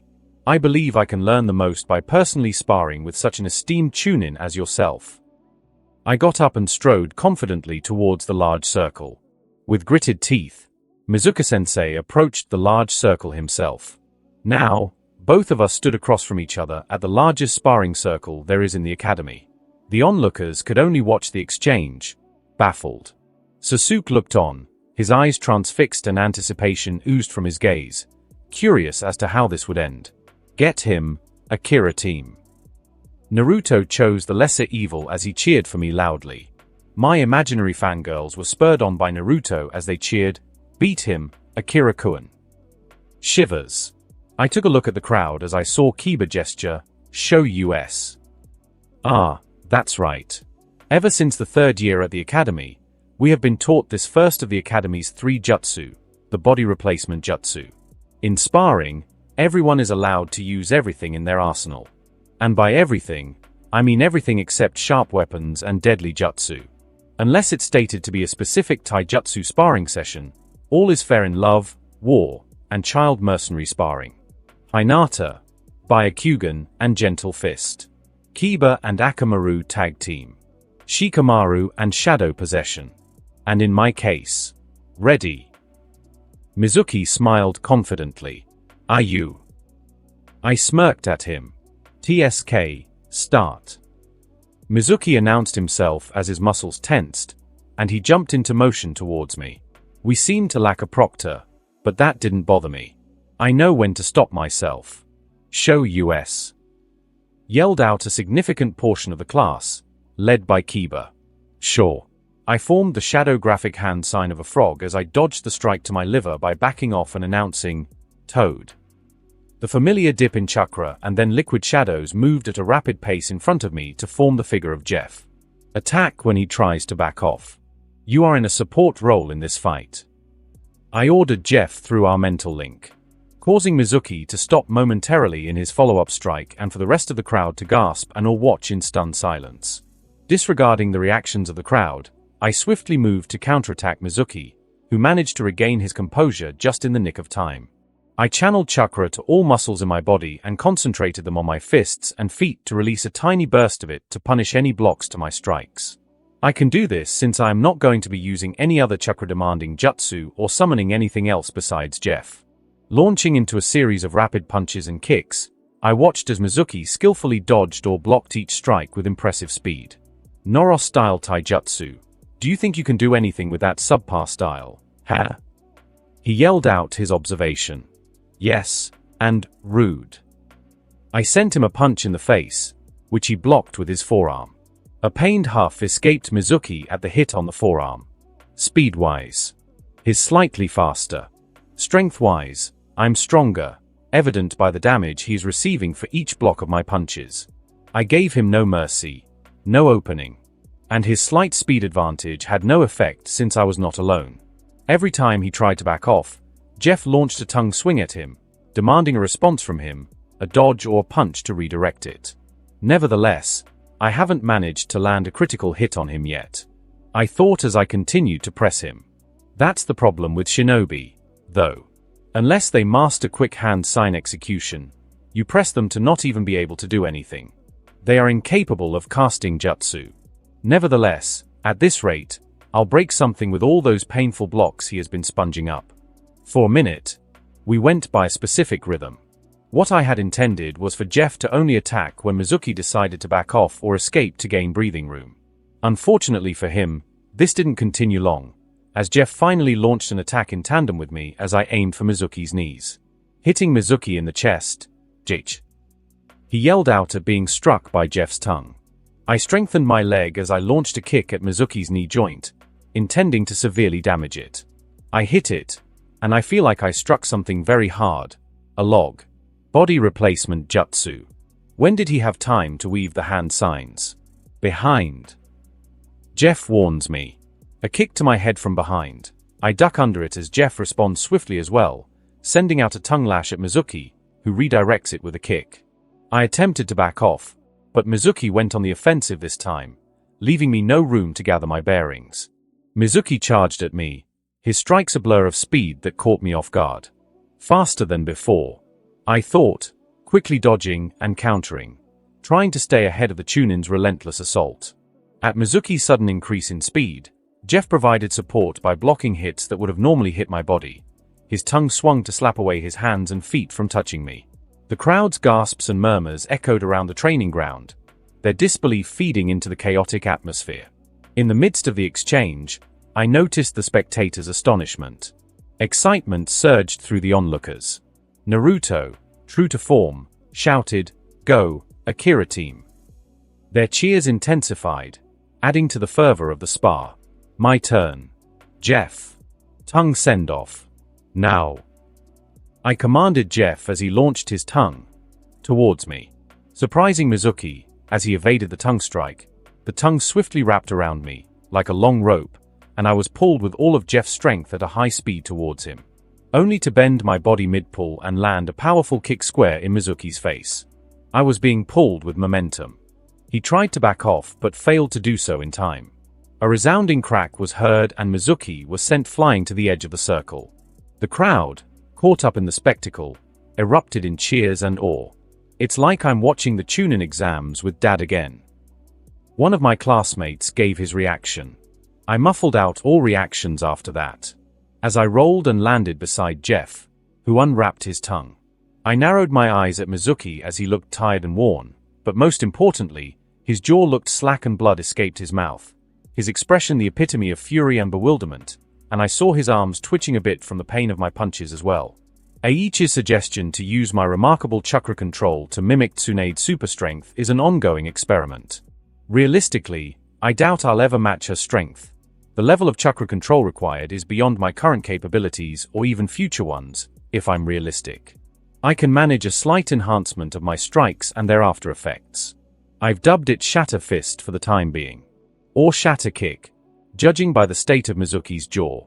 Still, it got me to see that face. I locked eyes with the snarling Mizuki, his true colors revealed in bright daylight. But, if I beat him up completely and exposed more of his twisted nature, I'd alter the intended future too drastically. Naruto must learn the Shadow Clone Jutsu. I've shown my Kekkei Genkai, and I've gotten my revenge without completely dismantling Mizuki as well as cementing my power and superiority over him by overwhelming him without a victory. Perhaps it was not clear to the onlookers, but to me and those who know me, I was severely holding back. I had not gone in with the intention to kill, after all. But, is this what a Chunin amounts to? Is he rusty perhaps? Maybe I was too used to fighting someone like Makoto, a Jonin. Anywho, I think I've had my share of fun. I give up. You're too strong, Mizuki-sensei. I suddenly announce innocently, faux exhaustion on my face, as I raise my arms up in surrender. What? The crowd yelled out in disappointment at the ending of this short-lived yet exciting spar. Why stop and not beat him up? Naruto, clearly not a fan of Mizuki, yelled out in bewilderment. Amidst the roaring crowd, I focused solely on relishing Mizuki's despair, drowning out the surrounding noise. The injured face he wore at that moment. The contradictions. The glee he had at the opportunity to embarrass me. The shock at how strong I actually was and at being pushed to the edge. The relief on his face at not having to lose to me. The bewilderment. The fear of actually losing to me. The realization of him being pitted and embarrassed at his jaw being broken by a 10-year-old who isn't even a genin. I could get addicted to this. After partaking in Mizuki's bloody expression, I made my way back to my friends, whilst the entire class clearly expressed both their surprise at my Kekkei Genkai performance and their utter disappointment at the sudden ending to the fight. They knew I was the strongest in the class, but fighting on equal ground with Mizuki-sensei, a Chunin? Absurd. Especially when it looked like I was the one who dealt the most damage. The hole bored into my skull by Sasuke's inquisitive glare would have to be a problem I'll deal with later. Shikamaru approached me with a touch of skepticism. Akira, wipe that scary grin off your face. He warned, his eyes reflecting a hint of concern. Locking eyes with Shikamaru, I saw my own reflection in his gaze, a mix of skepticism and concern. My grinning figure even creeped me out. Sorry. I just enjoyed that a little bit too much. I rubbed the back of my head sheepishly as we walked back to our usual spot. Akira, that was awesome. Want a chip? You must be hungry after all that moving around. Choji innocently offered me a snack. Talk about a rather subdued reaction from Choji for once. As always, very considerate of him. I snorted and took a seat beside him. Sure, I'd appreciate that. Anything to drown out the attention, I remarked, gesturing towards the lingering gazes and the ongoing questions and or booing sent my way for ending the fight so early. I, of course, masterfully ignored them. They wanted to see my Kekkei Genkai. They got it. Shut up, damn it. You wanted to see it. You got it. Go scratch your butt or something. I yelled out, masterfully ignored indeed. Omake start. Akira POV. It was shortly after the completion of my 4th assassination mission. Choji and I decided to go get some dango. Of course, the only place you'd go for a good dango was the dango shop. Creative naming, I know. Shika decided sleep was the superior treat, so he refrained from joining us. Arriving in front of the shop, I decided to practice getting stuff for free, abusing my cuteness as a 9-year-old and further practicing my persuasive skills. Choji, my friend, allow me to provide us with free sustenance. I smugly put a hand in front of him to stop him from approaching the cashier. Again. Choji asked with a complicated expression. Not again. But once more. I announced. That's the same thing, he murmured. Semantics. Wait here. I'll do my thing. I cut him off as I entered the shop and walked towards the cashier. I arrived before the cashier, only for me to notice a spiky purple-haired lady in front of me already ordering something. Okay, I can wait. A minute passes. 2 minutes. 3. Excuse me, miss. I pull at the hem of the lady's jacket. Hem? What is it, brat? Anko Mitarashi turns to glare at me for disrupting her. Rude. Okay, 2 can play that game. In the name of Hashirama's woodpecker, what's taking you so long? I yell out. A tick mark formed on her head. Can't you see that I'm ordering 50 sticks of dango brat? Go play outside or something. She yelled with equal fervor. Begone thought. With this treasure I summon. Omake end. Third person POV. In the quiet expanse of a meeting room, leaders from Konoha's major clans gathered. The air held a weight of contemplation, thickening as the Hokage and Nora Shikaku revealed a significant revelation to conclude their meeting. Despite the gravity of the disclosure, the clan heads displayed no overt surprise. Even those without children in Akira's classroom, the wielder of the newfound Kekkei Genkai, maintained a composed demeanor. Breaking the contemplative silence with a stoic nod, Hyuga Hayashi acknowledged the official announcement. I had heard that much from my daughter. Various nods echoed in agreement, the majority directing their curious gazes at Shikaku, who stood alongside the Hokage. Interrupting the silent exchange, Hiruzen cleared his throat and drew attention back to himself. If you have any questions regarding the 8 shadows, feel free to address them privately with Shikaku. This has been a formality, and let me make this abundantly clear. His expression turned resolute. After the Ninetales attack, we were at a record low as a whole, only to be further diminished by the massacre of one of our most powerful and noble clans. Surveying each clan head seated around the table, Hiruzen released his chakra, emphasizing his authority. I implore you to set aside your grievances regarding the rise of the Noro clan.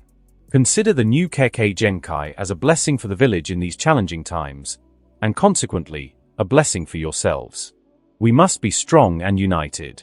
Remember why we stand united. Remember the will of fire. Hiruzen's tone softened toward the end, accompanied by a glance toward a smiling Shikaku, who nodded appreciatively. A collective, yes, Lord Hokage, filled the room, even from the tardy Hat-8 clan head, who was inconsiderately reading a questionable book in the middle of the meeting. Acknowledgement for the village leader, acknowledgement of their unity as members of the Leaf, and confirmation that the will of fire was still burning brightly among the clan leaders brought a smile to Hiruzen's face. A small proud thought echoed in his mind. And Danzo says I've gone soft. Following the display of unity and loyalty, Hayashi, with a neutral expression, stated his observations, reassuring those who felt uneasy about the Noro's increasing power. Regardless of the Kekkei Genkai, the position of mightiest clan in the Leaf won't be taken from the Hyuga. An amused snort escaped Choza, earning a rightful glare from Hayashi. Did I mention anything amusing, Akimichi? Have you gone deaf, Hyuga? Of course, you did. What? Have you over-relied on your eyes so much that you cannot hear properly? Ha ha ha ha ha. Inoichi responded in Choza's name as he burst into laughter. A sigh escaped Hiruzen as he mumbled with a shake of his head, like bickering children. Every time. As the warm atmosphere settled and the formality concluded, as opportunistic as ever, the Hat-8 clan head swiftly rose to make his exit. Getting up and pushing the chair aside, he walked towards the door with an air of nonchalance, only to be noticed by the irritated Hiruzen. Leaving so soon, Kakashi? After making us all wait for so long. Without losing pace, Kakashi responded, Emma, I have to go feed Packen and the others. There's also a lady waiting to cross the road somewhere, so I have to be punctual and help her." Without pause or awaiting a response, he proceeded to open the door, close it, and disappear into the night. Classic Kakashi. However, amidst the warm atmosphere, one individual remained unconvinced and unaffected by Hiruzen's warning. With a gruff and determined expression, Inuzuka Tsume called out to Hiruzen, "Lord Hokage, I have my concerns regarding the wielder of the Eight Shadows Kekkei Genkai." Upon her addressing Hiruzen, the warm atmosphere shifted to curiosity, and the clan head's attention focused on Tsume. Hiruzen inhaled out of his pipe, gesturing for her to elaborate, his eyes narrowing. With a nod, she said, a hint of concern in her tone, "Kiba told me what happened yesterday in practice. Akira challenged his sensei, Chunin Academy instructor Mizuki, and beat him badly." The expression on Akira's face, as Kiba put it, was nothing short of sadistic. "Given his prodigious talents and coming rise to power, Lord Hokage, I fear that he woo." Hiruzen cut her off bluntly, exhaling smoke, "Become like Itachi." The name, considered taboo, made the clan heads tense up. So potent was the influence and lasting effect Itachi had on both the village and the clan heads that changes to the system and new laws were put in place. Most notably, to cut off the problem at its head, the ability to graduate from the academy early and be introduced to the struggles of shinobi life at an extremely young and tender age was no longer possible. The clan heads, curious and wary of the bold accusation, awaited Hiruzen's response, while Choza and Inoichi glared at Tsume, but they kept silent for now. Neutrally, Hiruzen dissected the incident. "I have investigated the issue, as it concerned me as well. The conclusions are obvious, and some of you have already heard them, so don't let the name of Itachi and the risk that a potential successor of his would appear to stand in the face of actual facts." With a sigh, Hiruzen presented them.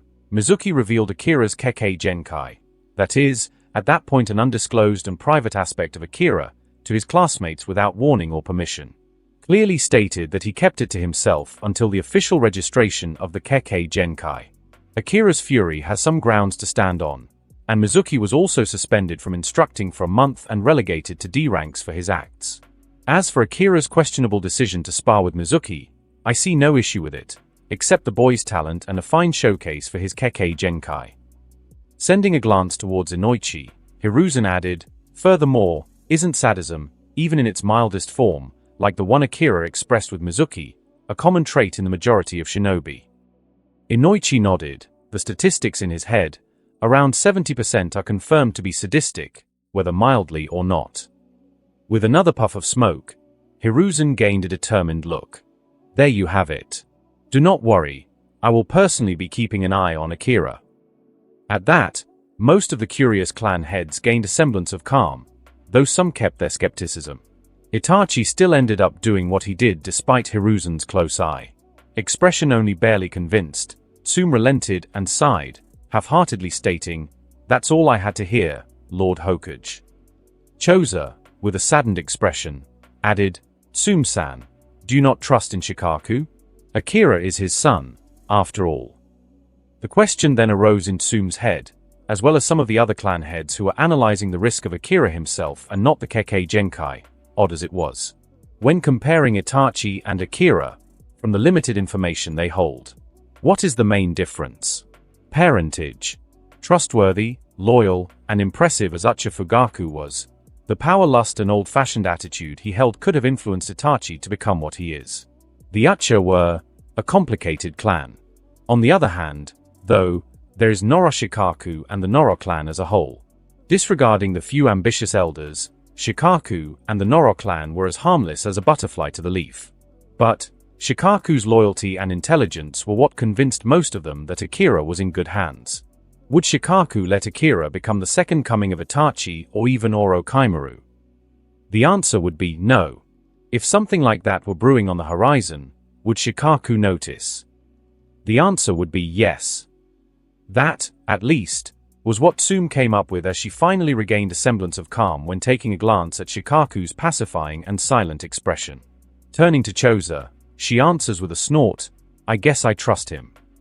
Aburame Shibi chimed in with a stoic and apathetic tone, "I believe it is fine." "Why?" Because the leaf was built on the shoulders of prodigies and geniuses, like Lord Forth. We should not act towards them with prejudice due to a minority of bad examples. Instead, nurture them properly. I believe Shikaku is capable of that. At that, he earned a grateful smile and nod from Shikaku. Along with a dismissive snort, Tsume said, "You would compare Minato with Shikaku's pup." On that note, the meeting had concluded. The official announcement marked the revelation of the first wielder of the Eight Shadows Kekkei Genkai, Noro Akira, a name soon to be in casual conversations around the village. Or perhaps beyond. 2 years later, a familiar and spacious underground area, filled with training dummies, tables with chakra papers, and most notably as of late, large gaping holes in the interior walls of the man-made cavern. Noticeable burnt and charred walls and rocks. A normally silent and peaceful place that was only disturbed by the sounds of something heavy hitting the stony floor. There stood a 12-year-old boy, 5 feet 1 inch in height, with spiky brown, almost black hair, eyes a dazzling dark green, and clothes as dark as the night. His expression radiated pure boredom, as he was currently taking out bricks from the shadows, dropping them on the ground nonchalantly. Who may this boy be? Well, none other than our dearest protagonist, Akira POV. Truth be told, this much is really necessary. I have to be at my best. I can't be holding back against that ox. That's right, I'm fighting Piercing Ox. Though not to tame him, hopefully. Not yet, at least, I'll get to that soon. Piercing Ox has proved to be the easiest of all Shikigami I've faced thus far. Though, paradoxically, he's also the most dangerous. According to Makoto and Eiichi, his strength would make most jonin sweat. Speed is also nothing to scoff at, really. I barely am able to dive into the shadows at the first charge, and that speed and strength increase the longer he charges. To translate the actual scale of his power, though, if current me gets hit by him even a second into his charge, I'm crippled for the remainder of my life. More than a second? I explode in a gory mess as he charges straight through. Not planning on testing out any of those outcomes anyway. Why is he the easiest when he's that dangerous? Well, it's because he can really only charge in a single line. Once I dodge his initial charge at me and then move aside from his charge line, as I term it, he's literally helpless. He can't do anything. Dodging his initial charge is also relatively easy. The options are endless. Dive into the shadows. Substitution jutsu. And if I were faster, even genjutsu. Now, because he was so simple to deal with, I have decided to delegate the poor ox to the prestigious position of 10 Shadows Exorcism Ritual Experimentation Shikigami. Name change pending. All these tests are for the sake of increasing my chances of not being run over by Mahoraga when I decide to tame him. Which isn't looking to be anytime soon. But, baby steps. By the by, the holes in the walls are the results of a couple of test runs with Piercing Ox. Testing shadow binding, it works, but he broke out of it quite easily. Chakra capacity and/or physical strength being the deciding factor is still unconfirmed. Testing coating my arm in poison and killing him with it. Good news, it didn't work. Bad news, it didn't work, and the time until the antidote worked on me was agonizing, to put it mildly. Also, shoving my arm covered in poison in a charging ox's mouth wasn't one of my brightest ideas. Broke my arm as well. Testing blowing him up with hand-drawn explosive tags. Even if I was the one to draw the seal myself, it seems it still didn't validate the ritual. What these have confirmed, once again, is that the exorcism rituals are extremely rigid. The last piece of information I had managed to gauge in regard to the exorcism rituals is how it selects the participants. The range seems to be around 100 feet from where the Shikigami initially forms, at least in Piercing Ox's case. This range may be different, but it's a good baseline nonetheless. Secondly, through the usage of clones, Eiichi helped me test what happens when a clone, instead of the original, is also participating in the ritual. The answer is quite interesting. Once the clone disappears or is destroyed, Piercing Ox locks onto the original. The conclusion? Not concrete, but our running theory is that the exorcism ritual Shikigami registers the participant's unique chakra source signature, concentrated in the heart, and does not stop in its attack until the chakra source is extinguished. Or in simple terms, when the person is dead. Since here, when you run out of chakra, you're basically dead. But that theory had a hole in it. A glaring one at that. When I dive into the shadows, my chakra signature disappears completely. And yet the rituals never come to an abrupt end. Now do they? There are two theories on the matter. The first one is that there exists an intelligence factor from the side of the Shikigami. Just because my chakra disappeared, does not mean I have died in the Shikigami's mind. Thus, the ritual carries on. The problem with this is assuming the decision and power over deciding when the ritual is over is in the hands of the Shikigami themselves. This doesn't really make sense since the ritual seems to be structured in a manner in which both I and the Shikigami are in an equal position. And I definitely lack the desired ability to end a ritual whenever I feel like it. Thus, it's a theory that I am less inclined to believe in. Then there's the second theory. The more logical yet unbelievable one, but I'm lacking in more data to form anything else. The exorcism ritual itself is intelligent and may judge who or what has perished. Perhaps an invisible link that I cannot detect forms between me and the Shikigami, ending the ritual upon one of our confirmed demises. A link is not created out of chakra or is created out of it, but has managed to elude the absolute detection Nock and Mir allegedly have. Or, there is an outside force that judges a ritual and decides its outcome according to a rigid system it depends on. A minute of monotonous taking out bricks from my shadow storage and monologuing passed as I managed to isolate the sounds of footsteps, indicating the late arrival of my desired guest. Does Eiichi even clean this place up? Look at the mess you've made. A grumbling and exhausted feminine tone of voice is heard as I turn to greet Yukiko. Usual spiky black hair iconic in Noro, with a surprisingly unnoticeable amount of wrinkles, and brown eyes with eye bags the size of a walnut. A modest figure covered by a lab coat and deep pockets. A woman in her late 40s who has the looks of a 30-year-old woman. This woman who has been placing great effort in her looks but not her sleep schedule is none other than the youngest of the clan elders. Noro Yukiko, the chief of medicine and research in our clan. A prodigy and genius in her field and a great contributor to medicine, second only to Senju Tsunade in her field. Also, the most beloved amongst our allied clans, especially the Akimichi. Eiichi is not included, as he is only beloved by old bats like him. Anywho. I shot her a look. You just got here, late, may I add, and you're already complaining. I shook my head. Just hand over the goods so I can start. I gestured with a grabbing motion towards her. She hummed as she approached, presenting me with a colorful pill she took out of her pocket. Noticing the non-standard color, I had to ask for my own safety. This is the chakra enhancement pill, right? You're not planning on poisoning me or something? She snorted. As if. I have better things to do than to poison our upstart. This is a pill that increases the strength of jutsu by roughly 15%. It has been thoroughly tested and not yet placed in the shinobi market, a significant leap from our 5% pill. Whoa, that is a substantial improvement. That'll bring in a lot of Ryo for the Noro. I won't delve into the production value. I don't care that much. But, good work, Yukiko.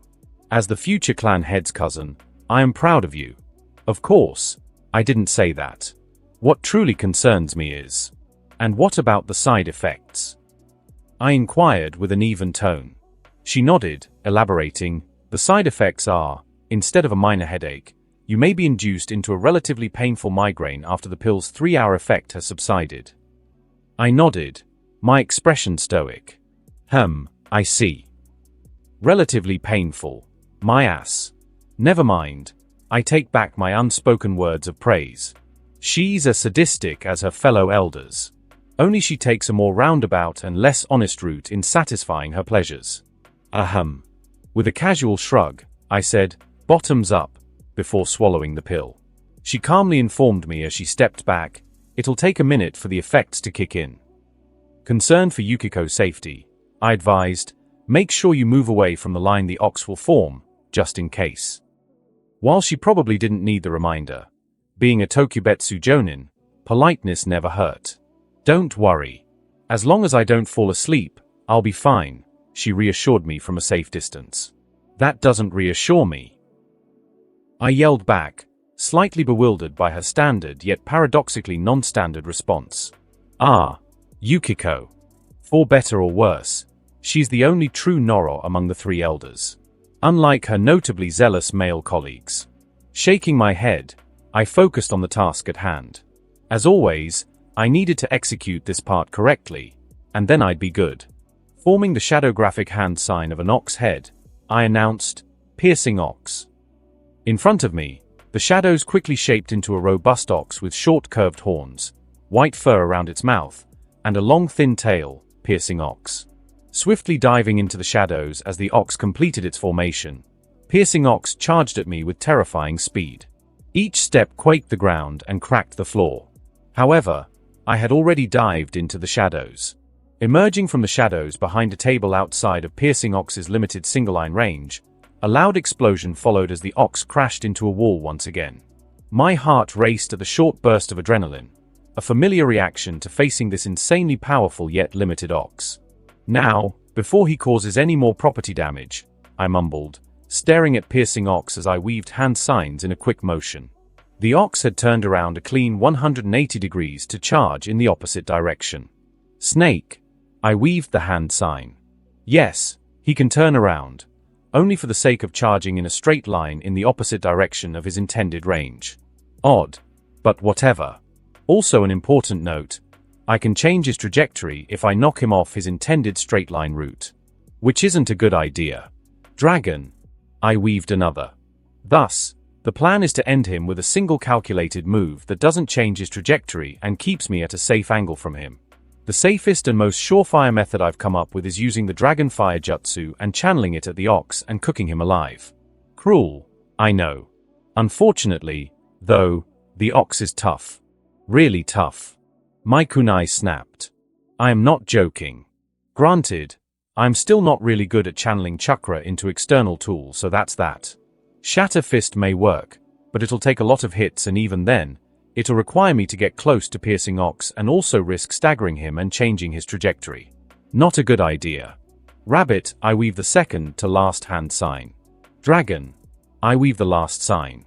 Throwing my Shikigami at it would result in the majority of them being run over except maybe Dumbo, who could tank a few and then get run over. Yes, even the leveled up Shikigami wouldn't last long with ox. He's that strong. And I sure as hell ain't risking a pointless death from my Shikigami. Jeff would stand in ox's way, that dumb toad. Though I have tried to use new, and it takes too long, even when she's level 2. Fire style, Dragon Fire Jutsu.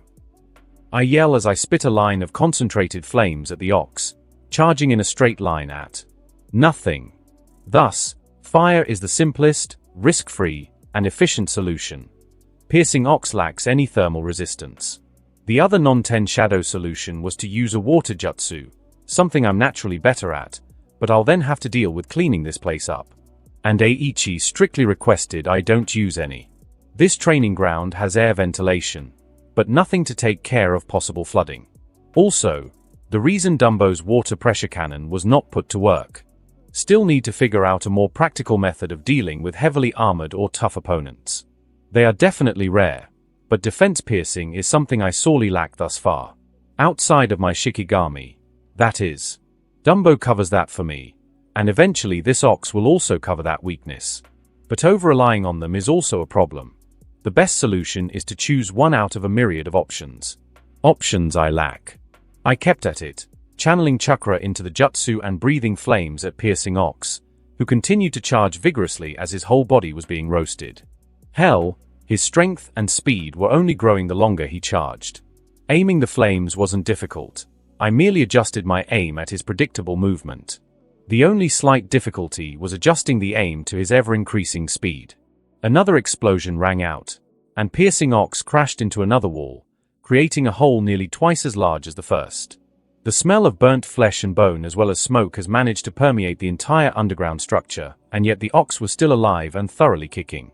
Ridiculous. I tell you, from the corner of my eye, I could even see Yukiko's surprised expression at the tenacity of the ox. Gradually, as my chakra dwindled by a mere 9% and the searing heat enveloped me, the ox yielded to the flames. Its bones began liquefying and crumbling, succumbing mid-charge. It dissolved into a fusion of flames and shadows, meeting its demise in the fiery aftermath. That ox is one hardcore bastard. Hem. I hummed as I felt Piercing Ox's shadows move towards me. I have tamed Piercing Ox. Ah. Okay. Conclusions. Internal buffs are valid in exorcism rituals. Good to know. Good to know. Unfortunately, I have now lost my Prime 10 Shadows lab rat. Well, not unexpected. This would have eventually happened in one experiment or another, but I guess this is perfect timing by now. So, what's the result? Yukiko's voice broke me out of my thoughts as she approached. I responded neutrally. I tamed him. It seems pills and any other boosts to myself are valid in a ritual. Fascinating. That leaves only one shadow creature left, correct? She asked with a mix of curiosity and exhaustion. She looks like she'll fall any second now. Yes. The tiger. I have no idea how powerful that one is, but I assume it's the strongest. I lie with the skills ingrained into me throughout my years of education and experience. She nodded silently, her expression unreadable as perhaps she contemplated the implications of something stronger than Piercing Ox. Little did she know. Changing the topic and finally expressing the respectable tone of an adult. So, Akira. Excited about officially becoming a genin tomorrow. With a neutral hum, I respond, I guess I am. I can finally take part in missions and get a Jonin sensei. I then added, though, not to change the topic or anything, was watching this really all you came here for? I know how busy you are. You could have had someone report back to you the results of this. She nodded her head with a smile. I can't be the only elder of the Noro to have not seen the fabled exorcism rituals. Now can I? This was an opportune moment to see it in action. You going out so far just to ask a rare favor out of me? Yeah, I had to find her up in the mountains of Konoha, in our clan's secret research facility. Yes, we have a few mountains in Konoha, at least the outer border of it, more aptly called outside the walls for dummies. It was a nice little detour, all things considered. My unique position in the clan allows me leverage over a large majority of our little secrets. I gave her a look. Oddly competitive and extremely petty for the clan standard Noro that you are. She gestured for me to follow her. HMH, do you know how hard I had to work to get to the position I am in today? Also, let's get out of here. The smell is getting on my nerves. No, I have to clean this place up. Since graduations are coming up, Eiichi asked to return this place to pitch-perfect condition. With a shrug of her shoulders, she waved me goodbye as she walked away. Suit yourself. Thanks for the show, Akira. Thanks for the pill, Yukiko. I yelled out to her distancing figure. With her having left, I am left to clean up this mess that has managed to build up through hundreds of various exercises, training sessions, and experiments.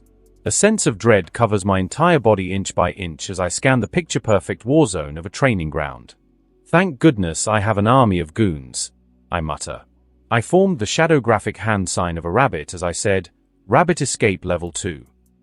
It was around 3 hours later, on the way home, that I collapsed from a severe migraine, cursing Yukiko's name and legacy. D-damned useless pill wench. Leaving poor Haruki, my pocket Jonin guard, to deal with the consequences. It was the next day as we all sat in the classroom. The air was filled with a mix of anxiety and excitement. Today was graduation day. Well, at least for those capable of graduating. At that, I snuck a look at Naruto, who was looking more boisterous and motivated than ever. Must be that boost he got from painting the Hokage monument yesterday, against the suggestions of both Shikamaru and me, or the outstanding effectiveness of his sexy jutsu. Iruka stood before the classroom as he announced, for the graduation exam, you'll be performing the clone jutsu. When you are called, come to the next room. At that, expectedly, Naruto's face sunk in stark contrast to his former expression.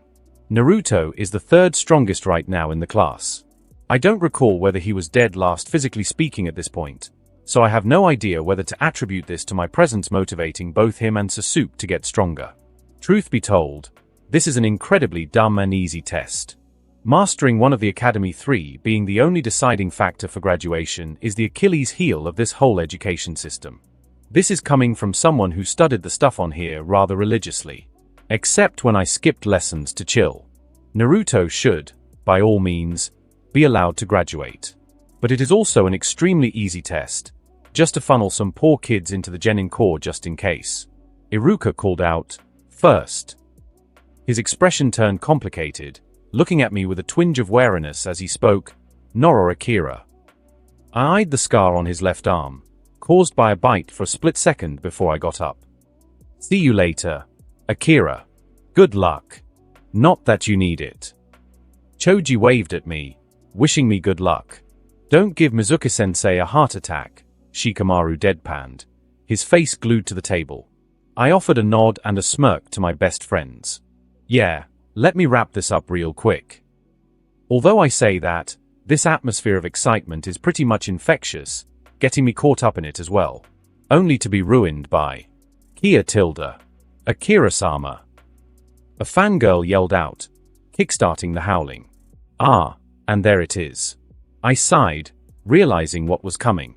Making my way towards the room where Mizuki-sensei and Iruka will be grading me, the uproarious cheers of my name from my existent fangirls already managed to give me a headache.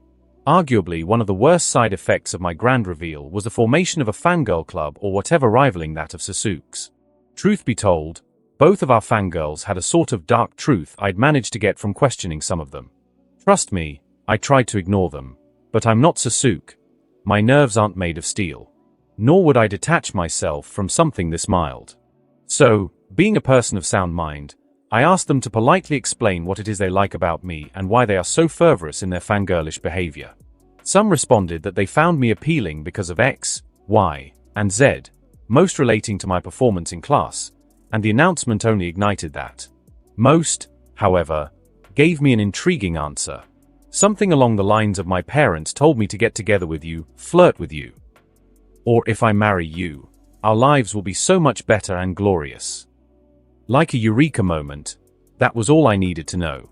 Securing a better future by becoming the bride or, more likely, lover of a prodigy that wields a brand new Kekkei Genkai in the strongest shinobi village in the world? For something so sly, they were pretty obvious in hindsight. At that, I politely requested them to, of course, stop it, as it made me uncomfortable. No dice. So here we are, patiently tolerating, and going back to the Sasuke method of grunting and ignoring. Man has it down to a form of art. I'd love to replicate his form of stoicism, that isn't fueled by revenge. I arrive beside Iruka, who silently gestures for me to follow him as we head into the room, the cheers finally dying down and reducing in volume as I heave a sigh of relief. Entering the room, a table with a whole array of forehead protectors with a leaf symbol, with Mizuki sitting behind said table, barely hiding his glare at me. I stood in front of the table as Iruka sat beside Mizuki, gesturing for me to quickly get on with it. Proceed. Ram Tiger skipping a hand sign for the jutsu. I say, clone jutsu. An inconsequential dip in my chakralator and a smokescreen formed to reveal 3 clones of myself. Truth be told, as much as Mizuki doesn't like me, and Iruka is rather awkward with me, even if I were to piss my pants and shit on the floor, they would have to let me graduate. And they know it. So, I'm not worried about any dirty play, at least not from Mizuki. With a stoic expression, Iruka gestured for me to come forward. Noro Akira, pass. Going forward, I stood before Iruka as he handed me the forehead protector and, with an awkward smile, genuinely said, "Congratulations on officially becoming a genin of the leaf, Akira." Silently taking it and wearing it on my forehead, I nodded and flashed him a short smirk. "Thanks, Iruka-sensei." As I turned around to make my way outside to await the results of everyone else, Iruka called out, "Oh, and Akira. Be sure to arrive tomorrow morning in the Hokage office for the shinobi registration and shinobi card. Make sure you arrive at your best so the picture you take won't embarrass you." I yelled back, "Yeah, I know." He should mention that to Naruto, not me. As I made my way outside with this headband strapped onto my forehead. Despite the obvious result of the exam, I couldn't help but think about how much I've gone through and struggled to get to this point. 12 years of life in this shinobi world have brought me to this moment. The bonds I've managed to form. All the endless training and guidance from my mentors. The exorcism rituals. The annoying politics and meetings related to my status and all the theater I had to do here and there for my own benefit. The assassination missions and lives taken. And now, this is another major turning point in my life. Politically speaking, as I am an adult in the eyes of the village, my situation now is more delicate and irritating than ever. But also, the future events that are much closer than ever before, that may or may not have changed because of me. There is also the Jonin Sensei alongside teams officially going out on missions. Leaving the academy building, I am met with the bright sun shining on me and the cool spring air on my body. The sight of the village in front of me. I find it really hard to express whatever it is I am feeling right now. Uncertainty, excitement, anxiety, happiness, pride, maybe all of them. Haha, it's been a while since I was this sentimental. Nevertheless, I deserve to be corny at least once in a while, right? A genuine smile formed on my face as I gazed at the sun hidden behind clouds, which had risen to its peak. As I lay on the grass of the playground in front of the academy building, one by one, my classmates left the building, each with an expression as well as a look that expressed exactly how their graduation went. To those who failed, a downtrodden expression and a missing headband. Parents already have begun to arrive to pick them up. To those who passed, an expression of pure happiness and gleeful pride, headband firmly and proudly equipped. Eventually, Choji arrived beside me with the results obvious, as he wore that very same excited and innocent expression. He sat beside me, munching on fittingly termed celebration snacks.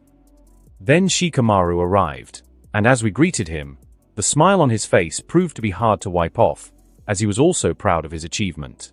Without a doubt, for those who passed, this is a sign of a genuine turning point. To the clueless, it was most certainly for the better.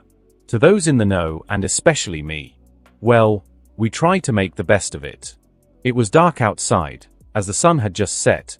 Our extended family had finished the grand celebration of my and Shikamaru's graduation and becoming genin. Basically a coming-of-age ceremony in the village for shinobi. Not exclusive to the Noro. I lay on my bed as I heard Shikamaru enter, seeing my contemplative figure. The marriage proposals. I grunted, yeah, the marriage proposals. Now that I'm genin, I have to choose, and soon. Tactfully, our guests, consisting of clan elders like Makoto and the more politically relevant Noro, hadn't even mentioned the marriages one bit, with my grace period having been officially past its expiration date as of today, letting me enjoy the most of my celebration. Only for Uncle to perhaps unintentionally ruin it by mentioning to me that he did his best and that I have a month's deadline to choose a wife out of my Noro selection. I mean, I appreciate the heads up, but you could have told me tomorrow or something. Ah. Shikamaru sat on the bed and patted me on the back sympathetically. I feel you. Akira. No, you don't. I whisper, too tired to get angry. Well, have you thought of anyone from your generous range of choices? Shikamaru teased. Knock. Mere. Any news on Naruto? I pinged at the wolves. Enter. Hokage residence. They responded. Good. Only intervene if it gets dangerous. Make sure he doesn't escape your detection range. It should be any time now. Yeah, Naruto failed, as per the script. But who knows if it will follow exactly as per the script, so I got Nock and Mir to follow and keep an eye on him. Worst comes to worst. Together with Naruto they can beat Mizuki. I summoned them at level 2 just before I came back home. Akira? Well? Who's your choice? Shikamaru poked my face. You're being a pretty big drag right about now, I emphasize. Naruto. Left. Hokage residence. Almost an entire hour passes by as Shikamaru, to my dismay, tries to force a response from me. A rather uncharacteristic exertion of energy from him, all for the sake of pissing me off. Who left because he got tired.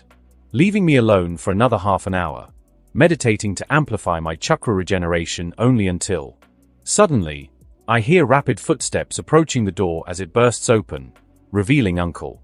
Don't ask, Akira. We need your wolves right now to find Naruto. I ask, unperturbed, why? With a stern expression, he responds, classified. I get up to a sitting position. I mean, I don't mind, but wouldn't a Hyuga, Aburame, or even Inazuka suffice? With a conflicting expression, Uncle responds, just in case, Naruto has managed to elude even the ANBU and the Hyuga we have on hand. The wolves are to confirm he isn't hiding where we checked. My eyes widened slightly at the bluntness. It's weird for you to straight up reveal to me either the incompetence of the ANBU or the genius of Naruto like that. He shook his head. It doesn't matter. Akira, stop wasting time and summon them. This is an order from the Jonin commander. Where is he? I asked Nock and Mir. Forest, with Iruka. Okay, I'm dismissing Mir. Nock, keep an eye on them and follow the orders. Good thing I practiced this. Dismissing Mir, I formed the shadowgraphic hand sign of a dog and announce, Divine Dogs. Liquid shadows move quickly to form the lone figure of Mir, whilst Nock is still a fair distance away from the duo of Iruka and Naruto. Apparently, if I focus on the connection between me and Divine Dogs, I can isolate one of them and dismiss just one of them, reducing the maintenance cost by half. The downside is I can't really summon only one of them at a time unless one is already manifested. What this means is that this trick has really few uses and is also chakra demanding, as I have to basically summon Nock and Mir twice. Yes, the single summoning of Mir here costs the exact same as if I were to summon both of them. Very inefficient. Worthy to note is that I must summon the level 2 variant, as its manifested twin is level 2 as well. One cannot be at a lower level than the other. Luckily, this trick has finally got its chance to shine. Seeing the lone figure of Mir, Uncle asks with a genuinely puzzled expression, why only one of them? You need more than one to search previously searched areas? It's pretty demanding on the chakra.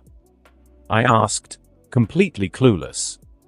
I mean, it isn't like Naruto stole a scroll carrying clearly forbidden jutsu or something. With a huff of exasperation, Uncle said, I have no time to argue. I'll take it. Order him to follow my orders. Follow his orders, Mir. Except if he asks you in any shape or form to lead him to Naruto. He may suspect something by now. Mir nodded stoically. Follow me, Mir. Uncle ordered as he ran out of the door, Mir following him and trying his best to keep up. Sorry, Uncle, of all the times. This is critically important for Naruto. I shouldn't be stopping this. As relative peace returned to my room, I returned to my meditation, only to allow it to be broken at times by Nock's reports. Mizuki, attack Naruto. Iruka, block Shuriken. Naruto, many clones. Naruto, beat Mizuki. With a short smile, I sent Nock a ping, great work. I'll see you later with your favorite snacks. Dismissing Nock, whilst Mir was still hard at work with Uncle searching the areas. All's well that ends well. Third person POV. Late into the night at the Hokage's office, Hiruzen Sarutobi wrote the final adjustments to the teams, no thanks to the hectic and late graduation of Naruto. Iruka stood before Hiruzen, waiting patiently for him to write the finishing touches. His expression was troubled at the exhausted and aged look Hiruzen wore as he apologized. His head bowed. Once again, I apologize for this entire mess, Lord Hokage. Had I been more observant, I would have noticed Mizuk's apologetic rant was stopped short by Hiruzen's hand and a puff of smoke from his pipe. Don't worry about it, Iruka. We must be glad it all turned out for the better. He gave him a genuinely warm grandfatherly smile as he handed him the papers for the adjusted teams. Iruka mirrored Hiruzen's smile as he grabbed the paper and scanned through the adjusted teams. His eyes widened at the last team as he lifted his head to meet eyes with the smug expression of Hiruzen. I thought you meant for the teams to be balanced in strength. This is most certainly not balanced, Lord Hokage. The opposite, in fact. It was Iruka's honest reaction, which broke all formality. That was the last straw for Hiruzen as he chuckled, adding, my hands were tied. This was the ideal result. What in the world is Lord Hokage thinking? Placing these three together. Iruka couldn't unglue his gaze from the last team in the paper. It was 2 days later that we finally arrived in the team appointment room. Yesterday's ninja registration, or as my classmates fittingly likened it, picture day, went by in a breeze. We got to leave early after we were done with taking our pictures. Naruto arriving in clown makeup was pretty funny. Not gonna lie. Anywho, back to reality. This is a legendary room filled with hopes, dreams, and disappointment because you have bad teammates. Arriving early and sitting beside Choji and Shikamaru, I couldn't quell the anticipation and curiosity as to who and what I was going to get, although I had my suspicions. Shikamaru, who sat to my left, had the look of a literal zombie, no thanks to me dragging him from his bed here, and was fast asleep on the table. Choji, are you excited about who's going to be your sensei? I ask with a nod. He responds, yeah. I'm glad I'll get to be in a team with Shikamaru and Aino. This is basically a no-brainer, even with my show knowledge. Aino Shikacho is a politically important team combination. There is no way the Hokage hadn't drafted it, or else he would enrage our clans for no good reason. So, truthfully, the only thing for them to anticipate is who their sensei will be. More importantly, what about you, Akira? Who do you think your teammates will be? Choji directed the same question at me, only with the uncertainty of my teammates in the mix. With a tilt of my head, I respond, having honestly thought about it, it's most likely thanks to my status, skill set, and Kekkei Genkai that I will be getting a personal jonin to tutor me, joining other teams on missions when needed. I analyzed. Whoa, that sounds boring, Choji complained. I shrugged. But that's what makes sense to me. It isn't unprecedented. There have been many times where the graduates were either uneven in number or one was so good he deserved personal attention. Never one to miss an opportunity to snark at me. Shikamaru mumbled from his sleep, hubris much. Obviously ignoring him and the newly arrived fangirls that have entered the room, I relax on my chair and observe each new arrival. I hope my sensei's a girl. One fangirl mumbled, you think we're going to be on the same team as Akira or Sasuke? Another cheered in excitement, whoa, a rare double fangirl. I thought they went extinct in the second Akira and Sasuke fangirl war. Thankfully, it seems that the stars have aligned, or that this day was a special day, that my fangirls were too occupied contemplating who their sensei was and at worst contemplated the chances of being on the same team as me. Time decided to move at rocket speed, as half an hour passed by. Kids with forehead protectors arrived in the class. Hinata, Kiba and Akamaru greeted me. Shino. We exchanged a silent nod of acknowledgement. Then arrived Sasuke, who had done the same as Shino when we met eyes, although with a little more emotion and a little more subdued fangirl squealing in the background. Then, Aino arrived in her lonesome, and as she greeted us with a smile, she decided to sit behind us. After a while, Sakura herself also arrived, looking as if she had rushed here, deciding to bug Sasuke and try to sit beside him, to Aino's disappointment. I wanted her to sit next to me. Aino whined behind us. You know how she is with Sasuke in the picture. In any other situation she'd sit next to you. Choji tried to placate the heartbroken Aino. Her head sank into the table. HRH. I know. Worthy to note, Aino broke out of her Sasuke infatuation last year when she tried to confess to him, bravely. She was a thorough pain in the ass for a month after that. The deadly sin of sloth beside me would agree. Sometime after that, as the team appointment room was nearly filled with our entire class, the blonde menace made its presence very clear upon entry. Entering. Uzumaki Naruto. Genin of the Leaf and future Hokage. Databeo. He slammed the door open, shouting his announcement. What? Didn't he fail the exam? How did the dead last even graduate? Half-assed one-liners like that echoed through the room by my more fox-hating classmates. Of course, our more Naruto-tolerant classmates had similarly surprised expressions. He must have cheated, Kiba smirked, as he announced his conclusion. Shut up, all of you. Especially you, dog breath. I won this fair and square from Iruka-sensei. I'm a badass shinobi. Naruto howled his protest as he pointed at his headband, proudly slamming a foot on a table.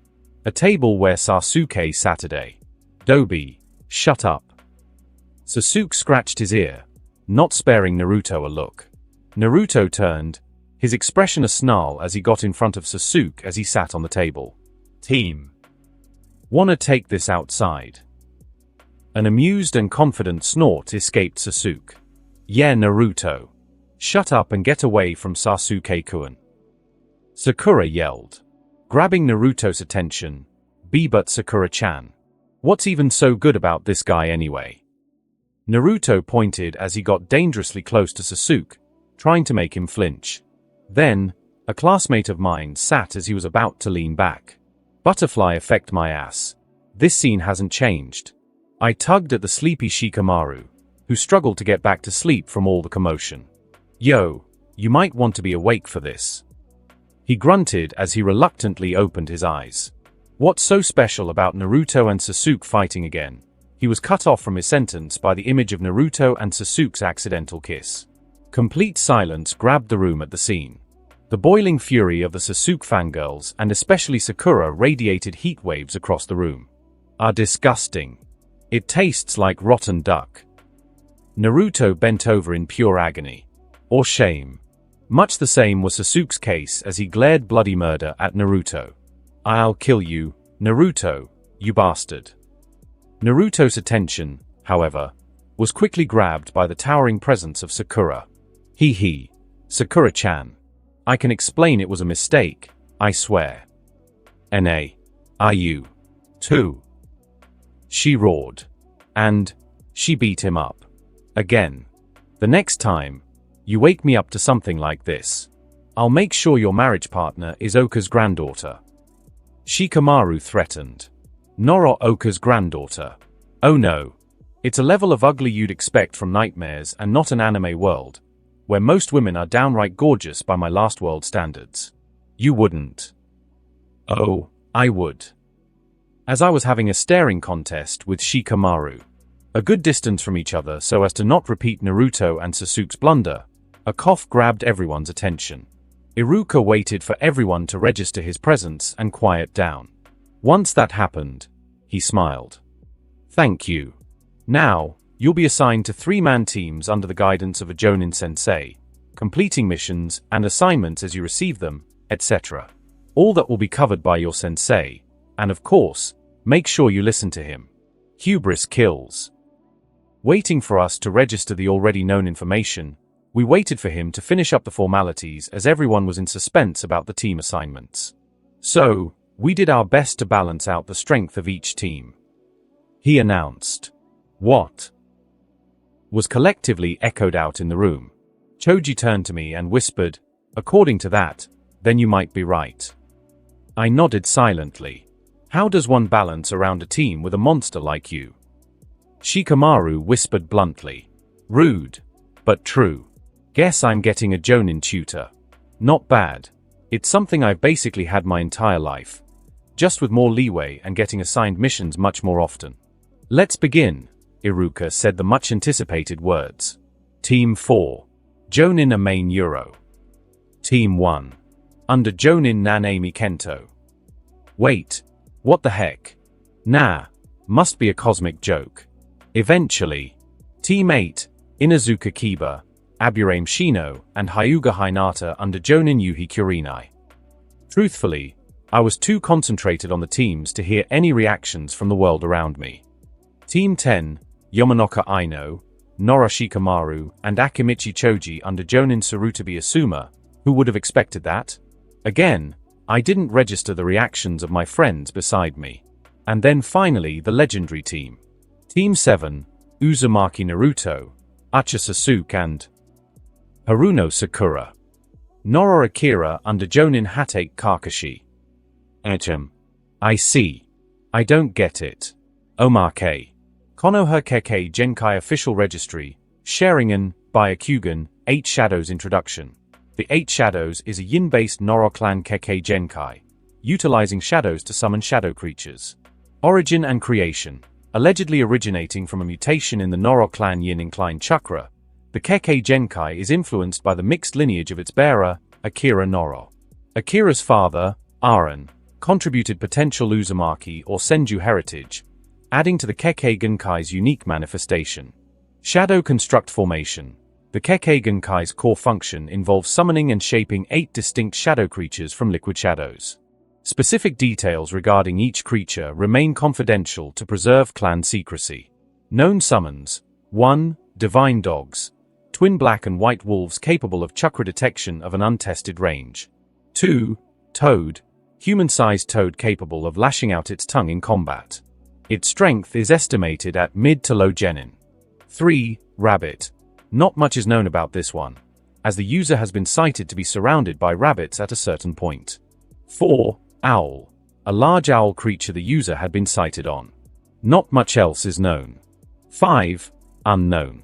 6. Unknown. 7. Unknown. 8. Unknown. Conclusion: a versatile Kekkei Genkai that has been kept hidden well by its parent clan, the Noro. This file will be updated as per the desire of the Noro clan and by publicly available data and sightings. Clearance level: B. K end. And that concludes this episode. If you enjoyed it, I'd seriously love it if you guys could leave a like on the video, as it genuinely helps out so much, and it keeps me going, plus it takes only 1 second. That said, have a wonderful day.